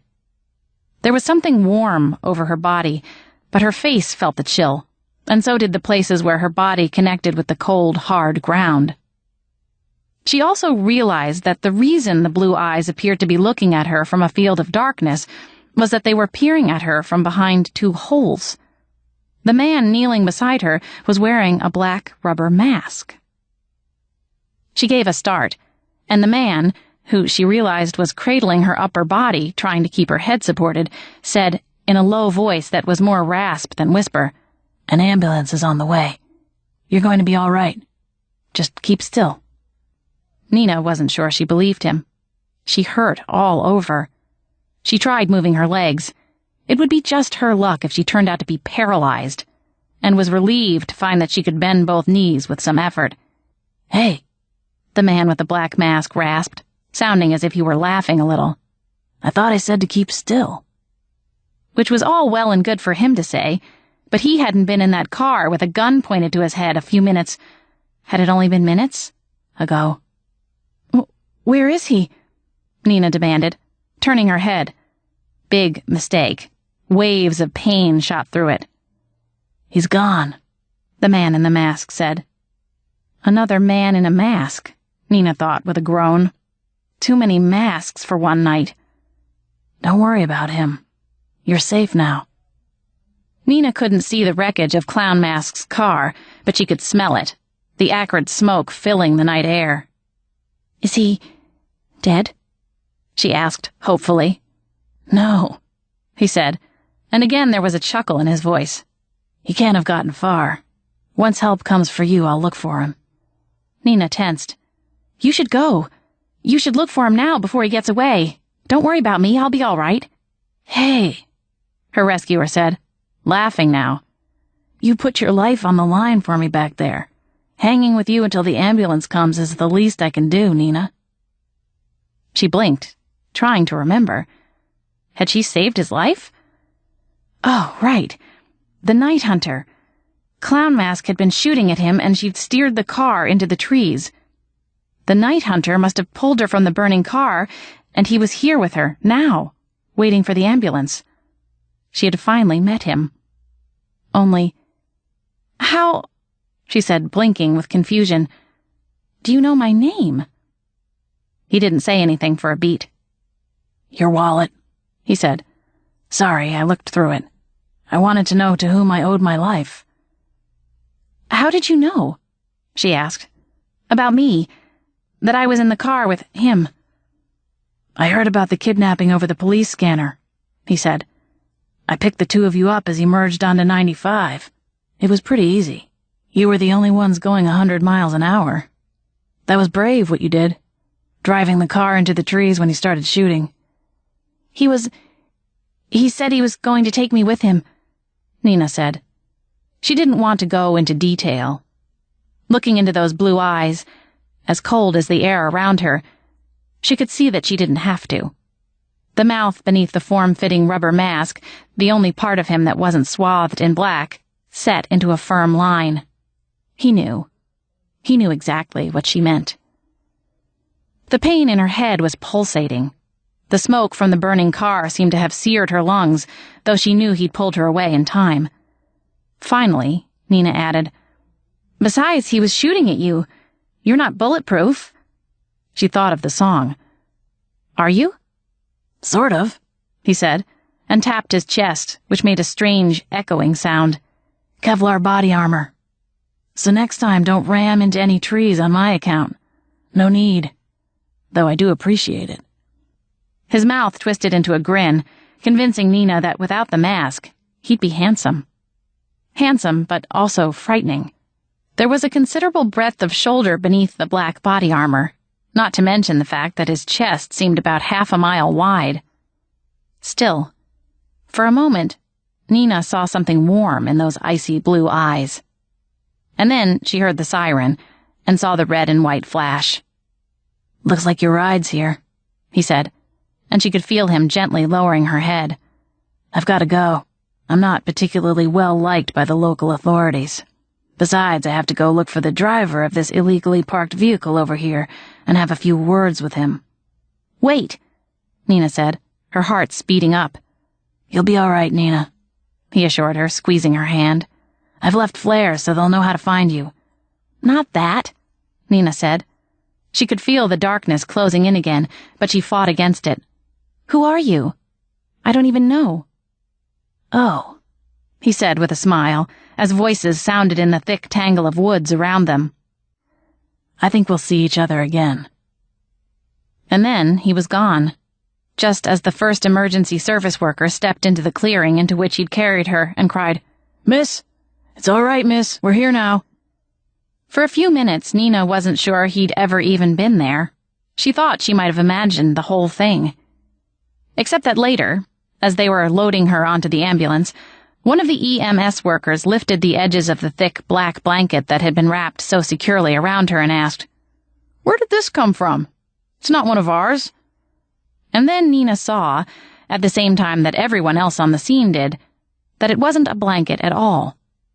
That's a cape, said one of the ambulance drivers. You don't think... One of the firemen began, but another cut him off. Don't start. We weren't the first on the scene, said another. Someone pulled her out of the car, stopped her bleeding, and laid those flares. Nina would have told them. She would have said who it was, and gladly. But she was too busy thinking about something else. One of the EMTs had asked her for her ID, and when she'd reached for her wallet, she realized she'd left it back at the mall, along with her purse, her cell phone, and everything else she'd brought with her to work that night. So the night hunter had lied about how he'd known her name. He'd known her name because he'd known her. He'd known her because she knew him. They'd met before. Of course. Those eyes. Those icy blue eyes from all those photos in the newspaper. Those blue eyes that, far into their depths, had hidden wells of warmth. She'd know them anywhere. And he was right. They would be seeing each other soon. Tomorrow night, at Lauren Vanderwall's party. And this time, Nina wouldn't feel weird about walking up and saying hi.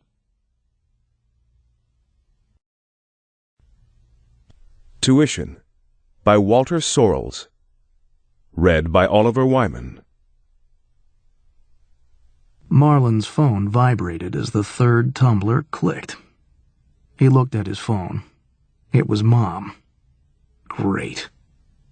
He thumbed the green button. "What?" he whispered, still twisting the knob on the safe with his other hand. "It's your mother. Couldn't you be a little more polite when you answer the phone?" "I know who it is," he whispered. "What do you want? I'm kind of busy here." He glanced at his watch. 8:37. Time was running out.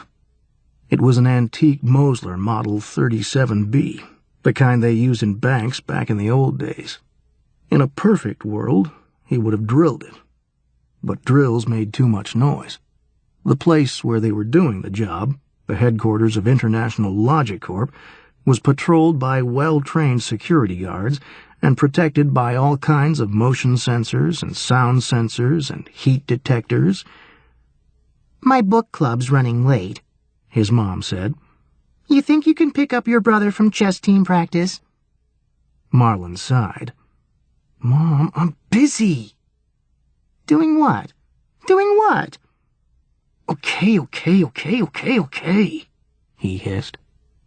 Among the other important things that she didn't remember about today, apparently she didn't even remember that he was on a job. "I'll get Ray. God." Marlon closed his phone, wiped his brow on his sleeve. Chess team, for God's sake. His fingers were cramped and tired from slowly twisting the dial on the safe. He was monitoring the sound of the mechanism through earphones, but he also had an electronic monitor with a little gauge on it that twitched at the tiniest sound. The Mosler was a beautifully made safe, old-school craftsmanship, with amazingly quiet tumblers. Only a real master could crack it by ear. "Who was that?" Irving said. "Can we be quiet, Irving?" Marlon said. "I'm trying to concentrate." "Whatever." Irving was a tall, old guy, like 40 or 50, who sat on the desk swinging his legs aimlessly. Marlon wasn't sure why his father had sent Irving along on this job. Marlon could have done this one by himself. Marlon waggled his fingers, trying to get the kinks out, then began working on the safe again, slowly twisting the dial. He was close now. One more number, and they could get the stuff and get out of here. After a few minutes, Irving hissed, "Hey, guards!" Marlon clicked off his flashlight and froze, his heart going into overdrive. The guards were only supposed to come around once an hour. Had somebody tipped them off? The footsteps grew closer and closer. There were two of them, talking. That was a good sign. If they'd been tipped off, they'd have their guns out and would be moving silently. Still. The footsteps stopped. He could see two shadows in the band of light that came through the crack underneath the door. They were standing right in front of the office, not 15 feet from where he was crouched. His dad had assured him this was going to be a big score. If he pulled this one off, his dad swore that he wouldn't have to do any of this crap again. This one job would pay for college, the full ride. Marlon had been admitted to Princeton in the fall, but the financial aid didn't cover everything. Even after the loans and the grants, he was going to have to come up with $18,000 every single year. $18,000. How could anybody afford the place? Outside the room, one of the guards said, "What's that? Did you leave that there?" "No," the other guard said. "It wasn't here before." "You sure?" "Of course I'm sure." "Well, open the door, you idiot. Something's not right here." "I don't have the keys." "I thought you had the keys." "I thought you had the keys. Do I have to do everything around here?" The two guards walked away, bad-mouthing each other. They didn't sound very worried. But still, he wasn't sure what they'd seen out there in the hallway. Maybe Irving left something out there. The guy was so sloppy. Marlon never could figure out why his father kept Irving on in his crew. Marlon's dad was the kind of guy who always made sure every detail was right. Every detail. Bing! The elevator bell sounded. Then the elevator doors closed, and the voices of the two security guards disappeared. "We gotta clear out, kid," Irving said. "They're on to us." Marlon felt sick. He was close. So close. "No, I'm almost there." "Kid, your old man'll kill me if I let you get pinched." "No." Marlon kept working the dial, eyes glued to the gauge on the monitor.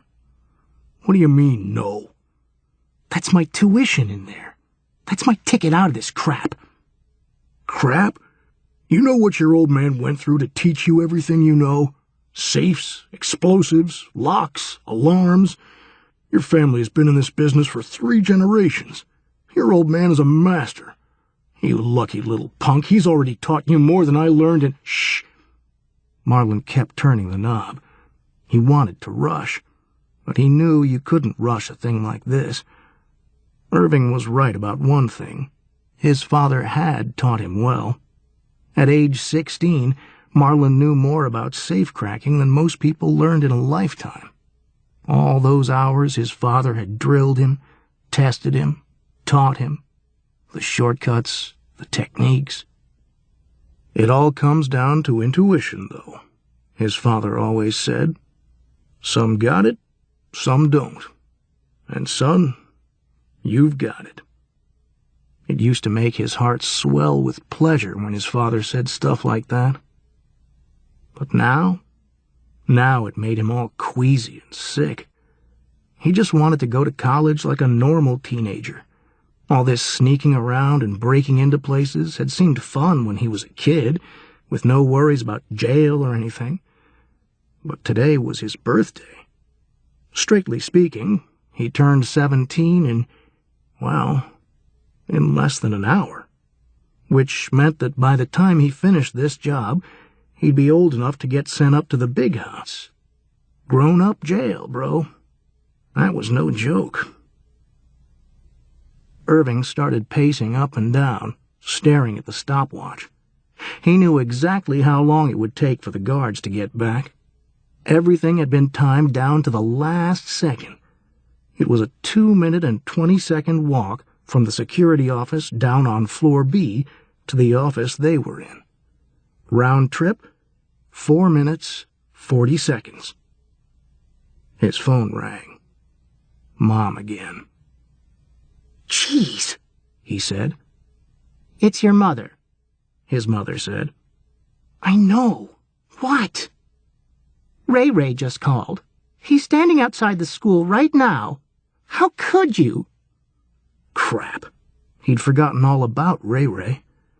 "I'll be there soon, Mom." "God, you're so touchy today. Why are you so touchy?" He hung up. Why was he so touchy? Because you forgot my birthday, Mom.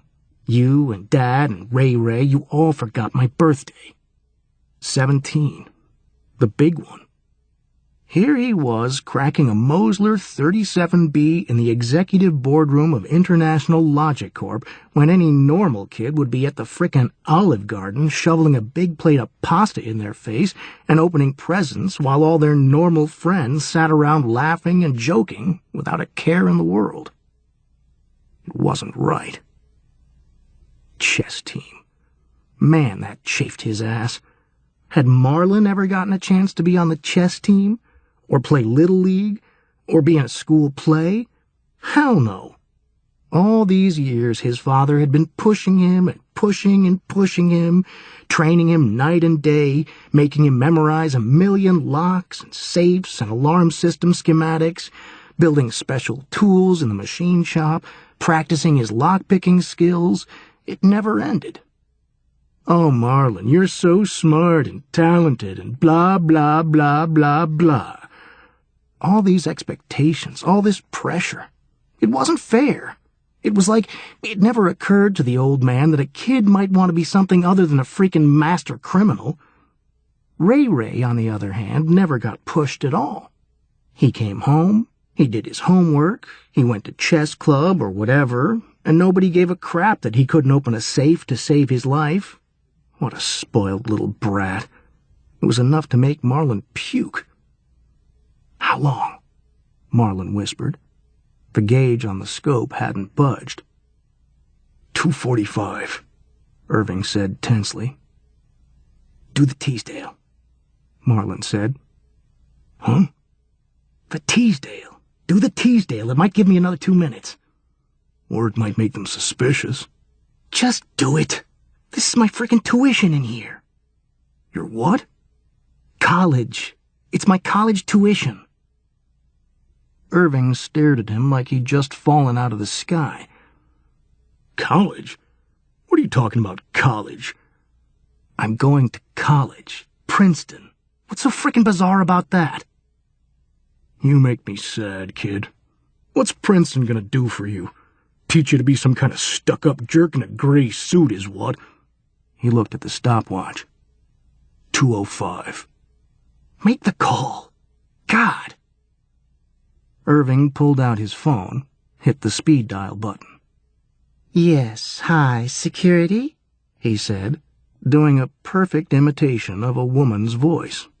A very sexy woman. "I'm a little embarrassed. This is Miss Teasdale in accounting. I worked late today and, gosh, I'm just terrified of the parking garage at this time of the evening. I swear the other day there was a man lurking down there. Lurking. Yes, lurking."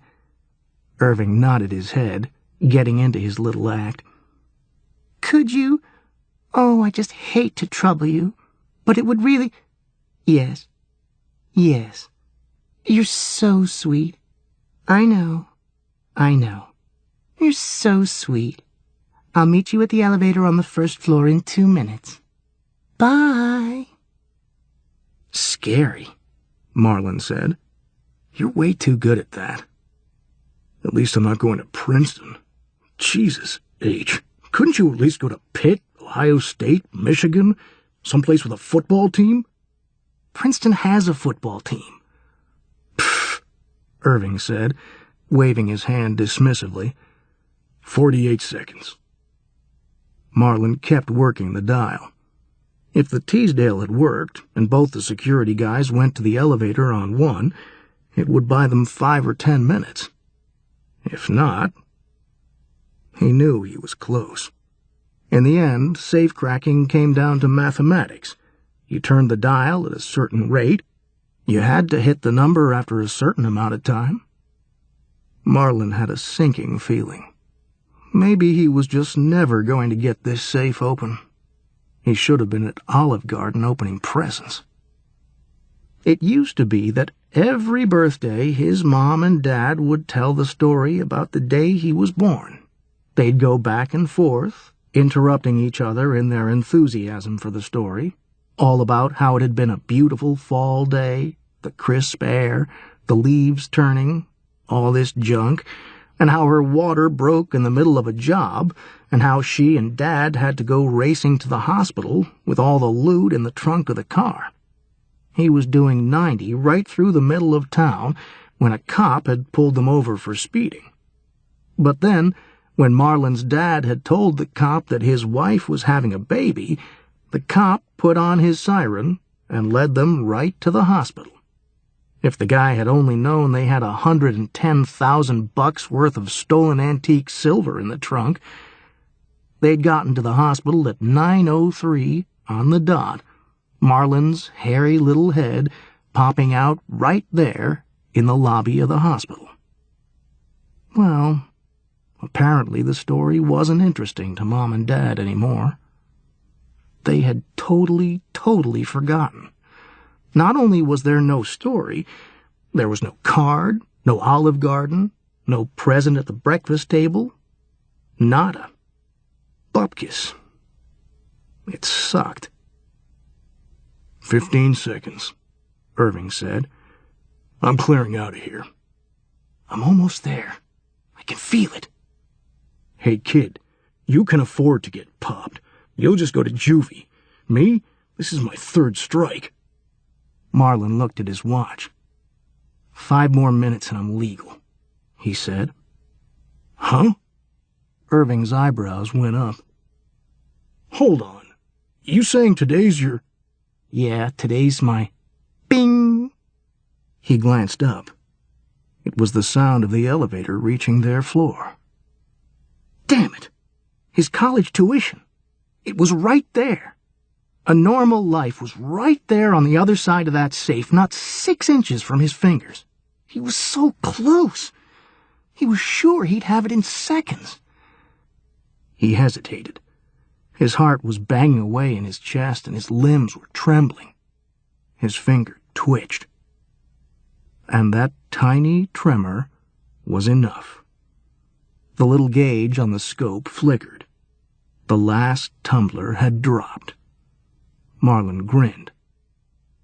Got it, he said triumphantly. As he grabbed the handle to pull open the safe, he could hear the sound of the elevator doors opening. Frantically, he yanked at the handle. The door must have weighed 300 pounds. It moved slowly, slowly on its oiled hinges. The elevators were about 50 yards from the executive offices. There was still a distant chance they could get away. Light, Marlon hissed. Irving hesitated, then flicked on his flashlight, directing it at the safe. Marlon kept pulling on the handle, the door yawning slowly open. The footsteps were growing closer and closer and closer. He could almost taste it now. Inside the safe was a stack of very specialized computer chips, each one of them worth $24,000 on the black market. His cut of the take would pay for 4 years of Princeton. He wouldn't have to crack another safe, cut another fence, nitro another lock, nothing. And then he could have a normal life. Be an accountant or a salesman or a middle manager at a life insurance company. He could be anything. The door swung all the way open. The footsteps halted. Keys jingled. He glanced over, saw the shadow underneath the door. He looked back at the safe. And a wave of sadness and horror swept through him. Except for a manila folder that lay at the bottom like some neglected piece of trash, it was utterly and completely empty. All this for nothing.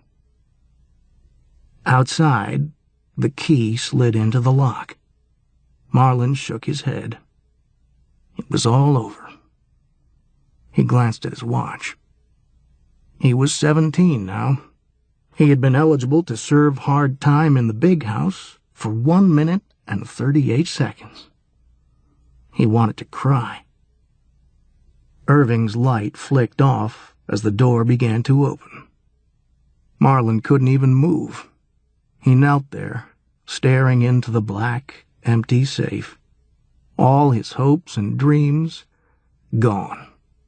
Normal life gone. Princeton gone. Surprise! The lights flicked on. Marlon whipped around. Suddenly, people were coming from everywhere, crowding out of the closets and the cabinets and the executive bathroom. Happy birthday! Marlon fell to his knees. His father, grinning like a Cheshire cat, was walking into the room, followed by his mother, who carried a cake with 17 candles on it. Ray was walking out of the bathroom. His friends Jerry and Justin and several members of his father's crew, they were appearing from everywhere. Marlon put his hands over his face. God, you guys, he said. You scared the crap out of me. I can't believe it. I thought you forgot my birthday. Marlon's father laughed loudly and gave him a hug. Come on. his mother said. You think we'd forget this day? I don't know, Marlin said. I can remember the day you were born like it was yesterday, she said. We were on a job, his father said. It was a crisp fall day. And the leaves were turning. Marlin gratefully let them tell the same old story. The cop who pulled them over, the antique silver in the trunk, the siren, the lobby of the hospital.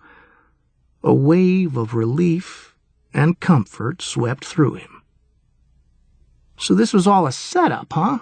Marlin said. I opened that safe and it was stone empty. I about had a heart attack. Empty? His father said. Marlin squinted at him. Yeah, nothing there. His father walked over to the safe, reached in, pulled out the folder lying in the bottom. No, son, it's not empty. Marlin looked curiously at his father's face. He was smiling broadly. Son, I've been saving for years. His smile faded a little. You know, for a while it made me sad to see that your heart wasn't in this business. You have such talent. And it hurt me a little to think that you were going to squander it all. You could have been one of the great ones. He sighed. But you know what? You don't go into crime for the money. You do it because you love it. It's a calling. Marlin's father spread his hands. Son, I just want you to be happy. He handed Marlin the manila folder he'd just taken out of the safe. Marlin looked at it blankly. Open it, son. Marlin opened the folder. Inside was a slim document. It said, Princeton University, Office of Financial Aid, Prepayment Plan. 4 years, kid, Marlin's father said. Paid in full. Marlin's jaw dropped. You mean this? He made a gesture with his hands, taking in the whole office, the Mosler 37B, the folder, the circle of friends and family. All a setup. Last night when I said I was going down to watch the ponies, I broke in here and planted this document. He clapped Marlin on the shoulder. This is it, kid. You're done. Last job. You're a citizen now. His father looked at his watch, clapped his hands sharply. All right, guys, we've had our fun. It's 9:15. The security guards will be back in 7 minutes. We gotta get out of here. Marlin was beaming. I can't believe it. This was so perfect. The safe, the locks, the security guards in the hallway. I bought the whole thing. His father looked at him quizzically. Security guards? What security guards? That wasn't you? In the hallway? Pretending to be security guards? Everyone in the room went silent.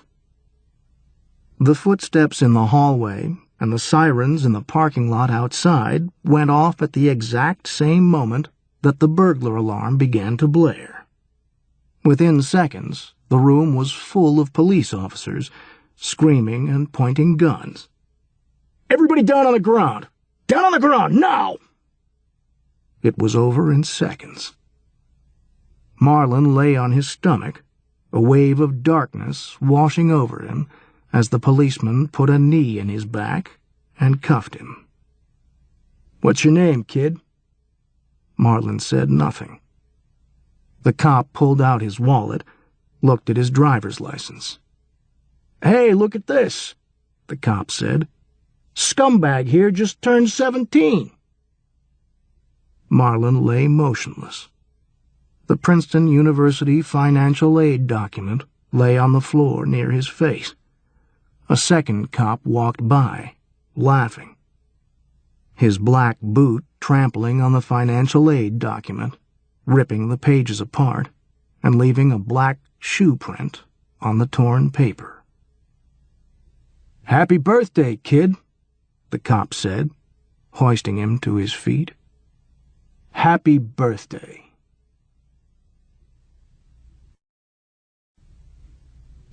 Tagger by James Rawlins.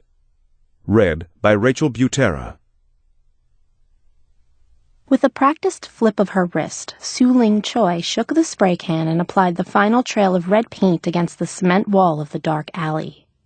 Finished, she took a step back to examine her handiwork, careful not to get any paint on her black silk dress. She wasn't entirely happy with the result. She'd done better. It was the Chinese symbol known as Fu, her signature mark. Only 16, she continued to be highly critical of herself. She knew she was talented. She'd even been accepted for early enrollment at the LA Academy of Design. But this was more important than any scholarship. She checked her watch. Auntie Lou would already be at the theater. She scowled at the mark. "It'll have to do." Reaching out, she touched the center of the Chinese glyph. As usual, she felt the familiar tingling that made her joints burn. The warmth spread up her arm and enveloped her in a dizzying wash. The glyph glowed for a breath, pushing back the dark shadows of the alley. Done. Before she could break contact with the symbol, an icy cold pain tore at her wrist like talons. It seared deep down to the bone. With a gasp, she ripped her arm away and stumbled back. Ow! What the heck was that? She examined her wrist. It was unmarked, but an echo of that cold touch remained. She rubbed her arm, trying to melt the ice away, and studied her work with narrowed eyes.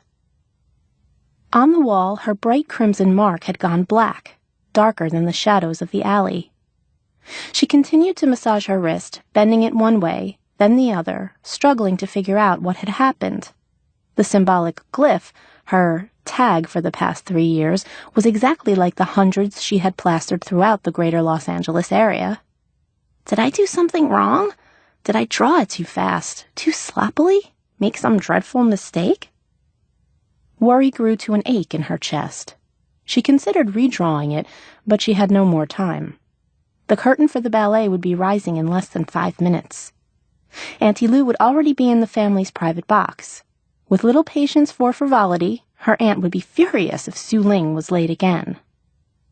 As the pain subsided in her arm, the shadows seemed to drain out of the paint.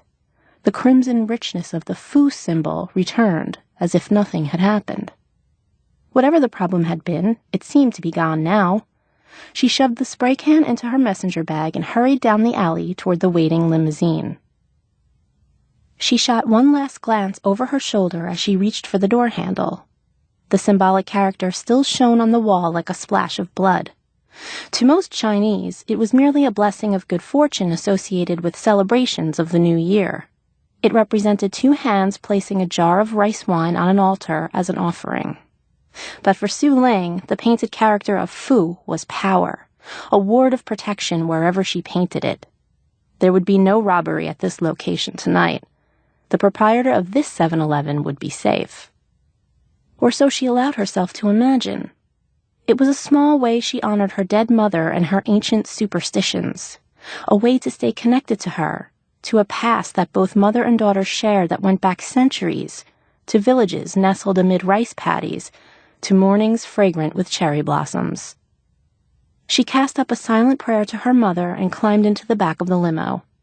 A gust of sea breeze from nearby Huntington Beach wafted inside, tinged with just a hint of salt, and an underlying trace of rot.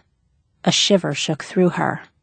Just fish and algae, she assured herself. Behind the wheel, Charles nodded to her. They didn't need words. He had been with her family for as long as she could remember.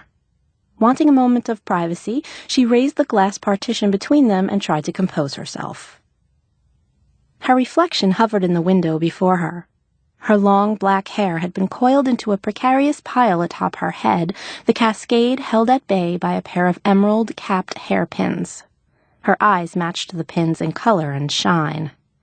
Like a ghost of mother. Over the past few years, Su Ling could not help but notice that she was slowly growing into her mother's image, one generation becoming another. An ache of loneliness and loss hollowed her out. She went back to that final bedside visit with her mother before the malignant lymphoma stole her away. The hospital room had smelled of bleach and rubbing alcohol, no place for her fragile mother, who believed in herbal tea remedies, the healing power of statues and symbols, and ancient superstitions. "This is passed to you, Silo Chai, my child," her mother had whispered, sliding a sheet of hospital stationery toward her. "It is our family's heritage, passed from mothers to daughters for 13 generations. You are of the 13th generation, and this is the 13th year of your birth. This number has power." "Mother, rest, please. The chemotherapy is very taxing. You need your sleep." Su Ling had taken the sheet of paper from her mother and turned it over. In a beautiful cursive script, her mother had drawn the Chinese character for good fortune. Fu. "My little Rose, you are now the guardian of the City of Angels," she said with a mix of pride and sorrow, struggling to breathe each word. "I wish I could have explained earlier. These mysteries can only be revealed after the first blood of womanhood." "Mother, please, rest." Her mother continued, her eyes glazed by both memory and drugs. She told stories of prophetic dreams and the power to block curses with the proper stroke of paint on a wall or door. Su Ling had obediently listened, but she also noted the bleat of the heart monitor, the drip of the IV line, the whisper of a television down the hall. What place did all these ancient stories full of ghosts and gods have in the modern world of electrocardiograms, needle biopsies, and insurance forms? Finally, a nurse whisked into the room on rubber-soled shoes. "Visiting hours are over, Miss Choi." Her mother began to protest, but a quick kiss from Su Ling calmed her. "I'll be back tomorrow, after school." Glad for the excuse, Su Ling fled the room, relieved to escape not just the stories, but the demon named Cancer. Still, her mother had called after her. "You must beware the—" But the closing door cut off those last words, silencing her forever. That night, her mother had slipped into a coma and died. Su Ling remembered staring down at the hospital stationery clutched in her hands. Blessing and luck, she thought. A lot of good it did her mother. "We've arrived, Miss Choi," Charles said, drawing her out of the past as he pulled the limo to the curb in front of the theater in Santa Monica. Su Ling shook herself out of her reverie and slid across the seat. The driver already had the door open. "Thank you, Charles." As she climbed out, an anxious teenager in a rented tuxedo tripped down the steps toward her. "Sue, about time you got here." A smile filled her at the sight of him, but she did not let it reach her face. It was not proper for a Chinese girl to show strong emotions. Like casting her symbol, it was another way to honor her mother, to adhere to tradition in this small way. The young man rushed up to her. He stood a head taller than her, gangly in the over-large tuxedo. His long hair had been pulled back into a ponytail. Bobby Tomlinson was her age. He'd been her friend since kindergarten, one of her few. Both misfits growing up, they had banded together. He was a computer geek and film buff, and she was the shy student who never spoke above a whisper. Over time, they had grown to share a secret love of tagging. He had introduced her to it when she was 11, and she was instantly hooked. It became an outlet for rebellion against the world as her mother became sick, a sliver of freedom and joy that helped Su Ling cope with her overwhelming grief and anger. Over the next years, they ran the streets together, dodging police, struggling to leave their mark on the city in multicolored splashes of paint. The smile trapped inside her grew larger with the memory. Bobby led her up the steps and inside. He babbled on in a rush about his new intern position at Titan Pictures. "We start shooting tomorrow on the vampire musical I was telling you about. I'll be helping with the gaffing crew." She glanced over to him and lifted a questioning eyebrow. He shrugged. "I know. I don't know what gaffers do either, but that's where I'll be working." They reached her family's private box as the orchestra was winding through its first movement. Bobby glanced back to her, his blue eyes sparkling with amusement. The private box was empty. "Where's Auntie Lou?" she asked, expecting to find her aunt already here. She called and said she had a merger to oversee at the bank. It's just us tonight. Su Ling was shocked to find herself alone with Bobby. Not that the two hadn't spent many long nights running the streets with each other, but this felt somehow different. Both of them all dressed up and sharing this dark, private space. She was grateful the lights were dimmed. It hid the warmth that bloomed in her cheeks. Still, she hesitated outside the box seats, sensing something out of place. This was Auntie Lou's passion. Neither she nor Bobby were fans of the ballet. Plus, a small part of her wanted to escape, to keep moving, troubled by an inexplicable sense of being trapped. She rubbed her wrist and turned to Bobby. You know, with Auntie Lou missing in action, we don't have to stay here. Over at the Grauman's, there's a movie retrospective of... George Pal, he finished. I know, War of the World, those Sinbad movies.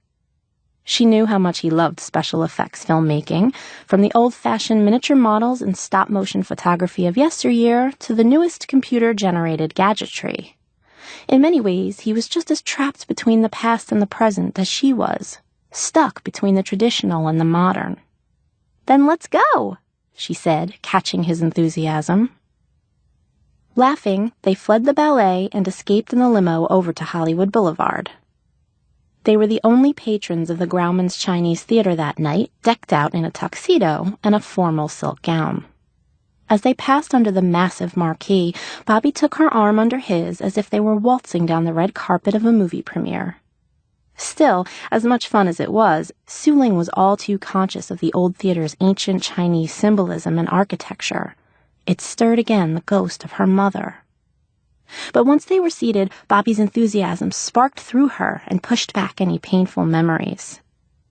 He went on and on about why the director George Pal was the true father of the modern special effect, how stop-motion photography was a lost art. Then the house lights dimmed and the first movie started. A comfortable silence fell between them as they basked in the flickering glow that separated this world from the land of illusion. At some point, her hand ended up in Bobby's. She could not say who took whose hand.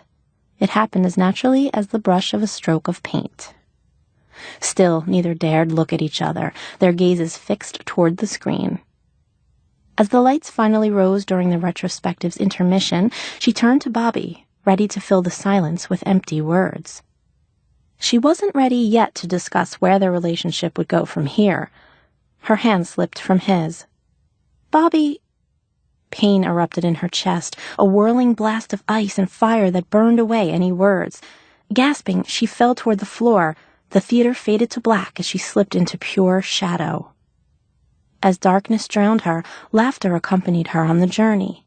The black amusement coalesced into a voice hoary with frost. Next time, my dear. Next time you are mine. An image briefly flashed in her mind of the proprietor of the 7-Eleven. He lay face up in a widening spiral of blood, a raw-edged wound gaping in his chest. Then nothing. Darkness again.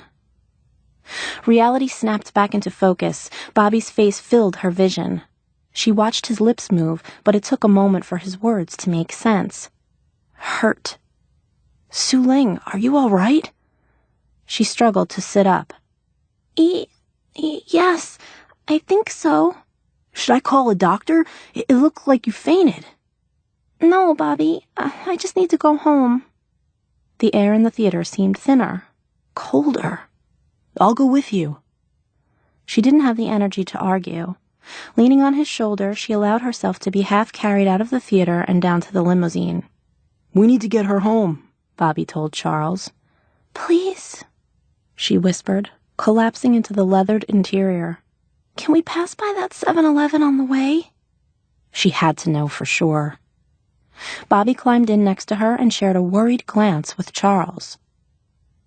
Soon they were speeding down the highway, the traffic mercifully thin. She stared out the window, her breathing shallow.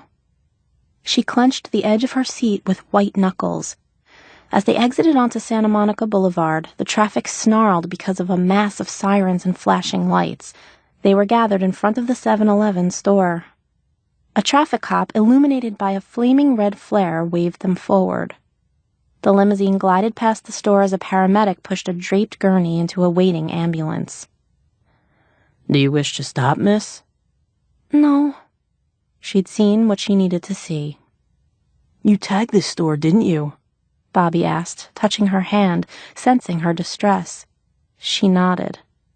But you couldn't finish your tag, like back in Laguna. She remembered. It was early in her new role as protector of the city. She hadn't really fully believed it herself. She'd allowed the police to chase them off before she'd completed her mark. Afterward, a fire burned down that store. Even after that, she hadn't been truly convinced. Still wasn't. She had taken up the food tag in memory of her mother, to honor her. A duty to tradition born out of guilt and loss. But now this. No, she answered softly. I finished it. It's something else. She remembered the icy claw and the black laughter. Words came tumbling out. She felt stupid even saying them, but she knew they were true. I think something knows about me and is hunting me. Bobby remained silent. She knew he couldn't fully comprehend and probably didn't really believe in her powers, even though he had been the one to get her started. Bobby knew how deeply her mother's death had wounded her. One night, she had shared her mother's stories with him, her claims of a mystical maternal bloodline. Intrigued, Bobby had suggested using the symbol as her new tag, to add weight and purpose to their nightly runs together. And so it began. But down deep, deeper than she cared to acknowledge, Su Ling had always known it was more than that. She could not explain it. Tragedies drew her, called to her, and with a can of spray paint she could somehow prevent them. Until now. What are you going to do? Bobby finally asked. I don't know. Should I call Auntie Lou? Su Ling frowned. Her mother's youngest sister, Auntie Lou, had taken Su Ling in after her mother had died. Her aunt was a loan officer for Bank of America, practical and serious. She pooh-poohed the ancient traditions her mother held so dear. I'm not sure Auntie Lou can help with this. Or would even want to, for that matter. But she might know something, anything to make sense of all this. With no choice, Su Ling fished out her iPhone. Her fingers trembled, making it hard to call up her aunt's number from the phone's contact list. Bobby reached and covered her hand with his own. He squeezed once, then slipped the phone from her fingers. Let me. Thanks. She folded her hands in her lap to stop them from shaking. She stared out the window as Bobby called her aunt. His voice dissolved into the background hum of traffic. She spent the drive home struggling to understand. Someone knew of her work. Or something. Her sight suddenly glazed over, narrowing down into darkness. She blindly clawed for Bobby's hand. She clung to him as if she were drowning, but this time she knew what was happening. A vision opened inside her. She saw it all. Sun rising over the ocean, a shoreline bucking and tearing, cliffside homes crashing into the sea. Screams filled her ears. Then a blank masonry wall appears, under the highway exit sign for Riverside, above a hidden fault line. She knew what that meant. The blank wall was her next canvas. It called for her work, called for her protection against this coming tragedy. As the vision began to fade, she felt both relieved and terrified. Even after 3 years, these callings spooked her down to the marrow of her bones. She could no longer dismiss them as coincidences or nightmares born out of anxiety and guilt. As the screams of the dying faded, mocking laughter followed. She recognized that trail of dark amusement. It was the hunter revealing himself, letting his presence be known. It was both a challenge and a warning to her. Bobby took her in his arms and held her to him. What's wrong, Sue? She hid her face in her hands, not wanting Bobby to see her so distraught and scared. In a corner of her mind, she still heard the jeering laughter over the screams. An earthquake. Tomorrow. She finally mumbled into his tuxedo jacket. I can block it, but he'll try to stop me. Who? I don't know, but we need to hurry. I need answers. Only old stories. Auntie Lou paced the red Moroccan rug of the living room. Cigarette smoke traced her path. She was a stocky woman who cut her black hair into a fierce bob, nothing like the slender grace of Su Ling's mother. Mumbo-jumbo nonsense. All incense and pseudo-religion. Auntie, I don't have time for this. You've been keeping secrets all my life. Su Ling sat straighter on the leather couch next to Bobby.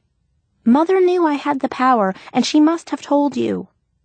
Su Ling, you don't truly believe... Something is coming for me, she said, cutting her off. I know it. A cloud of fear passed over her aunt's features. It will tear this city apart to get me, Su Ling pressed. Auntie Lou turned away to study the intricacies of a dynasty vase. Her voice became a faint whisper. If you're right, then he's found you. Su Ling's heart skipped a beat. Who? Her aunt refused to turn around, as if afraid to face any of this. It didn't fit into her world of spreadsheets and financial appraisals. Please, Auntie, who? Tell me. Gyu-su, her aunt finally whispered, seeming to sag under the weight of ancient history. The demon. A stirring deep within Su Ling responded to the quiet syllables, Gyu-su. With the beast named, her body knew it. What do you know, Auntie? Just stories, told to scare children to bed, nothing but myths. Su Ling crossed the room to her aunt and hugged her from behind. Auntie Lou trembled in her embrace. Not myths, Auntie. They're as real as my flesh. Her aunt broke their embrace and crossed to the fireplace. I did not want to believe. But why? The family stories tell of dishonor, cowardice, and shame. Our family is a disgraced line. I was supposed to tell you when you came of age, but it seemed like fiction. I thought I could protect you from needless shame by concealing our family secret. But I don't understand. Having this power, this ability to protect, should be an honor. Auntie tapped out her cigarette on a crystal ashtray. It was. Once. Our clan was one of 35 chosen families, one from each province of China. Each family had the responsibility to protect its province. Our family guarded the Shandong province on the coast of the Yellow Sea. We were a cherished clan in China. So what happened? Bobby asked. As the story is told, the gods of order and chaos are always at war. Guardian families grew to be a part of this balance. They were gifted with the ability to interrupt certain strands of chaos and deflect disasters. Like I can do, Su Ling said. Auntie nodded and sat on the arm of a leather chair. Yes, but over the passing centuries, the Chaos Lord became enraged at our interferences and forged a hunter from a part of his spleen, the Gyu-su, to destroy the Guardian families. This hunter was unleashed, and many were destroyed before the families finally banded together. Each family sent one representative to form a union powerful enough to entrap the hunter. It took 35 guardians to encircle the beast and trap him, but before the enchantment was complete, one member, the one representing our family, panicked and fled. With the circle broken, the spell unraveled. The hunter destroyed the remaining 34 guardians. Our disgraced family was banished from China. After decades of wandering, we finally settled here. But what of the beast? The story told is that the Gyu-su was injured by the failed assault and can only regain his full strength to push back into our world by finishing the destruction of the Circle of Guardians. He knows the power of the Guardian is passed to only one member of each generation. Auntie Lou stared hard at her. There is only one member left of that direct descendant line. Su Ling crossed back to the sofa and plopped down. And of course, that would be me. Auntie Lou nodded. Bobby took her hand, a silent promise that she was not alone. So how am I supposed to stop such a creature? It took 35 experienced guardians to stop him in the past. I'm only one. Where am I going to find so many others before the sun rises? I don't know. The stories give no other clue. Su Ling closed her eyes. If she did nothing, then L.A. was doomed. But how could she face this demon alone? From the hallway, an ancient grandfather clock, an heirloom of 3 generations, chimed once. They were running out of night. Bobby spoke up. I have an idea, but it's a long shot. Su Ling turned to him doubtfully.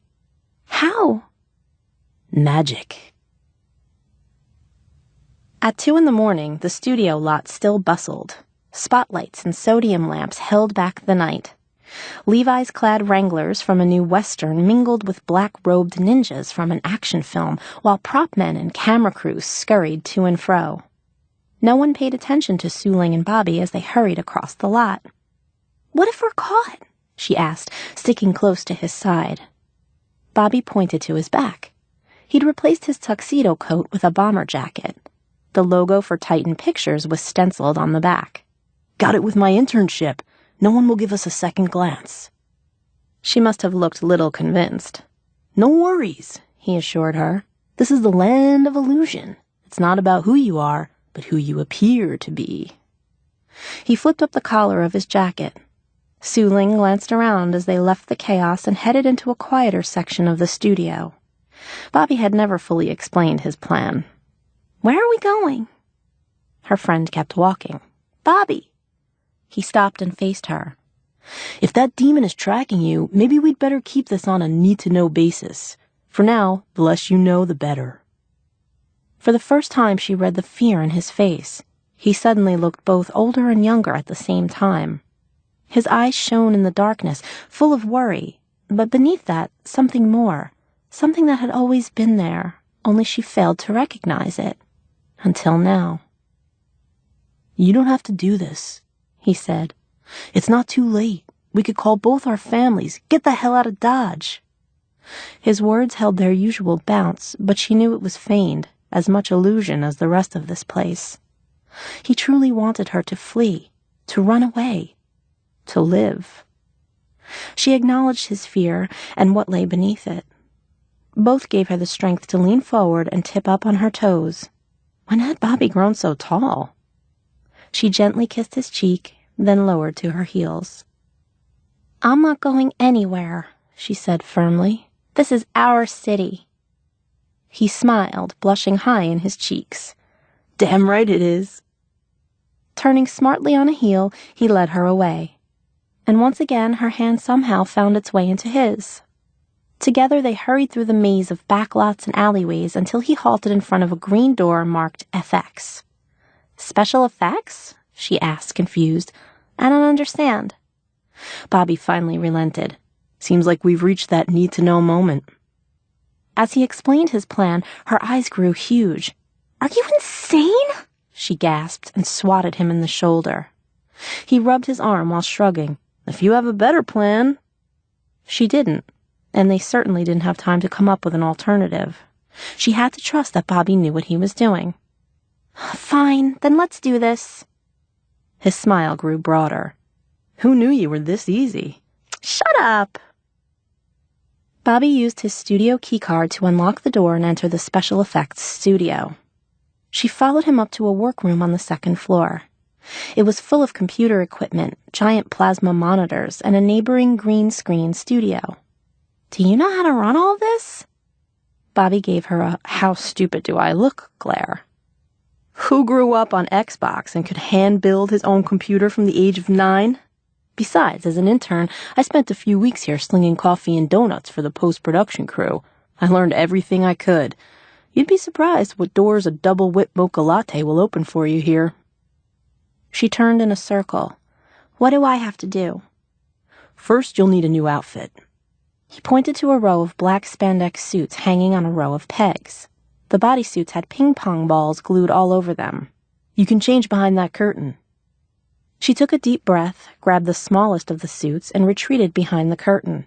She quickly stripped to her bra and panties and shimmied into the tight outfit. Once done, she stared down at her body. The spandex clung like a second skin. She felt naked and stupid. White ping-pong balls marked each joint and curve of her body. What's taking you so long? Bobby called to her. I'm all set here. She stepped from behind the curtain and pointed to him. Not a word. His mouth dropped open at the sight of her. He lifted a finger to his chin and closed his mouth, but his grin remained and spoke volumes. He crossed to her and handed her a pair of goggles that looked like a large black scuba mask. The goggles trailed a set of black cords. What now? She asked. He pointed to the neighboring studio, wrapped all in green. The motion capture suit works best against a green screen. Put on the goggles and you'll see everything I do on the computer. Bobby walked her into the empty studio and helped her put on the heavy goggles. The inside of the mask was one big digital screen. A computerized test pattern filled her vision. Okay, he said. Just stand there until I say go. Then what? Do what you do best. I'll run the controls while you just paint. She heard him plug in the goggles' cords, then retreat out of the studio. The door closed. She felt suddenly alone. Over the years, she had developed a suspicion of technology, going back to the machines that had failed to keep her mother alive. She had turned instead to what her mother loved. The simplicity of oil on canvas, of spray paint on walls. That was magic enough for her. She had no use for the cold, calculating world of computer technology. That was Bobby's domain. She had to trust him. Did trust him. Bobby's voice reached her through tiny speakers built into the goggles. Sue, wave your arms for me. I want to make sure the computer is properly capturing your motion. She obeyed, feeling silly. That's it! Perfect calibration. I'm activating you now. The test pattern in her goggles dissolved away, and she found herself staring into a new world. It appeared as if she were standing in front of an easel in the middle of a meadow brimming with wildflowers. Butterflies fluttered among the blossoms while birds spun and twittered. She raised an arm to block out the sunlight, only it wasn't her arm that rose in front of her, but a computer-generated facsimile. Is it too bright? Bobby's voice whispered from tiny speakers in the goggles. It's hard to judge from the monitor. Yes, a little too much glare. I'll adjust. Su Ling squinted into the meadow. The sun suddenly sank toward the horizon, shadows stretching. How's that? He asked. Much better, she said. But what do I do now? Paint your tag, Sue. That attracted the beast before. Call him into the virtual world. I'll record from here. Steeling herself, she inhaled sharply and reached for the paintbrush and palette of oils. Though nothing was truly in front of her, the motion and response was so perfect that it made her feel like it was. She swore she could almost feel the brush in one hand and the palette in the other. After a few fumbling attempts, she fell into her usual rhythm. She dabbed her brush into the oil and tentatively drew her first stroke, a slash of crimson on the white canvas. The remaining 13 strokes completed her characteristic tag in a few breaths. Clutching her virtual paintbrush, she waited. Nothing happened. Bobby? Did you paint it correctly, Sue? She studied her work. It was perfect. What am I forgetting? Then it dawned on her. She reached a finger through empty air, while in another world, a computer-generated finger rose and reached for the center of the painted glyph on the canvas. As contact was made, a familiar tingling surged up her arm. Su Ling tensed, holding her breath. She waited for several heartbeats. Still nothing. She started to drop her arm when a stabbing cold seized her wrist. She wanted desperately to pull away like before, but she knew this time she must stand firm, hold fast, not disgrace the family as her ancestor had done so many centuries ago. Foreign memories suddenly flooded into her consciousness, like dreams long forgotten slipping back into focus again. She remembered Shandong Province with the sun rising over the yellow sea. She remembered fishing with her brothers, cherry blossoms floating on the water. She remembered her first love, Wan Li, turning his back on her after her shame. Sue! Bobby had an uncertain edge to his voice. What are you doing? There's this old woman dressed in a robe on the screen where you're supposed to be. Su Ling barely heard him, floating between past and present. She began to understand as more ancestral memories filled her. "She's a friend," she finally mumbled, knowing it to be true. "I don't know quite what's happening, but your hunch was right. It's coming. I sense it, like electricity before a thunderstorm." The cold crept up her arm, seeking her heart. Dusty laughter, old and cracked, followed and crumbled into words. "I have found you at long last, Su Far, my little flower." Distant memories intruded. A foggy glen surrounded by towering trees, the lowing of cattle from a distant rice paddy, and a creature of nightmares crouching, its voice mocking. Su Ling's lips moved, but she did not know who spoke, herself or her ancestor. "Gyu Su." More dark laughter. "Ah, you know my name. You have hidden well over the years, Su Far. But now it is time to be plucked. I shall wear you as an ornament once I am free to stalk the world of man." A mist rose from the meadow floor and coalesced into an ancient face, yellow and wrinkled like a dried apricot. The face split into a leer, lined by fangs. The fog continued to encircle her, forming the coils of a snake, along with a reptilian claw that gripped her wrist. Old fears arose like smoke from an extinguished fire. "Trapped! Must escape! Flee!" Her head throbbed, and the world began to tilt, eyes blurring. "Su Ling!" Bobby's voice jolted her to the present. "I can see that monster on the monitor! Get out of there!" The spiked and scaled body of the beast appeared in the mist. She began to yank her arm away when a foreign thought intruded. "No, stand firm, child. You must resist." "Sue, I'm ending the program." "No, Bobby," she yelled. Understanding dawned in her. "The circle isn't complete. It will follow me out." "Let it try," Bobby said. "I'll take care of it." His words, full of bravura and love, conjured more recent memories. Running the back alleys with Bobby, fleeing police and gang members, laughing, planting tags throughout the city. My city. Our city. "Just do as we planned," she said. "Complete the circle." The Gyu Su leaned closer, suspicious, its breath stale as an open grave. "Who do you speak to, little one? Prayers, perhaps? Do not bother seeking aid from your puny gods. Prayers will not save you."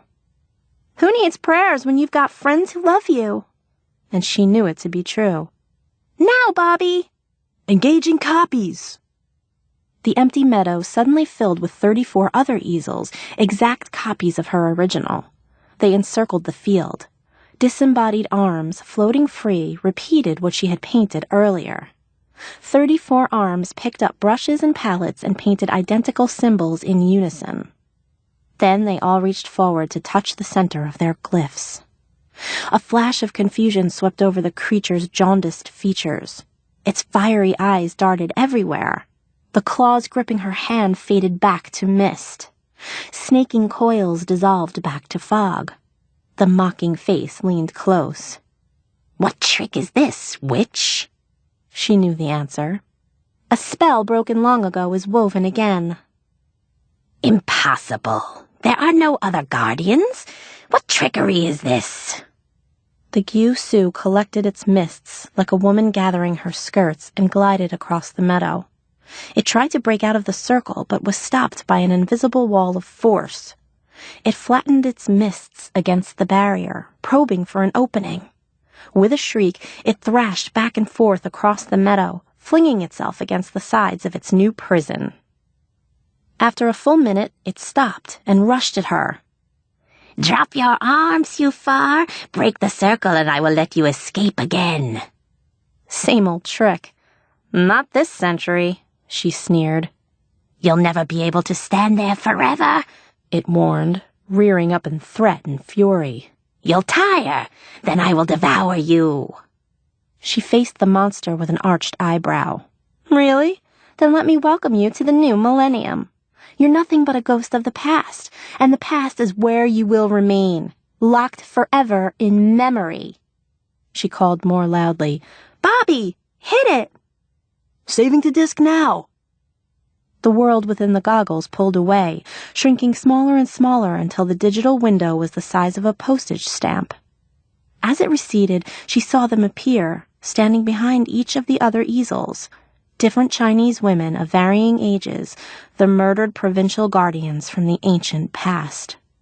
They bowed to her, acknowledging an ancient debt paid in full. At the last moment, a whisper reached her, full of love and pride. "Silo Chai." She knew that voice, those tender words. Tears welled, bursting from her swollen heart. "Mother!" A warmth filled her as the tenuous connection faded. Su Ling struggled to hold it, but it was like grasping smoke.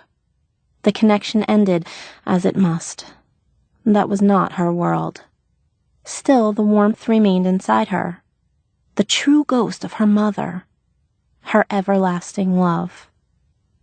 The image of a computer desktop snapped into place inside her goggles. It held frozen the last picture. 35 guardians encircling a demon. Then that file dropped away into a computerized folder icon. A symbol of a combination lock overlay the folder. It clicked closed. "We're locked up," Bobby called out. Su Ling took a long, shuddering breath, then pulled off her goggles. She stood again in the empty studio. Behind her, the door banged open, and Bobby rushed inside. His expression grew concerned as he saw her face. "Sue, are you all right?" She wiped her tears. "Never better." And she meant it. Bobby crossed to her and handed her a recordable DVD. A thin crust of frost caked its surface. "It should be trapped in there, right?" She nodded and took the DVD. "I hope so." "So then we've won," Bobby said, blowing out his relief. "The battle, perhaps, but not the war." She knew the Gyu Su was only a small part of the Chaos Lord. There was still a wall in Riverside that needed her handiwork, or come dawn, Los Angeles would really rock and roll. Bobby stood before her. "What now?" "Time to go to work. Do you have a can of spray paint?" He raised his eyebrows as if insulted. "Of course." She leaned and tipped up on her toes again. This time she kissed his lips. "Then let's go save the world." Neon lights flash in my eyes, digital dreams in the night. Circuit boards ain't no surprise, electric hearts in this flight. Data streams like rivers flow, silicon streets we roam. Binary beats start to glow, holograms calling us home. We thrive in the cyber skies, dancing on electric tides. No limits, no goodbyes, just endless cyber vibes.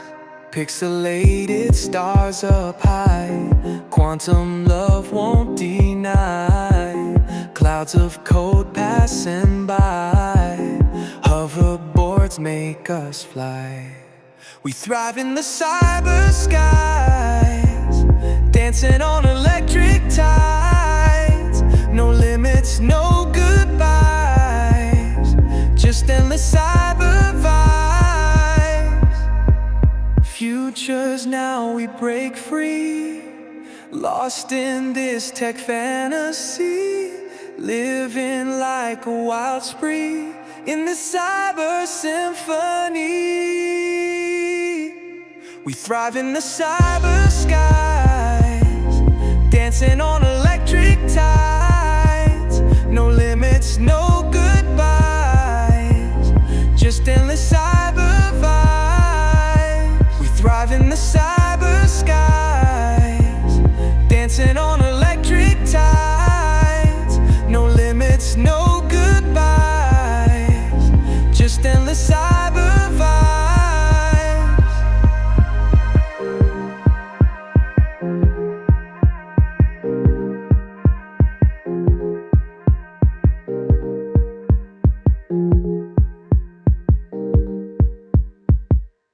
lost in this tech fantasy, living like a wild spree in this cyber symphony.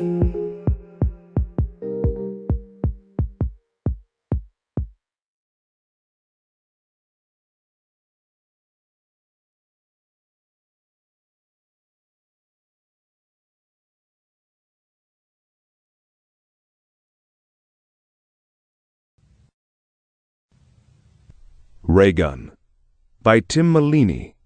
Read by Kevin T. Collins. When you're 16, you often dream of being a hero, but rarely do you actually get to save the world. Ray just hoped he was up for the task. His full name was Raymond Gunstein, but friends called him Ray, and his dad called him Ray Gun, which he kind of liked. If he really were a hero, a superhero with a badass costume and everything, that's what he'd want to be called. But right at this moment, hanging from the roof of a speeding train, he had bigger problems than choosing a nickname. Ray tightened his grip and watched as blood ran down his leg, over his ankle, then vanished in the rushing wind. The train was moving at over 100 miles an hour, so no matter how much he bled, not a single drop would hit the tracks below.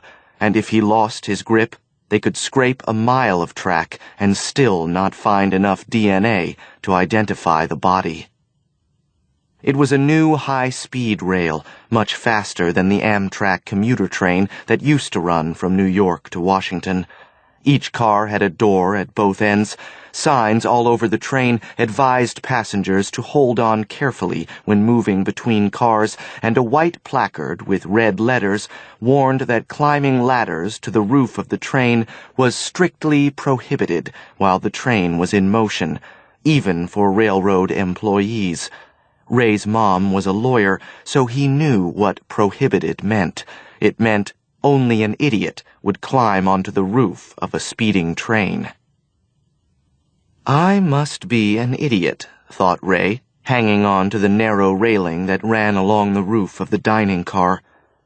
Ray took a deep breath and tensed his muscles, hoping he had enough strength to climb to the top of the train. It all started with a lost lizard. Ray had been sitting in his compartment across from his dad. They'd left the door open so it wouldn't feel too cramped, and the corridor was empty. Not that Ray's dad would have noticed, his head barely visible above the screen of his laptop. "That's bad for your eyes, Dad." "Mm-hmm." Ray's dad was named Phil, and he was a scientist, which apparently involved being absent-minded. So Ray already knew what his dad was going to say. "Forgot my reading glasses. Bet they're on my desk at home." Ray yawned and took out his iPhone. "Want to play chess?"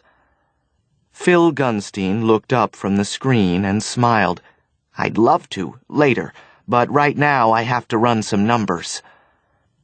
Ray was on spring break, traveling with his dad to a scientific conference in D.C., His mom was back in New York preparing for an important case coming to trial, something to do with a big energy company, accusations of fraud, and a senator who just got indicted. Unlike a lot of his friends, Ray got along well with his parents, but these days it seemed like they were married to their work instead of to each other. His dad squinted at the screen. "It looks like the phase induction is a lot bigger than I projected. Could be a problem." At any given time, Ray liked to think he understood about half of what his dad was talking about. This wasn't one of those times. "Does your, phasing problem have anything to do with your presentation at the conference?" Ray thought he sounded less clueless than he felt. His dad scratched his head with both hands, a sign he was struggling to make a complicated idea sound simple. "You know all the buzz about alternative fuels?" Ray nodded. His school had been on a green crusade for some time, recycling, composting, homework sent by email to save paper. "Wind power, solar, renewable energy." "Solar, sure. Or something entirely new. His dad raised his eyebrows dramatically. Think Starship Enterprise. Antimatter? Ray leaned forward.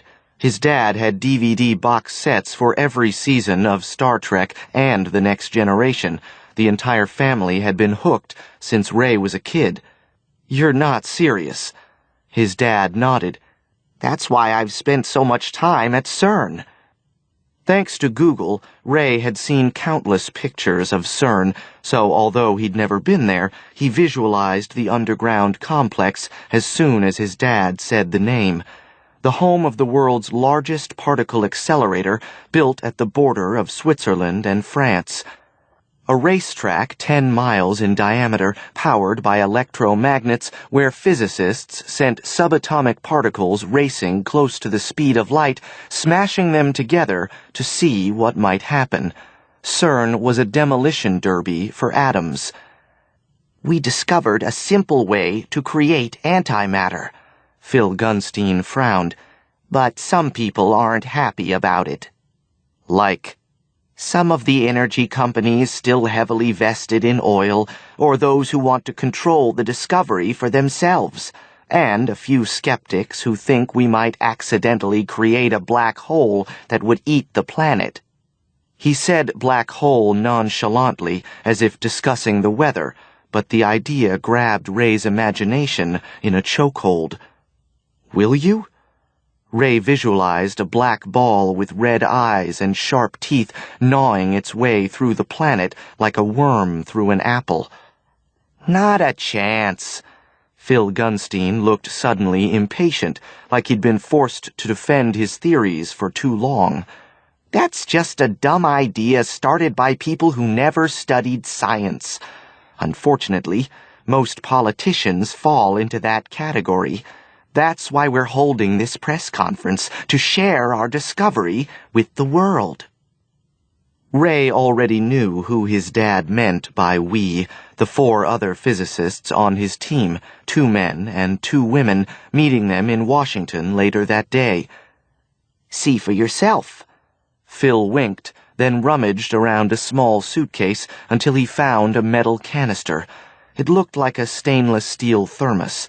There was a clear band running around the middle of the container, a translucent window into the device. Holding the object tightly at either end, Phil Gunstein twisted his hands in opposing directions and said, "Let there be light."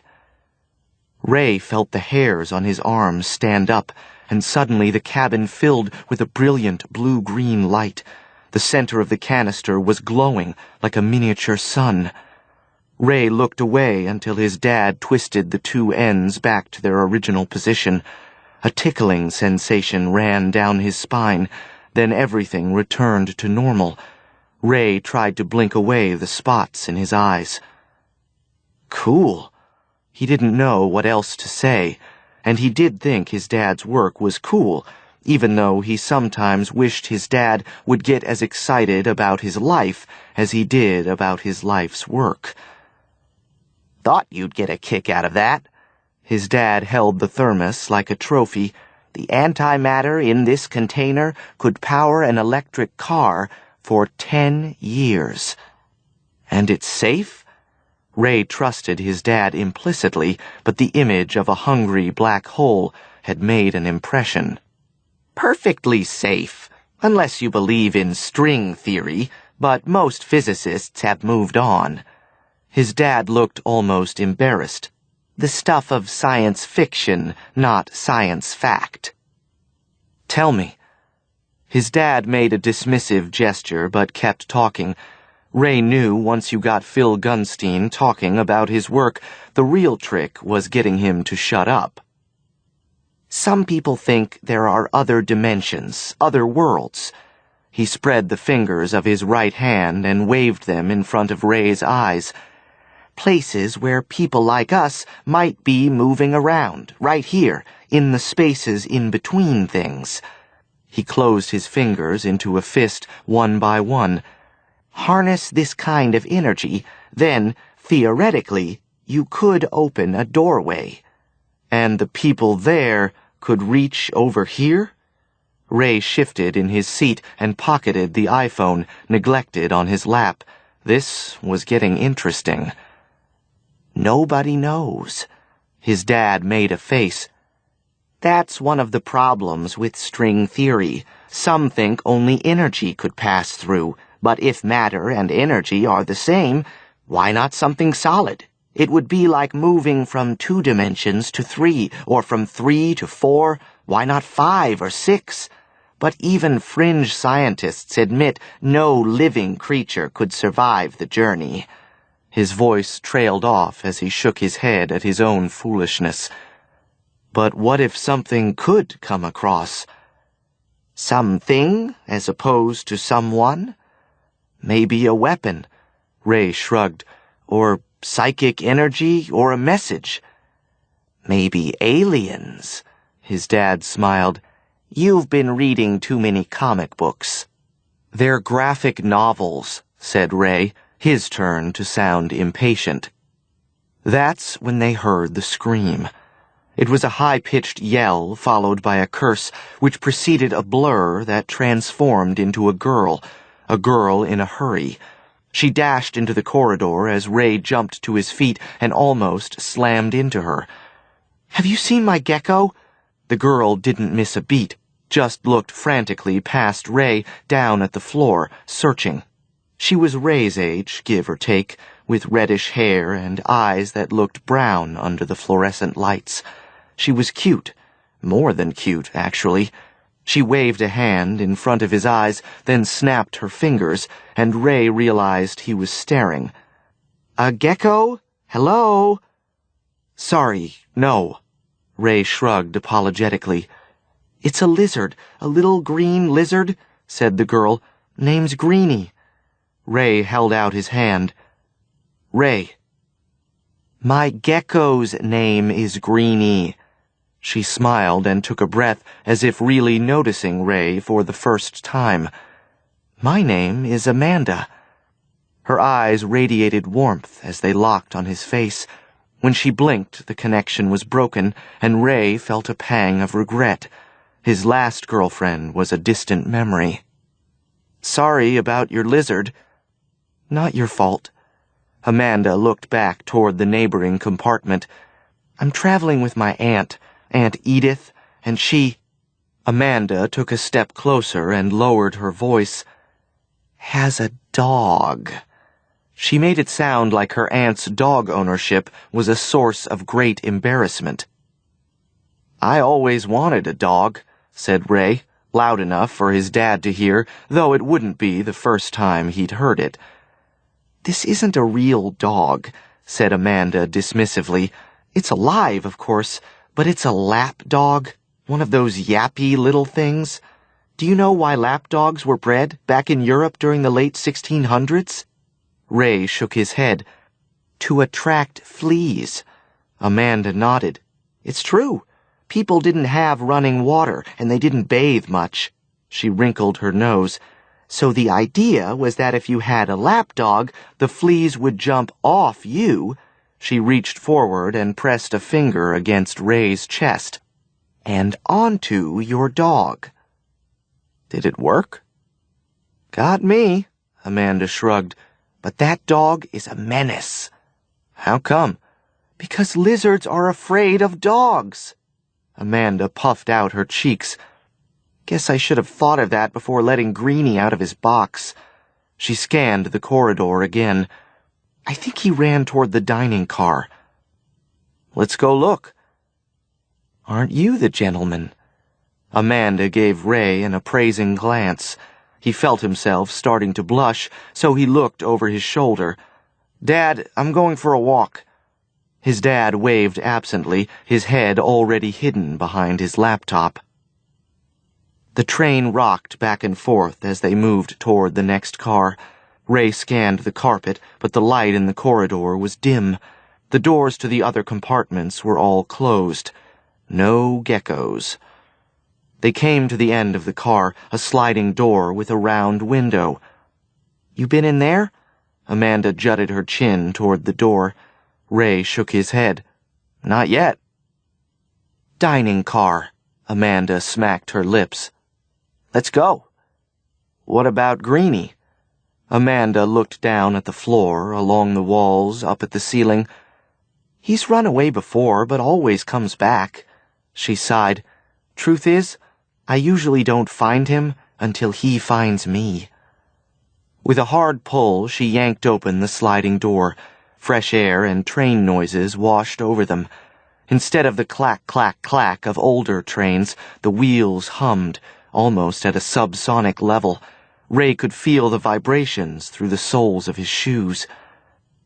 Carefully, they stepped between cars. With another pull, they found themselves in the dining car. Ray heard a rumbling and realized it was his stomach. His dad always forgot to eat once absorbed in his work, and Ray had lost track of time. Lunch had come and gone, but the dining car never closed. Along the right side of the car, small tables were covered with cold cuts, bread, condiments, enough food to stop a famine. This is sick, said Ray, building himself a sandwich. Amanda smiled broadly, her mouth already full. She had moved left, where a long table covered by a white tablecloth held the desserts. Chocolate balls stacked in pyramids like cannonballs on a pirate ship, a chocolate cake carved into triangle slices, the whole thing bigger than a large pizza, enough cookies to crush a whole troop of Girl Scouts. Sorry? Amanda swallowed whatever she was eating in one huge gulp. I said, not bad, huh? Ray smiled and looked across the tables. Not bad at all. The afternoon train was half empty, most commuters preferring the morning express, so they had the car to themselves. But 10 minutes later, Ray had to get out of there. His stomach was bulging and an ache was on its way.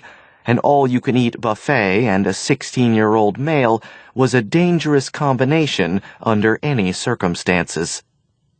Amanda nodded her agreement when he said, Let's go find your lizard. Dizzy from the sugar rush, they lurched across the connecting platform into their car and almost collided with a man standing just on the other side of the sliding door. Oops! Amanda was first through the door. Excuse me. The man said nothing. He was tall, much taller than Ray, and his skin had an unhealthy pallor. He wore a baggy suit, white shirt, and gray tie, and in his right hand he held a stainless steel briefcase. His eyes were concealed by a pair of mirrored sunglasses. Ray could see his own reflection in the lenses.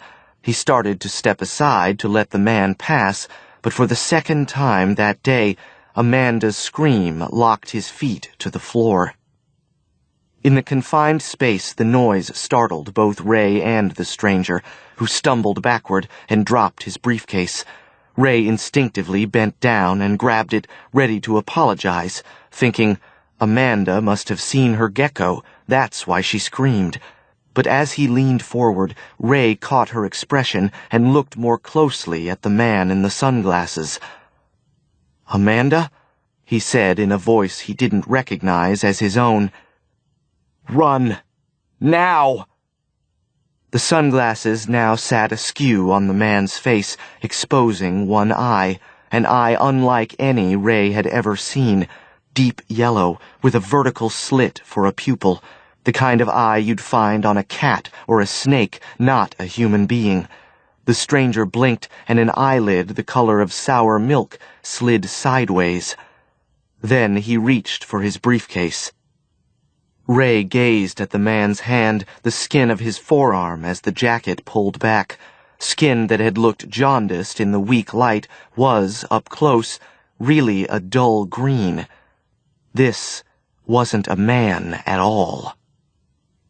Amanda was on the balls of her feet, standing to the man's left. Ray was on the right, still holding the briefcase. He couldn't chase them both. Ray made a decision. Taking a step backward, he pulled open the door that separated the cars. From the corner of his eye, Ray sensed the man reaching, a peripheral vision of a moss-colored hand and yellow eye, but Ray was already gone, leaping across the platform into the dining car. He sprinted the length of the car and didn't look over his shoulder until he reached the far end. The good news was the stranger hadn't chased Amanda. The bad news was that he was chasing Ray. Chasing wasn't exactly the right word, because the man walked as if he had all the time in the world. His movements were deliberate, the legs stiff, his knees not bending the way they should.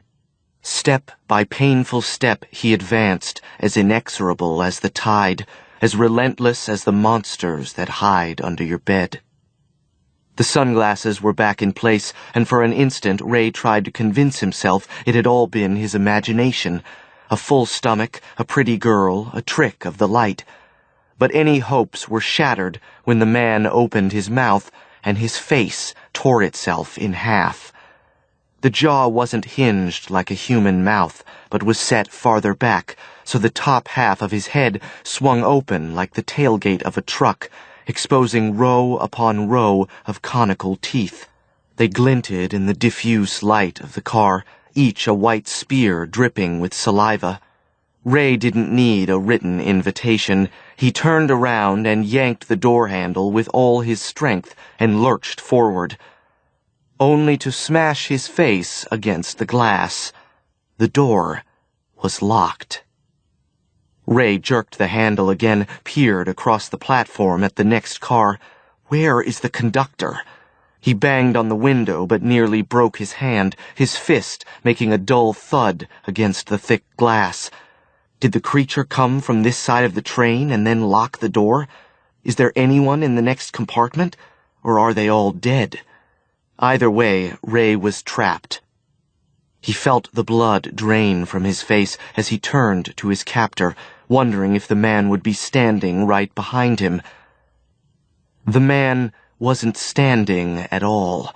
In the brief time Ray had turned his back, the creature, Ray couldn't think of a better word for it, had clearly decided it would be easier to climb the walls than learn how to walk on 2 feet.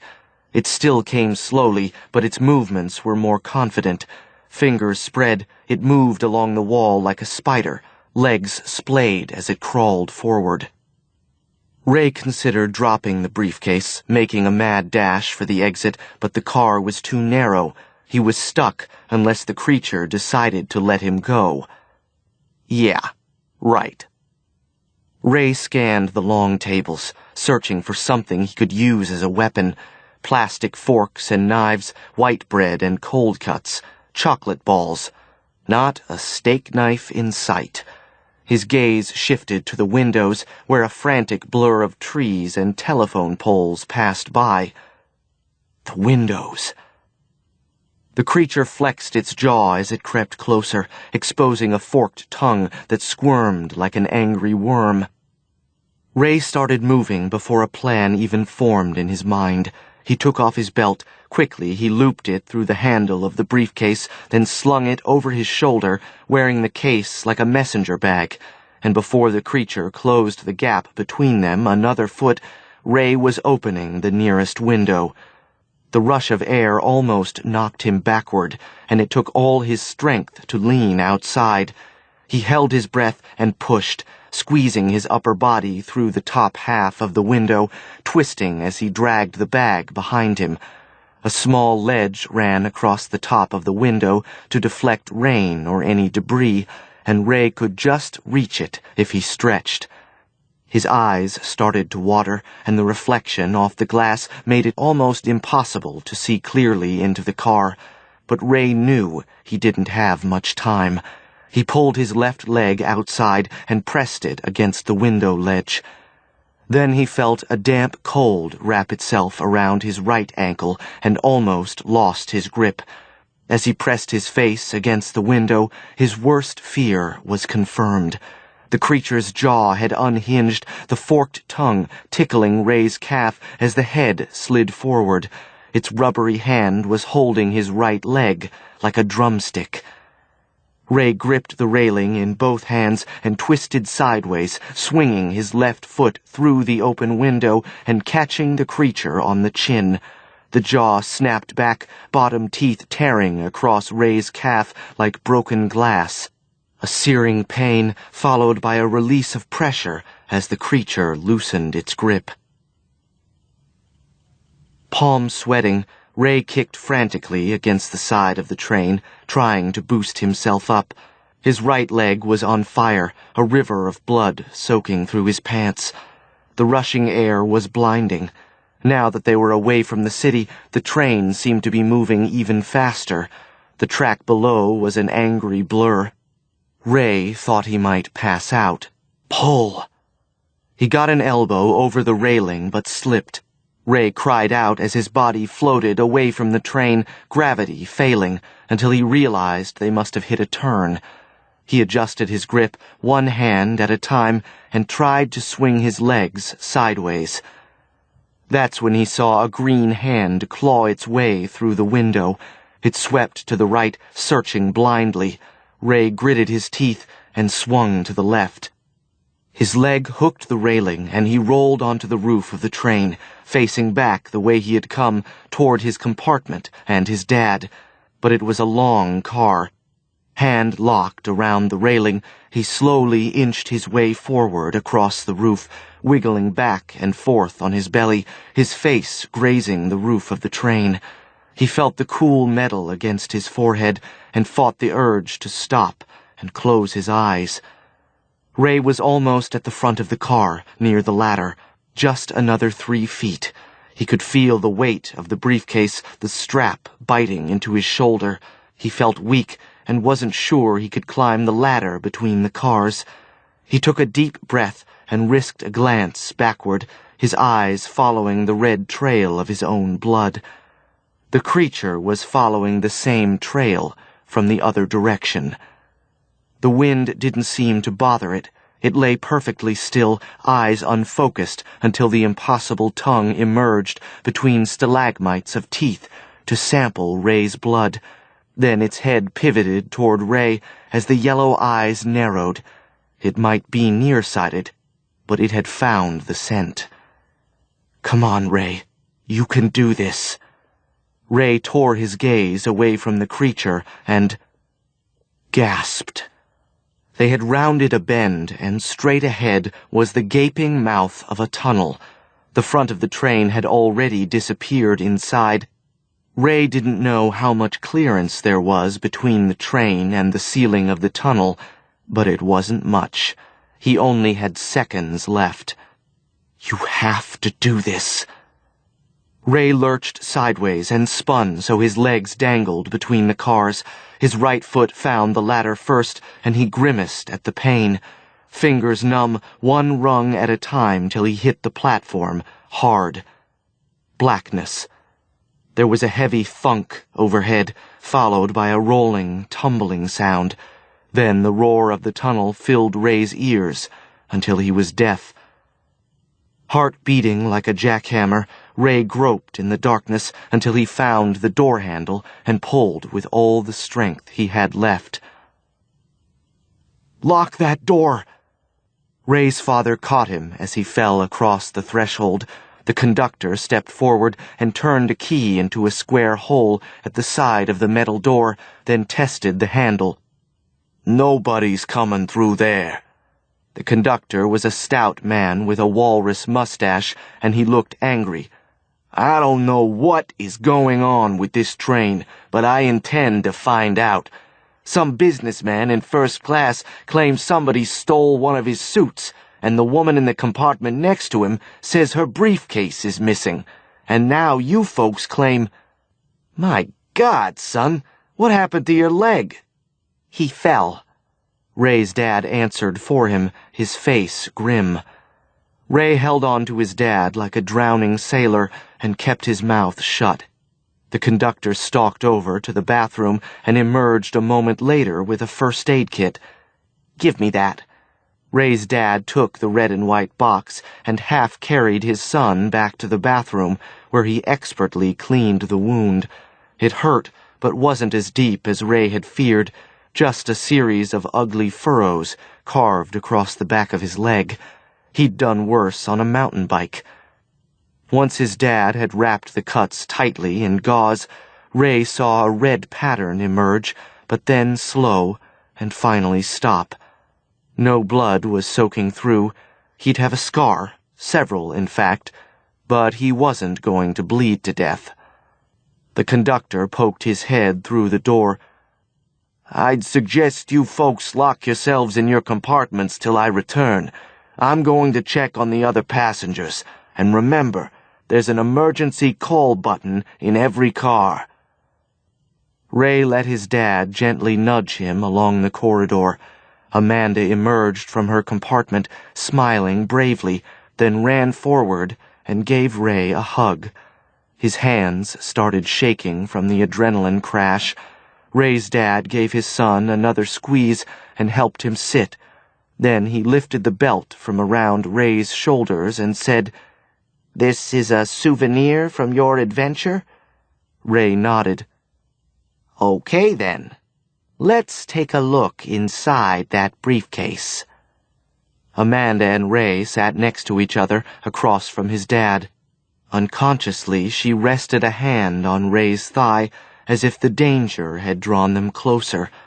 He felt lightheaded and wondered if it was just the loss of blood. His dad popped the latches on the metallic case. The inside was empty of the usual things a briefcase would hold, no papers, pens, or folders, just 5 identical objects.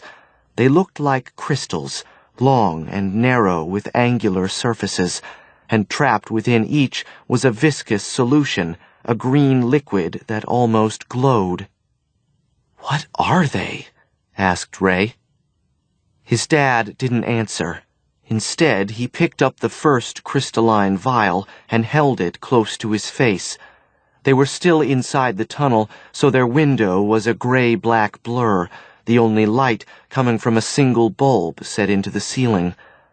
Phil Gunstein almost dropped the object. Taking a deep breath, he steadied his grip and set the vial back inside the briefcase.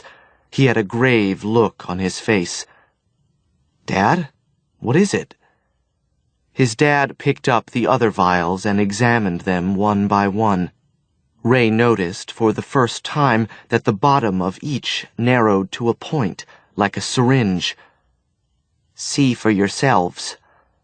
Ray's dad lifted the first crystal vial so they could see the reflections moving across its surface. Ray gasped. Inside the crystal was a perfect hologram of his father. Every detail of his face, right down to the crow's feet around his eyes. He raised the next one, and Ray recognized the face immediately, one of the women working with his father on the antimatter project. 5 vials for 5 scientists, each with a perfect image of the recipient. His father had been first in line. "What does it mean?" asked Amanda. "I think these vials were meant to kill you?" Ray blurted his worst fear. His dad squinted at the vials. "Or make us forget." He looked at his son and forced a smile. "But thanks to you, Ray Gunn, they failed." He paused and then added, "Whoever or whatever they are." "But won't it try again?" His dad shook his head. "I don't think so. Once we hold our press conference, they'll have no reason to come after the scientists." He paused, drew a breath. "I guess anything is possible. We opened a doorway by accident. They saw it first and slipped something into our world." He shrugged. "Maybe they're afraid of us." "Afraid of us?" said Ray. "Maybe they're afraid of what we'll do if we visit their world. After all, we haven't always done the best job with ours." Ray visualized the creature on top of the train. It hadn't looked like it was afraid of anything. "But if we opened the door," his dad continued, "we can keep it closed." Ray looked up. "But that means abandoning your life's work." I won't give up. Just change direction. His dad forced a smile. Besides, I'm looking at my life's work. He placed a hand on Ray's shoulder. Ray felt himself blush. He turned toward Amanda to see if she'd noticed. Ray gun? She said. You're not serious. Ray started to reply, but was blinded by a burst of sunshine as they emerged from the tunnel. Everyone blinked and glanced outside. Ray could see rolling fields with horses and cows speeding past like an out-of-control carousel. Amanda opened her mouth to make another remark, but Ray never heard her because her voice was drowned out by 1,000 pieces of glass exploding into the car. The creature was still alive, and it was climbing through the broken window. It moved like a folding chair, knees bending in the wrong direction as they extended through the window frame. Ray's dad pulled them back toward the door. They could run to the next car, but they couldn't all climb onto the roof like Ray did, and he was too weak to try it again. The thing in the window wasn't going to stop. His dad stared in disbelief, but had enough presence of mind to push Ray closer to Amanda. Their eyes met, and Ray noticed for the first time that her eyes weren't brown at all, but were dark green. Green, like a gecko. That's when he got the idea, and Ray knew from her expression Amanda was already there with him. She held his gaze for another second before dashing to the next compartment. Amanda returned carrying a large plastic box with a wire mesh door. Ray could see a white furry ball with a wrinkled face, watery brown eyes. Amanda gingerly opened the door and made kissing noises as she produced the smallest dog Ray had ever seen. Amanda shielded the dog's eyes as she stepped across the compartment. Ray's dad was trying to position himself to shove the creature at just the right moment, but Ray knew the creature would be too strong. It had survived the tunnel, and a kick to the jaw had barely registered. It might not be graceful, but it was powerful. Ray figured they had less than 5 seconds before the creature got far enough inside that it would be impossible to force it out again. He started counting in his head. 1. Ray's dad reached into his bag and produced his antimatter gadget. Maybe this will scare it, he said through gritted teeth. Stand back. 2. Amanda ignored him and squeezed in close to the window. She still had her hand over the dog's eyes, but the wind blew fiercely into the cabin, and the dog was growling deep in its throat. 3.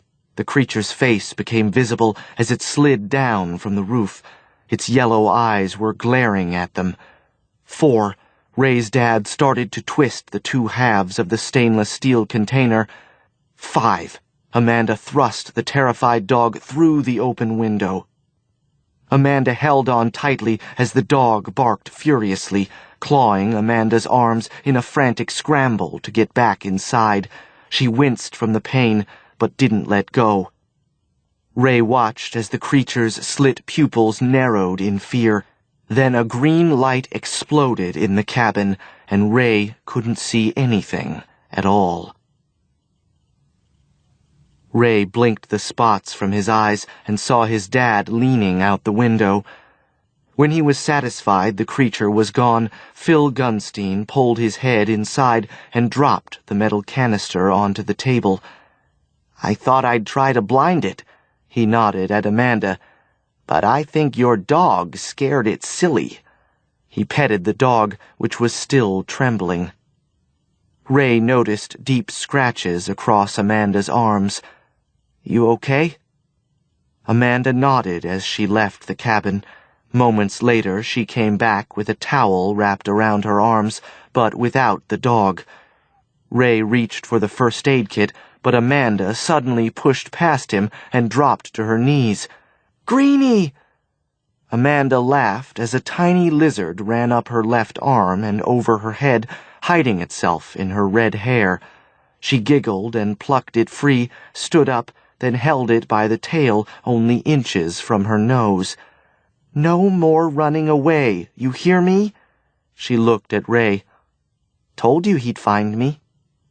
Greenie swung back and forth, upside down.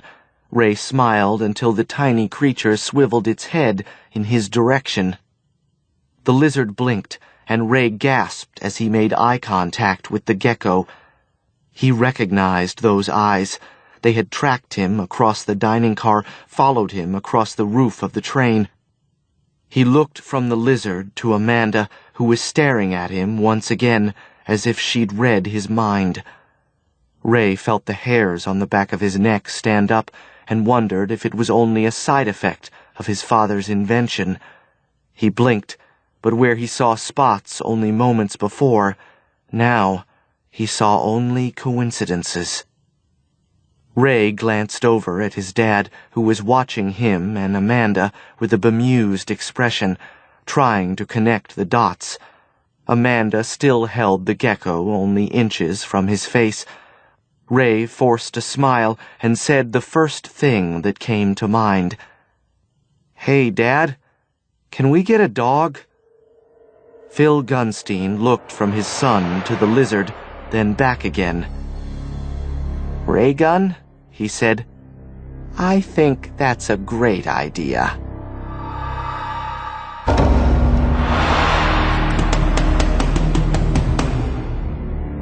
We hope that you have enjoyed our presentation of Fear, 13 Stories of Suspense and Horror, edited by R.L. Stine. Directed by Anthony Hayden Salerno, Ian Hackney, Paul Edwards, Megan Bessie, Nikki Banks Maurer, and Cliff Charles. Copyright Welcome to the Club, copyright 2010 by R.L. Stine. She's Different Tonight, copyright 2010 by Heather Graham. Suckers, copyright 2010 by Suzanne Wayne. The Perfects, copyright 2010 by Jennifer Allison. Shadow Children, copyright 2010 by Heather Brewer.